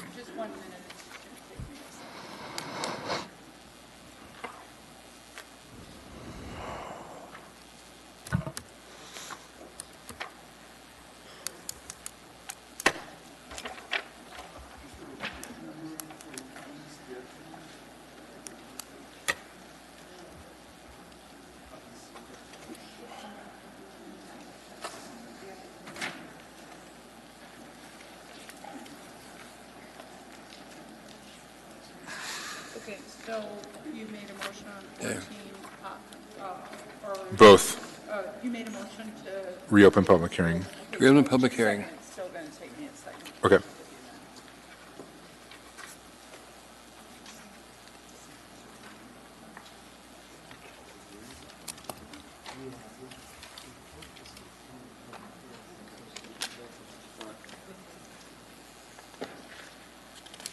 Okay, I'm ready. Do I need to make two separate or one? Can I make one for both? That is up to you. I think you might as well do them separate since you've done them separate. Okay. I'm going to make first a motion to continue public hearing to March 20th for resolution number AR 2018-41. Second. Ask unanimous consent. Should no objection, that's approved, Madam Clerk. I'm going to make another motion to extend public hearing, continue public hearing, sorry, to March 20th for resolution number AR 2018-42. Second. Moved in second. Ask unanimous consent on that. See no objection, Madam Clerk. That's accomplished, too. Mr. Dunbar, anything else? No, I mean, I think everyone is hopefully clear on what we just did. So we made a protest contingent on public hearing. We've continued the public hearing, so the public hearing hasn't concluded, therefore our protest has not concluded. And we're hoping to give the parties time, as Mr. Constant has articulated, and Ms. Naboski and others, to come together and hopefully reach some consensus by March 20th. Thank you, Mr. Chairman. Mr. Dunbar, Mr. Constant, do you want a work session on this item? Yes, please. Madam Clerk, could you set a work session up? Okay. And I gave you this document, Mr. Constant, on conditions. It was handed to the package store owners. There's so only one change I'd put on there, change the 40 to 42. I'm told the industry's changed to 42. So I will get a copy of it later. If you would, please, because since we gave it to the industry, it gives us a starting point on conditions. Thank you. Madam Clerk. All right. I think we're at 14D. Do you think we are? I do. Okay. Mr. Chair, just a quick note to the package store owners. I would say I don't have contact for you, but I sent some documents to the community council today that I would love to share with you as well. So I just need an email. Okay, we have in front of us Resolution 14K. It's Resolution Air 2018-52, resolution of the Municipal Assembly approving an alcoholic special land use permit for beverage dispensary use and license number 2805 for T-Boss LLC, doing business as The Bar on Spenard in the B3 General Business District, located at 3206 Spenard Road, within lots 40 and 41 and south of 1/2 of Lot 38, Irish subdivision, generally located west of Spenard Road, north of West 33rd Avenue, east of Minnesota Avenue, and south of West 32nd Avenue in Anchorage. Spenard Community Council, case number 2018-0018 from the Planning Department. Public hearing on this item is now open. Anybody wish to testify, please come forward. State your name clearly for the record, spell your last name, and tell us what town you live in. Hi, my name is Linda Buczynski-Coffer, C-O-F-F-E-R. I am a resident of Alaska for 45 years and have been working in Spenard for the last 20. I will be working as the manager of the Carousel Lounge, also known as T-Boss. We are looking to be a simple neighborhood bar. 20 to 30 people steadily throughout the day and evening is the business that we are looking for. We'll be reaching this business through viewing sports, playing pool, dart leagues, pool leagues, and being a regular gathering place for the working man.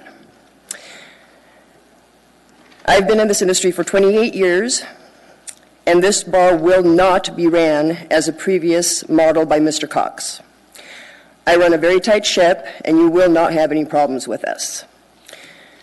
We have a numerous amount of neighbors from our Spenard community that are here in support of our application that we have presented to you for support. Will those people in support of the carousel being reopened please stand?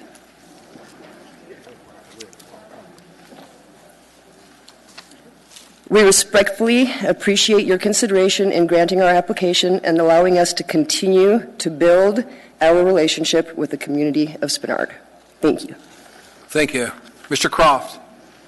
Yeah, thank you, Ms. Coffer. We got an email in our packet, a letter, but from a Mr. Mark Miller who said he moved to Spenard 5 years ago. I came to the Carousel Lounge and met Linda Coffer, who was managing the carousel at that time. She ran the bar just this way, he described it. Were you the manager under the prior ownership? I was a working manager for a very small amount of time. I worked as a bartender primarily and helped run the bar. For example, setting schedules, making sure that people showed up for work, and complying with all the tap card regulations for the actual manager and owner. And who was the owner then? At that point, Mr. Christopher Cox and Mr. Armand Nyberg were the owners. Yeah, thank you. Mr. Constant. Thank you, Ms. Coker. Can you please describe for us what the conditions were like that you are committing not to operate like now? I'm sorry, what they were like in comparison to? Put on the record so everyone understands what we're talking about isn't going to be recreated. Absolutely. The previous bar for the 10-plus years was itself in very poor condition. The plumbing, the electrical, the condition of the building, the crowd that we brought was, in a lot of terms, unsavory. A lot of the business that was allowed to come in was not up to par with a lot of the tap card regulations that we do have. I worked as an employee for a person that directed me how to run his bar. I have now been presented to be an acting manager putting in how I run the business and with my expertise and working with the new owners in a completely different manner. We are not in support of big, huge bands that disrupt the neighborhood. We are simply, truly wanting to just be a neighborhood bar. Can you explore a little bit what unsavory means? What does that look like? When you have huge promoted band events that bring in copious amounts of people simply just for the good business of it. We're not interested in that. We're interested in supporting possibly the local single people that may come in to present on stage, 1 or 2 people act, but our primary focus is going to be just to be there for the working man crowd, the pool leagues and the dart leagues, and what they bring in as far as the working people, the people that enjoy time in an establishment after their work time, and basically creating that second family living room atmosphere for people that are working and enjoying a bar atmosphere, not a huge party type atmosphere. So really the number one thing that you think was the unsavoriness was just the crowd. There weren't other things. The crowd and the way that the previous on-site owner ran the bar. There were a lot of dislikes to that person. So I'll ask it just one last time and then I'll let it go, but what does that mean? As far as the unsavory? Yep. A lot of times people would be allowed to come in that absolutely per tap cards should not be presented coming into an establishment, whether the IDs were not checked appropriately or allowances made just to have a little bit of extra business. We do not want business from people that should not be in a bar and are not consuming responsibly. That would be the biggest difference, I can definitely say. Thank you. Mr. Wilton next, sir. Well, geez, I had another question I'll get to next, but do you mean they come in drunk and they shouldn't have been served? That's what I observed a lot of times when I would come in when I was not on shift, that there would be people in the bar that it was probably had been time for them to go. Or allowed in just because of the big event, not necessarily being customers, just filling the space. Okay. So go ahead, sir. You say you won't have big bands, but you'll have small bands, so you won't draw a big crowd. And maybe that's true and would work. But 10 years from now, the bars may be sold, and someone else has different ideas, and we're back to the pretty significant problems. I mean, everybody could have good intentions, and it's in Spenard, which is a great place to do business, but you don't have enough parking. You simply do not have enough parking for 30 people even, I mean, I am here with Paul Berger, the actual owner of the business, and he is very prepared to answer any parking and such questions. That is out of my league since I will be on site running the bar itself inside. Okay. So I do know we are very prepared to answer all those questions. I do not have the exact answers regarding parking for Paul. No problem. Thank you. Absolutely. There are no other questions. Thank you, ma'am. Thank you. Anybody else wish to testify, please come forward.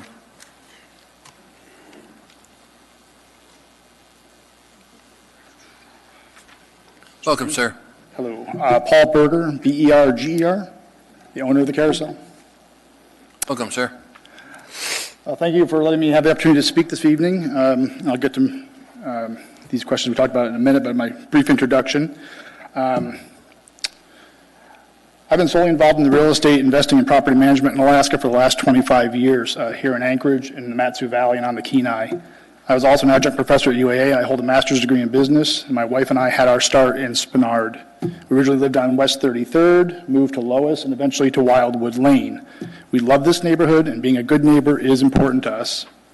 Our business plan is simple: to be a true neighborhood bar, not a citywide venue. We will feature pool, darts, and sports, as Linda mentioned, along with local musicians, a place you can walk to and spend time with your friends and meet your neighbors. From 2003 to 16, the previous owners focused on multiple promoted bands. In the package I gave you, with a little statement to that effect, the former owner, Silent Partner, wrote me quite a long letter on their experience with large bands, very negative and not profitable. And as to reiterate what Linda said, we will not be doing that. It will not be our model. We're going to build a clean, safe, friendly, and well-managed bar. Serving is a serious responsibility, which I do not take lightly. Knowing our customers and caring for the same is of paramount importance. I've teamed up with Linda. You've heard her experience.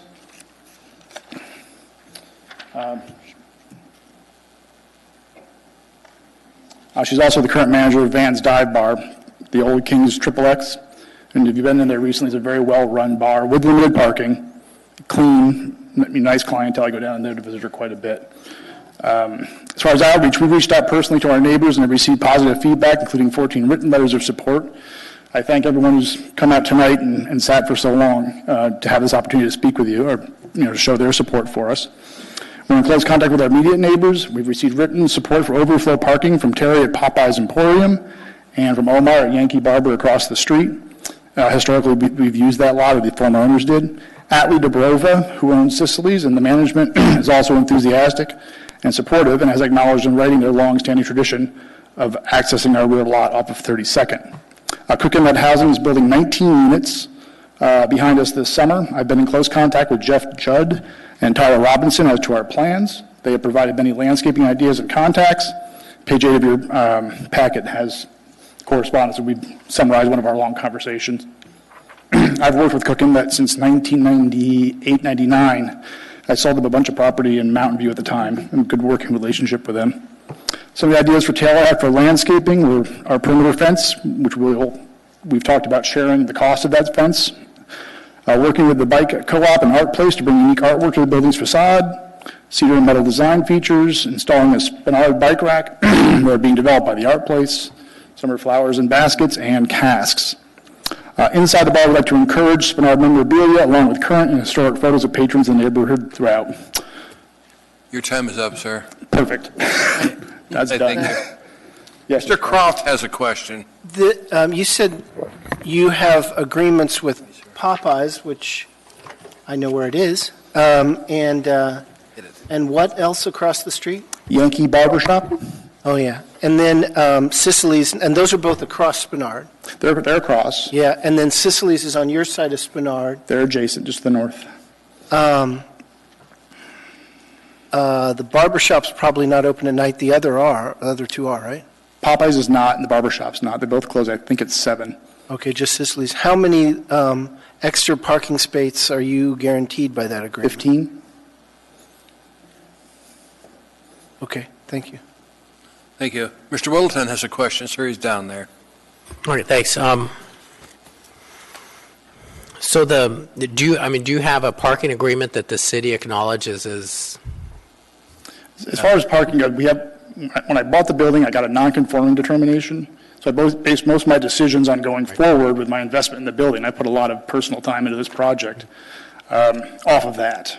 So there were informal agreements in the past. We do not have a formal agreement with those neighbors. I understand you have non-conforming rights, and that's what they are, and you don't have to have the more parking. You do not have enough parking to do what you're planning on doing. You have a serious problem that dumps in the neighbors.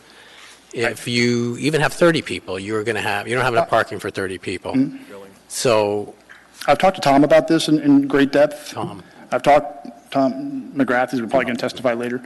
I've spoken with Jeff Judd and I've spoken with Tyler and the neighbors' concerns in that area. And to be frank, that neighborhood's been so abused by that bar for so many years and I get what you're saying about down the road, someone could sell this building and that's the end of that. I'm making very concerted efforts not to be that bar, being a citywide venue, promoting big things. I don't want to be a Bear Tooth. I don't want to be a Moose's Tooth or a Roadhouse. I want to be that little spot people can walk to. It's their neighborhood bar. That's why they're all out here tonight.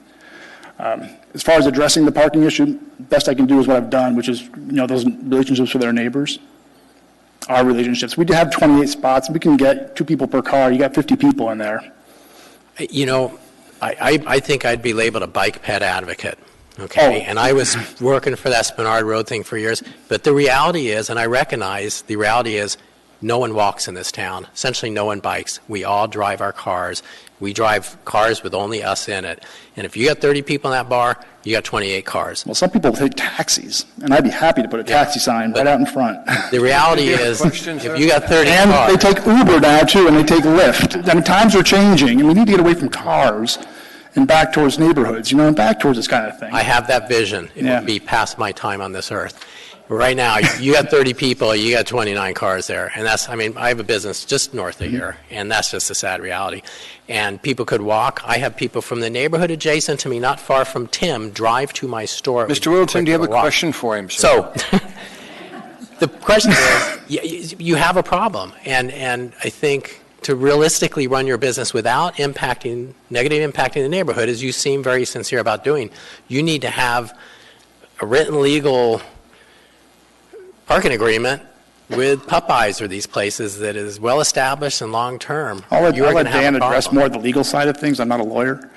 But I do agree that relationships with the neighbors are important, and we're going to make those efforts to accommodate those concerns. Mr. Wilton, is there another question for him? That's it. Thanks. Thank you. Ms. Dembowski, ma'am. Thank you, Mr. Chair. So my first read on this initially was honing in on exactly what Mr. Weddleton was saying was the parking. And Mr. Berger, what I'm hearing you say is you've also recognized this could be a concern of the Assembly. So you listed Popeyes, Sicily's, the barber shop. All three of these neighbors you've already engaged for potential parking agreements Well, not formal parking agreements. No, but you've made the steps where you started to discussions with them to say, hey, am I allowed to use your overflow parking when you're closed, that kind of thing. Well, I've included from Popeyes and Yankee in your package. I got one more from Sicily's. The crew at Sicily's, yesterday I told them what was going on. That they're so excited for us to open, for the starters, and they all wanted to sign. Everybody there wanted to sign something. Just, if I couldn't speak Albanian, so I figured it out later. But the point is, we get along great. Those relationships were really soured in the past. There was, Sicily's also cuts through our lot in their front with their drivers. And in the past, there was abuse where the old owner of the carousel cut that space off, and Sicily's put a truck in the back, and it turned a big mess. Those have been obviated. We've made relationships with those neighbors. And Atlee also owns it across the street. He's got a lot there that could be some space for us. The printing to the north in the past has offered, as I understand it from Linda, parking for larger events. Then again, I don't want to do large events. I mostly want to. Hour's getting late. Do you have another question? Yeah. Well, I'm trying to make a point here because Mr. Weddleton really hammered him on the parking. My point is we have a brand new owner here who I'm hearing him say he's recognized this as an issue and he's already started to engage in these conversations with the neighbors to address the parking issue. Am I correct in that? Very correct. Thank you. Thank you. Mr. Constant, sir. Just a quick clarification, sir. You mentioned a silent partner. Was that a silent partner of your business or of the previous owner? Previous owner. Okay, thank you. Mr. Steele. Thank you, Mr. Chairman. Thanks for coming. And I have a little apprehension, guarded apprehension. I think you've got a good plan. I'm concerned about parking numbers, but I'm also concerned about ingress and egress over the curb onto Spenard Road. That worries me a little bit.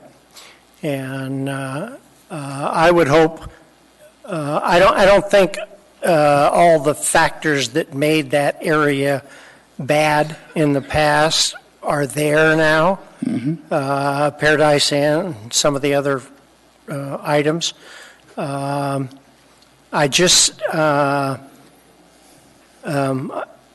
wish you well. REI is down the street. Start hustling them to sell your neighborhood bar to the people that ride bikes. That's kind of the crowd we're getting even living upstairs now. Spenard Road to the south or to the north of you has been done, and they've done a fantastic job with it. It's not quite done, but and so hopefully you're looking forward to whatever they're going to do up between you and Minnesota, or between. Yep. Where they left off on 30th there, and but I am concerned. Boy,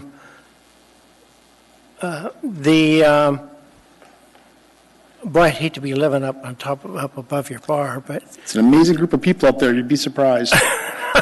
Are they all deaf? And one, she's 70. Anyway, you looking for a home, Mr. Steele?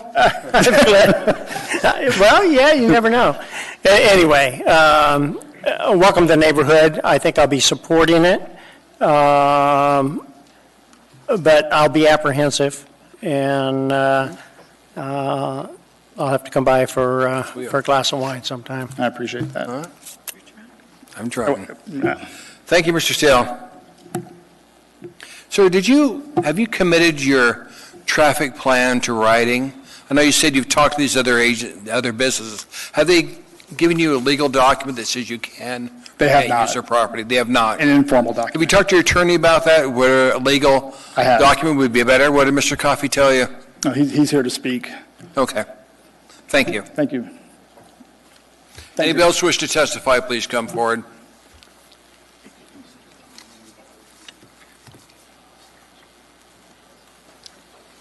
Two things to warn you about. He's an attorney and also used to be an assembly member, so watch him carefully. Welcome, Mr. Coffey. Thank you. I'm Dan Coffey. I forgot to introduce myself one time when I came up here, and the chairman admonished me, so I said, tell everybody your name. And I'm counsel for Mr. Berger in his business efforts. This is something of an unusual situation in one regard. It has a legal non-conforming determination that was done in August of 2016, and which we've submitted to you. And it deals with every one of the issues that the Spenard Community Council resolution deals with, of the 8 items on there. And what makes it a little different is those determinations of legal non-conforming status, they're not brought to you for approval. They're done internally at the municipality. So I'm not sure that all of you have seen many of those, and probably none in regards to your capacity on the assembly, or very few. So one of the things I asked Mr. Traney in the chair and said, wouldn't it be wise to have a work session on this sort of thing and talk about some of these issues about the parking and how we're handling the parking across the street? And I know one thing, the parking off lot with a third party, if it is a mandatory thing, it has to be signed by both parties, has to be certain specific language. There's a 4-page form that the city has, and then it has to be approved by the municipality. That sort of document is not required in a situation where the man has prior rights to the size of the lot and the number of parking spots. If the code that exists today were applied, he would have to have 37 spots. He's got 28 spots. He's 9 short if the code, Title 21, was applied to him. It is not because of the legal nonconformity. Nonetheless, wisdom in operating a business says to do what he did. He went to his neighbors. Just like he talked to many neighbors about what he was planning, he also went to his neighbors and asked about would they allow him to use their lots for parking. And there's 2 signed agreements. They're not the city's agreements, right? They're not 4 pages. They're 1 page signed by the 2 parties that Mr. Berger identified, the barbershop and Popeyes. There's more parking available. And I understand the concerns, but our road can be a busy road and so on. But that effort by Mr. Berger to get this all resolved as best we could before we came here tonight should show you the kind of operator he is. I had a proposal here to myself that I would talk about each one of those items on the Spenard resolution, but basically until you get to the very last one, they all are dealt with in the legal nonconforming determination. The last one is really the last paragraph in that is the one that relates to the business plan, because the complaint of the Spenard Community Council was that the way the people who had the license and the business before, the way in which they operated, was detrimental to their community. And that's the reason that Mr. Berger has planned to do a different, far different type of operation than what was done before. Mr. Coffey, your time is up, sir. All right. Could you sum up, please? Okay. Well, so here's the thing. If we can have a work session and talk all of these issues through, I think you'll be satisfied with what you got being presented to you. So this isn't something you need passed tonight. We can delay this and take action, have a meeting, and then take action the next meeting. Is that correct, Mr. Well, Coffey? you've got 2 things in front of you. You've got a protest, and the protest is based on a lack of special land use permit, which is the reason we're here tonight. And the other 2 things were Health Department and fire, and the health and fire have now signed off, but the special land use permit is what you could approve if you wanted us to go to operation right now. But you can protest, and your protest that's in draft in front of you also says we protest because of no special land use permit. If you get that protest to the ABC board, we've got as long as it takes to get the solution to this application resolved, and you're not in danger of missing your 60-day limit. Thank you, Mr. Coffey. Mr. Constant, sir.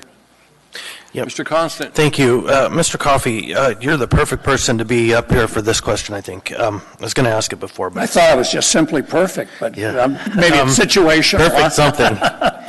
Dan, do not give him free legal advice, okay? I'm telling you. Yeah, no, it's expensive. Don't send me a bill. So are you aware of the litigation with the city on the other side of the Spenard Road where a property had basically all of their front yard parking shaved off and 4 businesses lost parking? Who is this again? Lottie Michaels building. No, I'm not familiar with the facts of that. So do you know if in the new construction there's any plan to shave off any of that lot? Because I think that this problem may compound in the future. Mr. Constant, does that have anything to do with this license? It does, if in fact we're going to lose the front row parking when they come in and with this license. put new sidewalks in, right? Sidewalks and widening the roads and doing all that stuff, that beautiful... Are they going to make it 3 lanes or is it going to be 4? If you look at the other side, you don't know, I guess, is the answer, and that's okay. But that is a concern that I have, and we'll talk about that in the debate, I guess. Yeah. If they do what they did on the north end of Spenard Road, it'll be 3 lanes and it'll be less wide. So that might be the answer to the question, but I don't know. Thank you, Mr. Whittleton. We're at 10:37 right now. If we want to extend this, we're going to have to, by 8 votes, we can go past 11 o'clock, but we'll be shut down right at 11 o'clock unless we extend. So, Mr. Whittleton, I just wanted to keep the body informed of the time. I'll try to go ahead. Be brief, and I know Mr. Coffey is. So he has a business plan that won't overload the capacity of the building and the neighborhood and so on. How do we guarantee that, though? Well, the size of the building has been, or the size of the alcohol service area has been reduced by some 900 feet to, I think it's 2,700 feet. It's in the documents again. And so it's a much smaller facility than it was when it was operated previously. So, to answer your question, I guess the diminution in the size will go a long way toward answering that concern, if it truly is a concern. If it operates the way that it's planned, then I don't think we're going to have those kinds of problems. And I'll also remind you just one other thing, which you all know if you think about it. You get to see this guy in 2 years again, and you can protest if he's not doing what he says he's doing. And then the last thing I would suggest to you is that at the work session, if there's specific kinds of concerns that weigh on you, let's bring them up and talk about them and see if we can come to some understanding about how we can address those concerns with something put into the special land use permit. Make it clause number 9 or whatever it is. Okay, thank you. Thank you. Any other question for Mr. Coffey? I don't see any. Thank you, sir. Thank you, Mr. Chairman. Nice Anybody to see else you. wish to testify in this item, please come forward.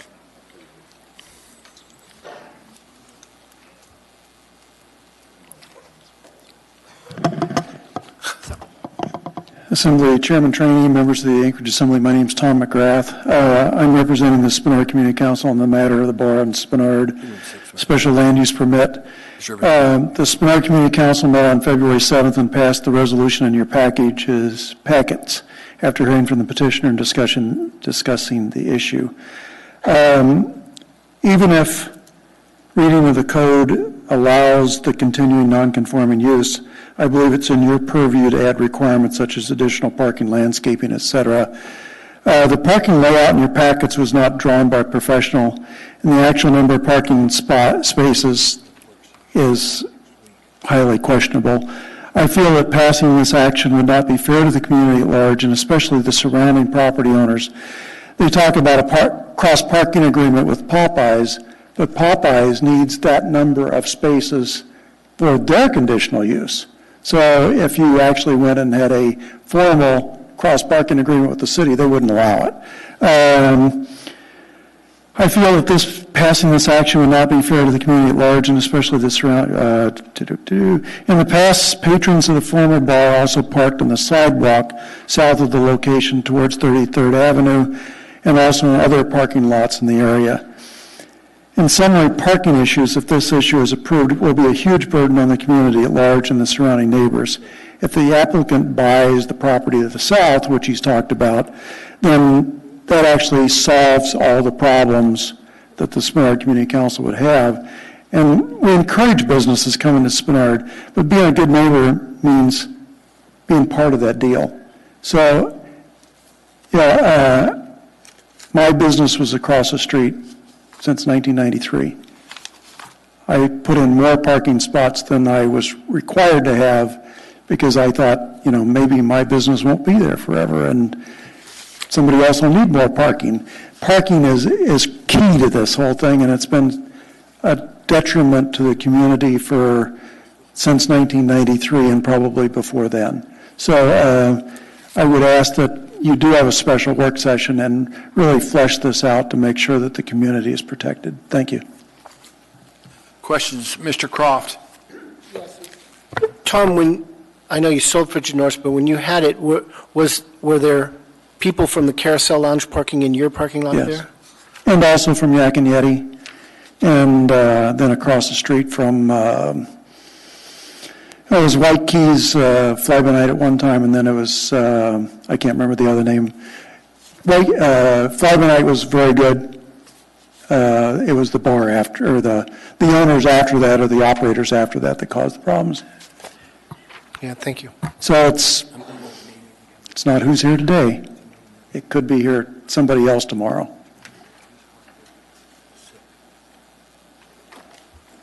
Thank you, Mr. Croft. Anybody else wish to testify, please come forward.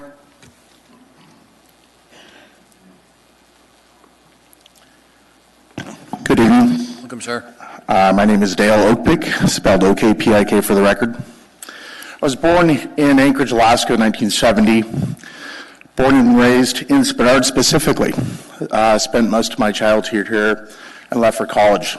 I'm now a different kind of neighbor. I'm actually an executive for a very large company here. And I see this local tavern, if you will, as a positive place for people like me to come back to, because it'll bring back not only really great memories and have some of the friendships that I had previous, but have a place for me to go to once I'm done with work. I can't state enough that I've heard time and time again tonight with what the argument is about parking, but I think if the assembly here comes together with the Spenard community as well and the business owners to really work out a plan, I think that can be achieved. I think collaboration is key here.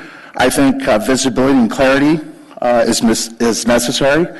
But at the same time, we need to remember that this is a small business. I say give them an opportunity to be successful. Let them demonstrate that they can run an operation in a business that would make you guys proud. So that maybe you might have to put some contingencies like you did on Brown Jug. Maybe you have to make some other lists. But I say again, this is two wonderful people who are trying to put together a small business platform. And that's all I'm going to say about this. But I think the key here is communication. And I think if you communicate with them and you have full transparency, I think this can happen. And I think this can be a successful business. Thank you. Question from Assembly members. Thank you, sir. Anybody else wish to testify, please come forward.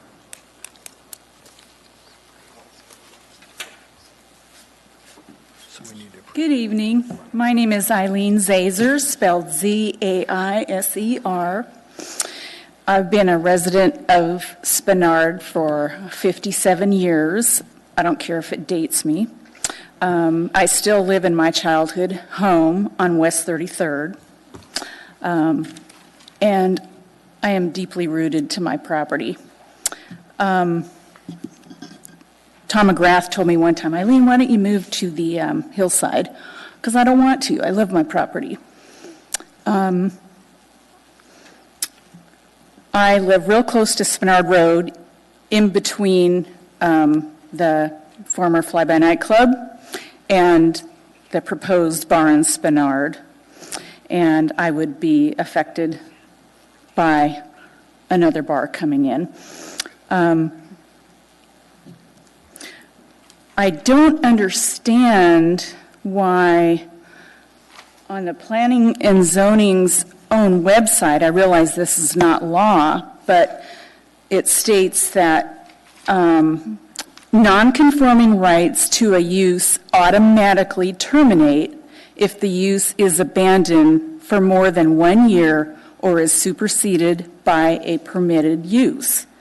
So I don't know why Mr. Berger retains a non-conforming use. I'm scratching my head about that one. I know what the parking is like in the back of the old carousel because my dogs have gotten loose a couple of times and go back there, and so I go chase them down. And Sicily's doesn't have any parking, back or front, forget that. The carousel, one time I cracked my side view mirror on my pickup trying to get out of there. It's a real tight squeeze. Here's what happens when the bar parking lots fill up. I have had, in the daytime, people park right in front of my mailbox, right in front of the fire hydrant, which is right in front of my lots. And I even had a person one time park in my driveway. And I couldn't get in it until they came back.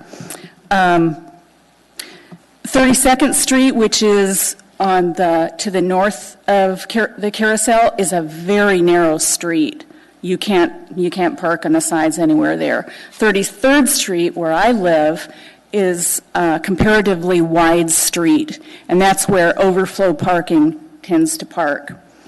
So the parking is definitely a concern to me. Also, while Stephen Dorothy Cooper had at the carousel, as well as Mr. Cox, they catered to... Can I just finish my sentence? You can finish your last statement if you want. Okay, a lot of motorcycles would come to the bar, and they're so loud I can't work in my yard. Thank you, ma'am. There are no questions.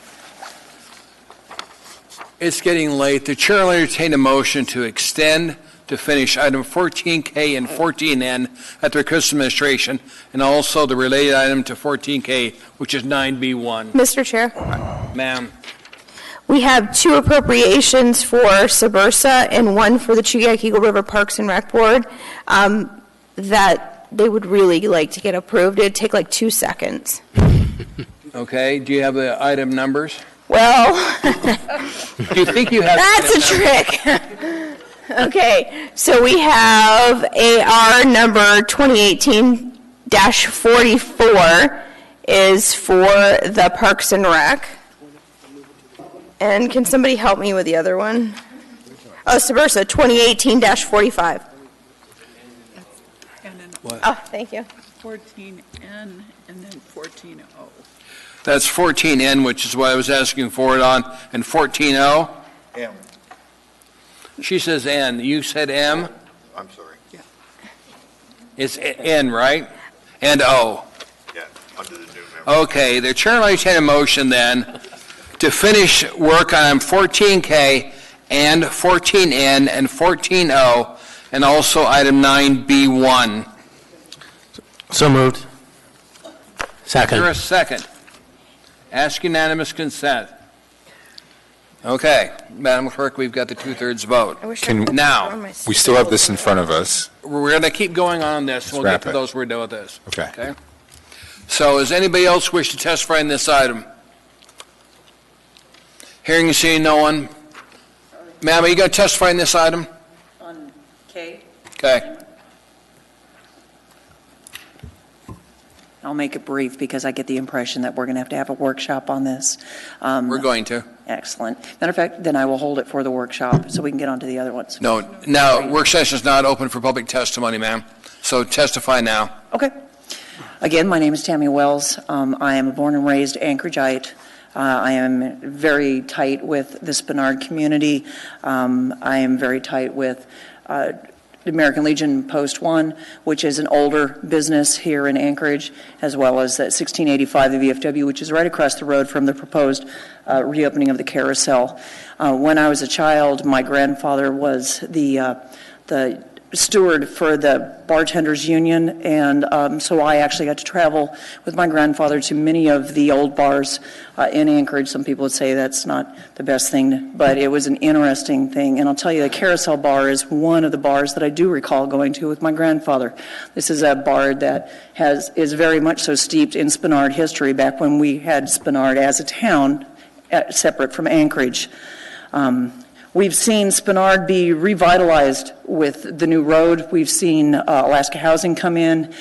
We've seen several new businesses being encouraged to come into Spenard. In the revitalization plan is bike routes, and I would disagree with the idea that most people drive to the bars. Again, from Post 1 and 1685, you would be surprised at how many people take cabs or take other forms of transportation to reach the bars. Again, the plan apparently with the Carousel is to be a neighborhood bar, and there is a substantial amount of neighbors within walking distance from that bar. The idea of having a close bar where they can walk to, certainly during the summers, is very appealing. It would be nice to not lose all of our history from businesses having to close down. I would like to see the Carousel continue. I was approached by Linda. I had never met her before. It was canvassing to ask the neighbors how they felt about the reopening of the bar and asking for our input. I was actually pretty impressed at the initiative. They discussed their business plan, showed pictures. I'm very impressed. They've put a lot of time and money into it, clearly. So I see them as being very committed for the long haul, and I think that it is really in Spenard's best interest to have good small businesses like this that would bring in more jobs and more, just more business. Any way you look at it, we need to support small business. So for that reason, I would ask that you support this proposal. Thank you, ma'am. Mr. Dyson? Pass. I don't trust this thing. Okay. There are no questions, ma'am. I'm sorry, it appeared on the queue. Thank you. Anybody else wish to testify, please come forward. Anyone at all? Hearing and seeing none, testimony is closed. What I would like the body to do is to move to continue this to our next meeting. Nope. I'm gone the next meeting, and I'm ready to vote. I move to approve. Second. I'm sorry. What, Amy? I made a motion to approve. Is there a second? Second. Okay, we do need to take action on this and not take action on B1, ma'am, or we can take action on this so we don't need B1. They're different. You need Okay. action on both of them. Let's If you're take gonna action on take this one. yeah. Eric, you had an amendment? Yeah, I have on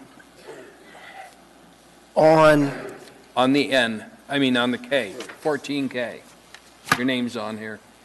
Yeah, no, I know. I have amendments to both the The B1 and the K. and the 14. Yeah, the B1 and the 14J. The well, I do think a work session makes sense, and so it's been moved and seconded. We have that motion on the floor, but I would move to postpone consideration of this until the March 20th meeting. We can't because of, He Madam can Clerk, on we can? Okay. 14K, he can't. On 14K you can, the other one you can't. 14K you can. So your motion's to do what, sir? I've got a work session set up for this Friday on this anyway. Yeah, I'm going to ask you to reschedule that, but anyway, I may try and call in, but postpone consideration of the special land use permit or SLRPA for the March 20th meeting. Second. Ms. Dombowski. Thank you, Mr. Chair. I may very well lose on this one, but I have heard enough and I've read enough to understand exactly what's going on, and I'm comfortable voting on this tonight. I recognize there might be some more issues, but hearing what we're hearing from the applicant, I personally don't understand why we can't hammer this out tonight. I know it's late. Maybe people are just tired, but I'm ready to deal with this. So I'm not going to be supporting an extension. I think I have enough information in front of me to make the decision. So I'm hoping just to get it done. Thank you, ma'am. Make sure. Ms. Pearson, on motion to extend this to the 20th? I think just a quick point of order. I think you have two motions on the floor right now that have both been seconded, and you need to address your first motion before you entertain a competing motion. I understood you had a motion to approve and a second, and then also a motion to extend. Is that an amendment to your motion? It wasn't supposed to No. extend. Then we vote on his. If his fails, then mine's back. Okay. All right. I stand corrected. Geez, the attorney stands corrected. I'm impressed. And you're Yale graduate, too, I hear. UAA, baby. Sure one for Amy. Okay, on your motion to extend this, Yeah, on the motion to extend, I mean, there was an offer to have a work session to figure some of this out. It desperately needs to get figured out. The current proposal, and I've done a whole bunch of research on this non-conforming idea, but basically a non-conforming use as opposed to a non-conforming structure in the code does expire if you haven't used it for a year. The testifier was right. And this was not used for a year. There was March of 16, it ceased operations, March or April. And then the license, of course, was sold, and that's why we have the license transfer before us. And the provision talks about if it's abandoned for a year and you don't keep up your licenses to operate that business, you're not doing that use anymore. Now, it gets very complicated with nonconforming and another section, but I'm actually old enough that I was at the Downtown Community Council meeting when Bernie sold Bernie's as it's just going to be a really small music bar, not a lot of parties, not a lot of stuff, emphasis on music and jazz, not really on alcohol. I was around, I wasn't in office for the rustic goat situation. This is going to be a big problem. It has been, and I circled it today, and there aren't 28 spots there. I mean, there's a lot of snow and cars that haven't moved in a long time, but still, it is tight. The testifier was right. You could lose a window going through there. And the front is tight, the back is tight. Sicily's doesn't have much at all. And if you're talking about Popeye's Head Shop and the bar, or the barber across the street, I think Mr. McGrath is right. They're full already with their capacity, but you've got then bar patrons crossing Spenard Road all the time, even if it had room.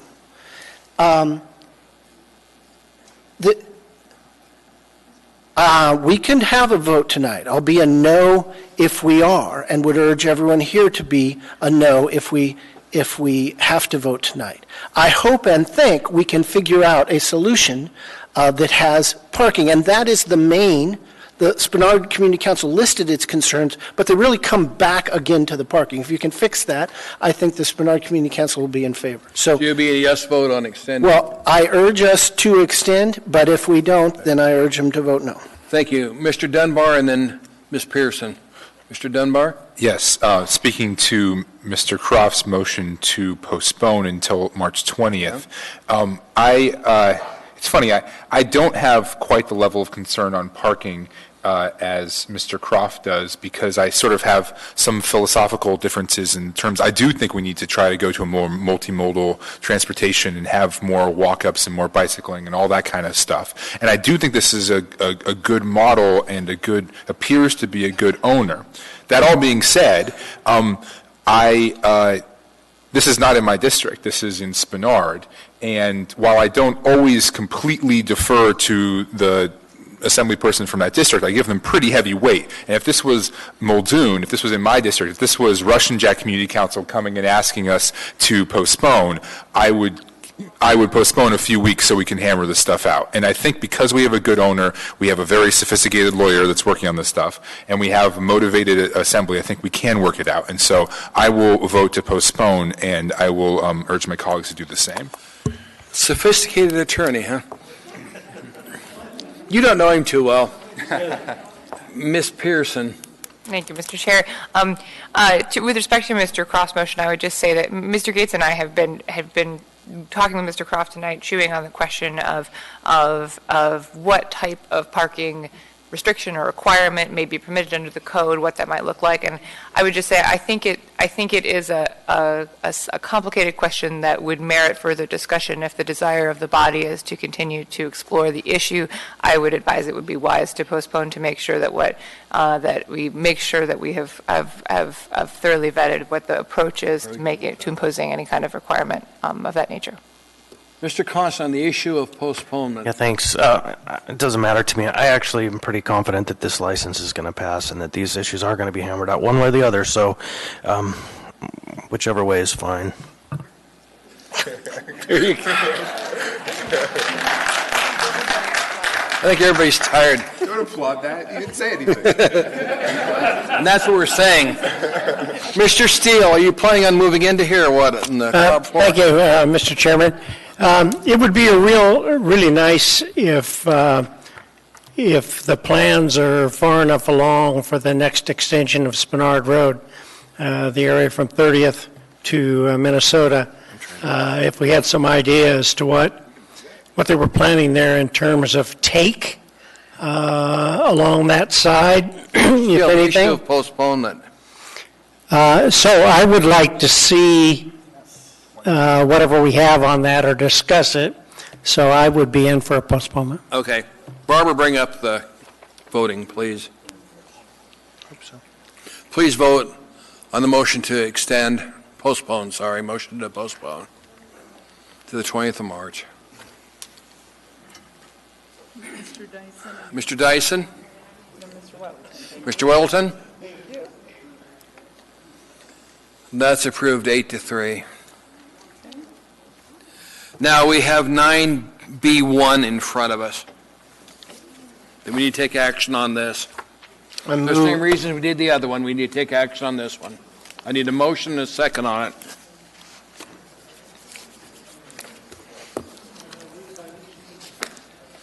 It's item 9B1 in your packet. I'll move amendment, I'll move 9B1. Is there a second? Second. Moved and seconded. Any discussion on it? Yeah, I'll move amendment number 1. Mr. Wilton, any discussion on moving the document in front of us?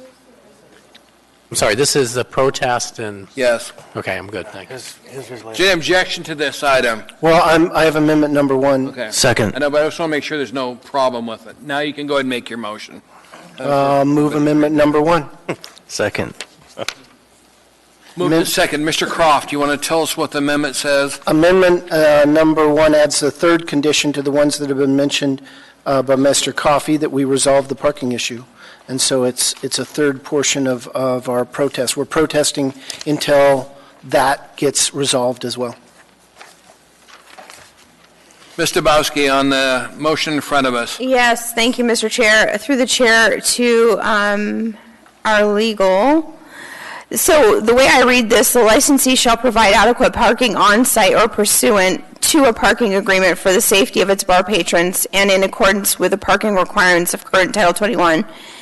As I read the packet from staff, it appeared, because of this discussion of non-conforming or whatever, that they had adequate parking. So does this negate any potential non-conforming by adding this language? Is this saying that basically throw that out, you're going to have to comply with current Title 21? Am I reading too much into it? My understanding is that's the intent of the drafting, is to say that is to require that compliance with current Title 21 as opposed to, I mean, I think there's just some argument either way, but I think the intent of the language here is that they would be required to comply with current. So I just had heard a nice debate about how we're going to work this out because we have 2 willing participants, or it sounds like a lot of people. But now what we're doing is we're coming in with a hammer saying, yeah, you're going to comply with current Title 21. So which is it? Are we just going to make the decision right here to make them comply? Or are we going to have a work session to discuss it? I can't talk. I mean, you can't argue both sides. So I'm not comfortable with this. I mean, if we're going to have a work session to work it out, we should have the work session work it out and not add a condition onto their license right now saying, yeah, basically, forget about it. You have to comply with Title 21. I'm very confused by this. So I'm actually very uncomfortable with this considering the last discussion on why we're delaying. So I'm going to be a no vote. Thank you, Mr. Bowski. Might be a no, yes vote later. Mr. Whittleton, on the document in front of us, the amendment of Mr. Croft. I'm not sure why I was in the queue, sorry. Oh, no, I'm sorry, I was in a, did you work out the wording? The wording on this is awkward. Yes, so Mr. Weddleton has noticed that on the phrase, the licensee's premises are located at 3206 Bernard Road in Anchorage, 2. If you just delete that, it would be the licensee shall at all times provide adequate parking on site. And I think that does make it clearer. I think this was done on the fly by a very capable staff. But so I would move an amendment to amendment number 1 that deletes that language. So it deletes after shall at all times starting, and it deletes the licensees licenses premises are located at 3206 Bernard Road in Anchorage 2, and then would continue with the provide there. On that particular amendment, Mr. France? Thank you, Mr. Chair. I'm a little bit confused on the amendment.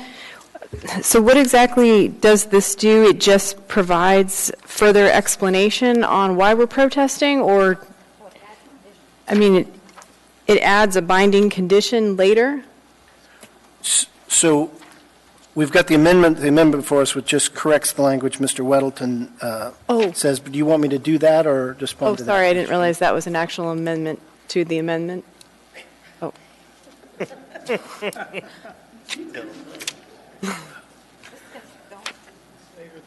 So I'm going to call that amendment 1A. which one's 1A? Sorry.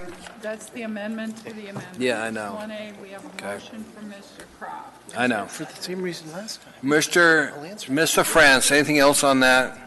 No, sorry, I misunderstood. Okay. Thanks. Mr. Wilton, on Mr. Croft's amendment. Okay, I think I'm with Ms. Domboski on this. If we should just skip this if we're going to work session, because this gets fairly complicated. If you're thinking in accordance with the parking requirements of current Title 21, if you're just thinking the number of parking spots, okay, fine, maybe. But all of a sudden, those requirements include landscaping, the number of spots, snow storage. There's a whole variety of things and that will really change the dynamic of that piece of property if you have to put in the landscaping and so on. I have a question. Thank you. We're getting down to you eventually. Okay. Mr. Bowski, on his amendment to his amendment. Yeah, I need the amendment to the amendment restated because I did not track it at all. Mr. Croft. On the Section 2, third line, after it, we would keep the licensee shall at all times and then delete starting with the license's premises are located at 3206 Bernard Road in Anchorage, 2, and then it would continue provide adequate parking. So that from the licenses to the 2 is deleted. Okay. Mr. Constant, I'm going to ask the attorney for the applicant. Yep, thank you. Here's just a process question. If we were to postpone the amendment, file the protest, can then we readdress the protest adding the condition to that communication to the state after the work session? Right, so we file our protest, we maintain our rights, but we don't take this specific action but not lose our right to add this after the work session. Who's your question to? To the legal team. Proceed to Ms. Pierce. I'm thinking about the language. I think you could essentially tweak the language to state that your protest is contingent upon resolution of the missing SLUP, including a resolution of parking issues to the satisfaction of the assembly or something like that. You could change your protest language to include that, as opposed to specifically crafting the terms of the limitation at this time. Well, but what about the question that was asked? Well, I think what I just heard was that we can effectively, if we decided that this is a pretty complex issue, postpone this issue, file a protest contingent on the SLUP, including parking, so that we wouldn't file the kind of completion of the protest and through the clerk's office until both of those issues were resolved. So it would have the same effect. It just would be contemplated at a time when we're not all tired and at the end of this long, long day without impacts that we don't really know might come. Let me ask the attorney for the applicant. Mr. Coffey, do you see this amendment? The resolution of whatever parking issues are troubling the body would be contained, if they were to be adopted and contained at all, would be in the land use permit, not in the necessity of a protest. My view is, if you're going to file a protest, which you should because you haven't issued our special land use permit, then we go to the work session and we discuss it, and at that point in time you either add it, you modify it, or you don't add it. I don't know why the protest would be included would include the language about parking. It would seem to me it would belong in the other. But again, well, that's it. Thank you for the free legal advice. Does not send us a bill. Promise. We won't pay it. I didn't figure you would. Thank you, Dan. Okay. We need to get some resolution on this. I have. Ms. Nabowski. Thank you. Mr. Coffey just said what I was sidebarring here with Mr. Constant about. I don't think this is necessary, because if you want to put that requirement in the special land use permit, I think that's where it would go. But again, in section 1, page 2 of 2, line 10, we're entering the protest conditional upon the approval of a special land use permit. Therefore, you can put what kind of parking requirements or whatever in the special land use permit. You can pass this as is, and we can hash it out down the road. We still have some other things to do tonight. Yeah, no, but but that's why I'm saying I think this is putting the cart before the horse here, because you still have to approve the special land use permit, and you can put conditions in that.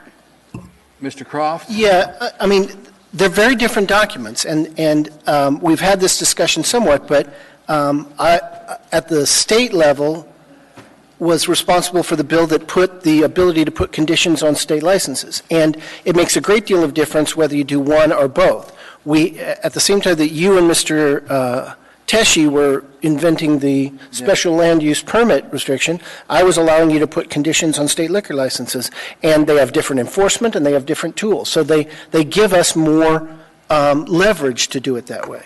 And there's limitations because of the complexity of non-conforming what we can do with land use. But we can do this. But Mr. Weddleton's point, I think, was the better. I did not mean to bring in the whole panoply of parking restrictions so much as the number of spaces. And some, rather than working on it, we'll do what Ms. Domboski suggests. That is, I'll withdraw amendment number 1, and we'll let that go. But they are very different documents, and you can use both powers. Thank you for withdrawing amendment number 1. Does the second agree? Okay. So we're back to your original amendment in front of us. That was Mr. Constant. We're back to your original amendment in front of us. Anything else before we take action on it? Mr. Croft? No. Okay. And then he has amendment 1 and 1A. And he got rid of 1A. Okay. We still have 1 in front of us. No, I'll withdraw 1, 2. That's what you do? Okay. And then we're back to 9B1 as presented to us. Bring it up, Barbara. Does he want to move amendment number 2? No. No. Bring it up, Barbara. There was. It's a pure.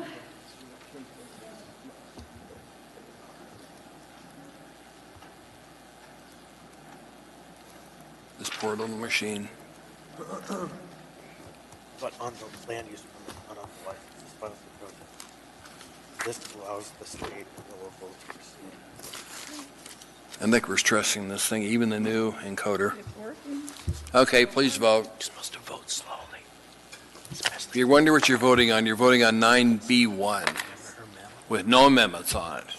Messes up the system. Okay?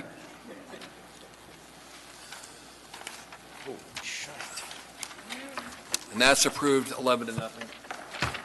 Barbara, it did not come up on the screen, man, by the way. It didn't? No. Okay. How did you know? Did you see it online? I saw it online. I didn't see it up there. Oh, okay. Okay, and 14. So bring up for us item 14N, and then right after that, 14O.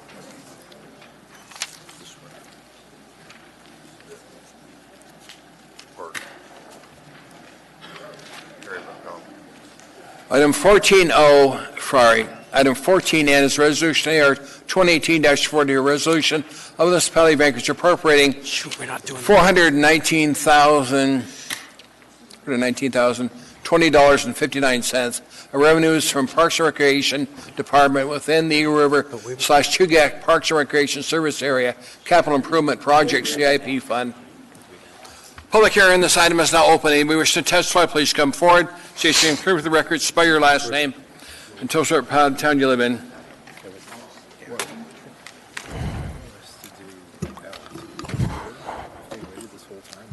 I don't know, because we only agreed for these.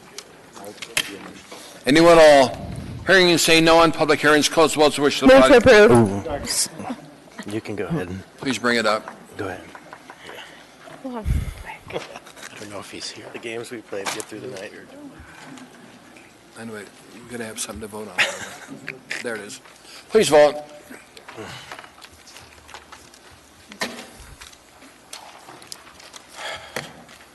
That's approved 11-0. Bring up item 14O next, if you would, ma'am.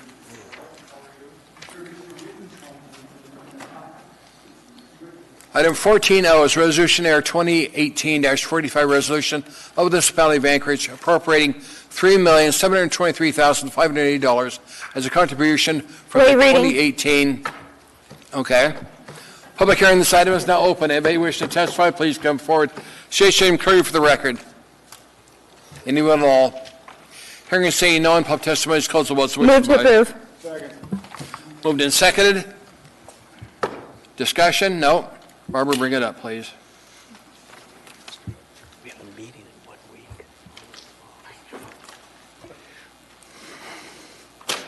Please vote.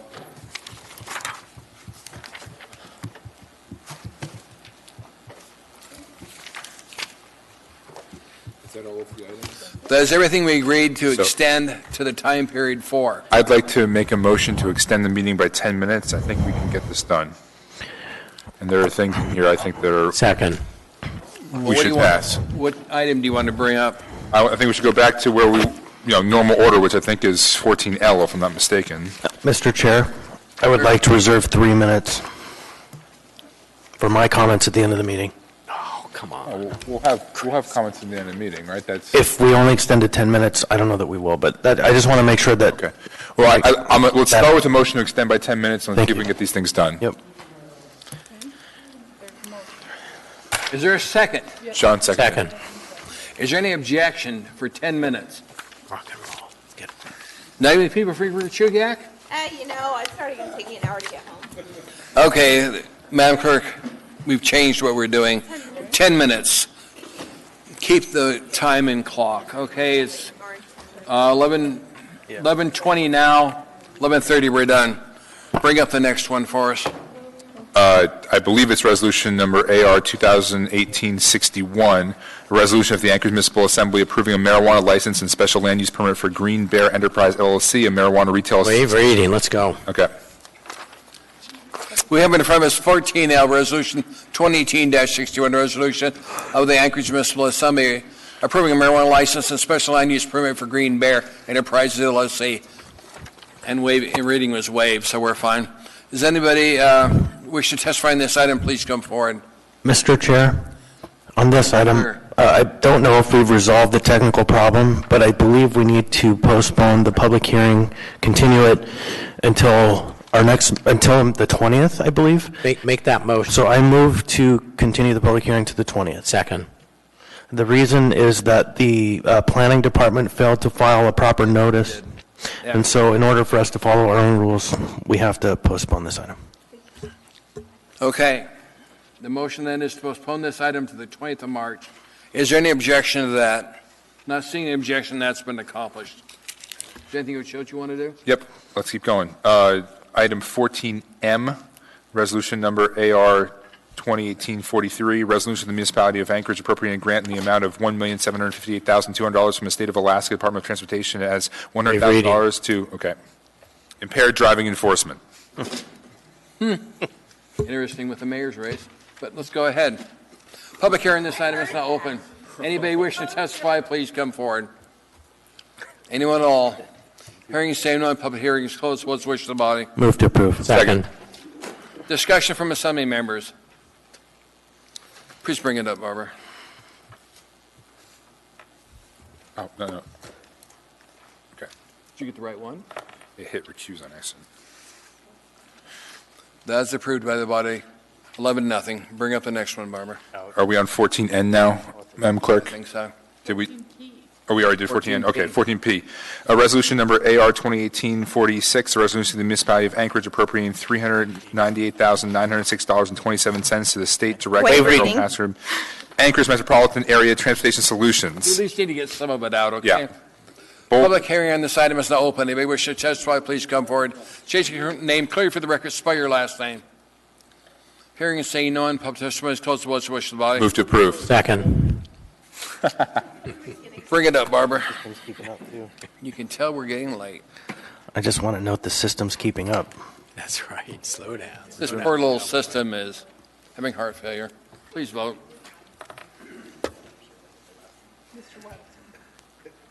Mr. Weddleton. Oh, sorry. Jeez. We have 7 minutes left. We're doing it. That item is approved by the body. All right, next item is item 14Q, resolution number AR 2018-47, resolution of the municipality of Anchorage appropriating $1,340,840 as a grant from the Federal Highway Administration for 2018 Anchorage Metropolitan Area Transportation Solutions Program. Public hearing, this item is now open. Anybody wishing to testify, please come forward. Anyone at all? Hearing and saying none. Public testimony is closed. What's the wish of the body? Move to approve. Second. Discussion from assembly members. If there's not, Barbara, bring it up, please. There's no discussion. Yes. Please bring it up. We did that before the vote a long time ago. We did. Just catch it. Here we go. Please vote.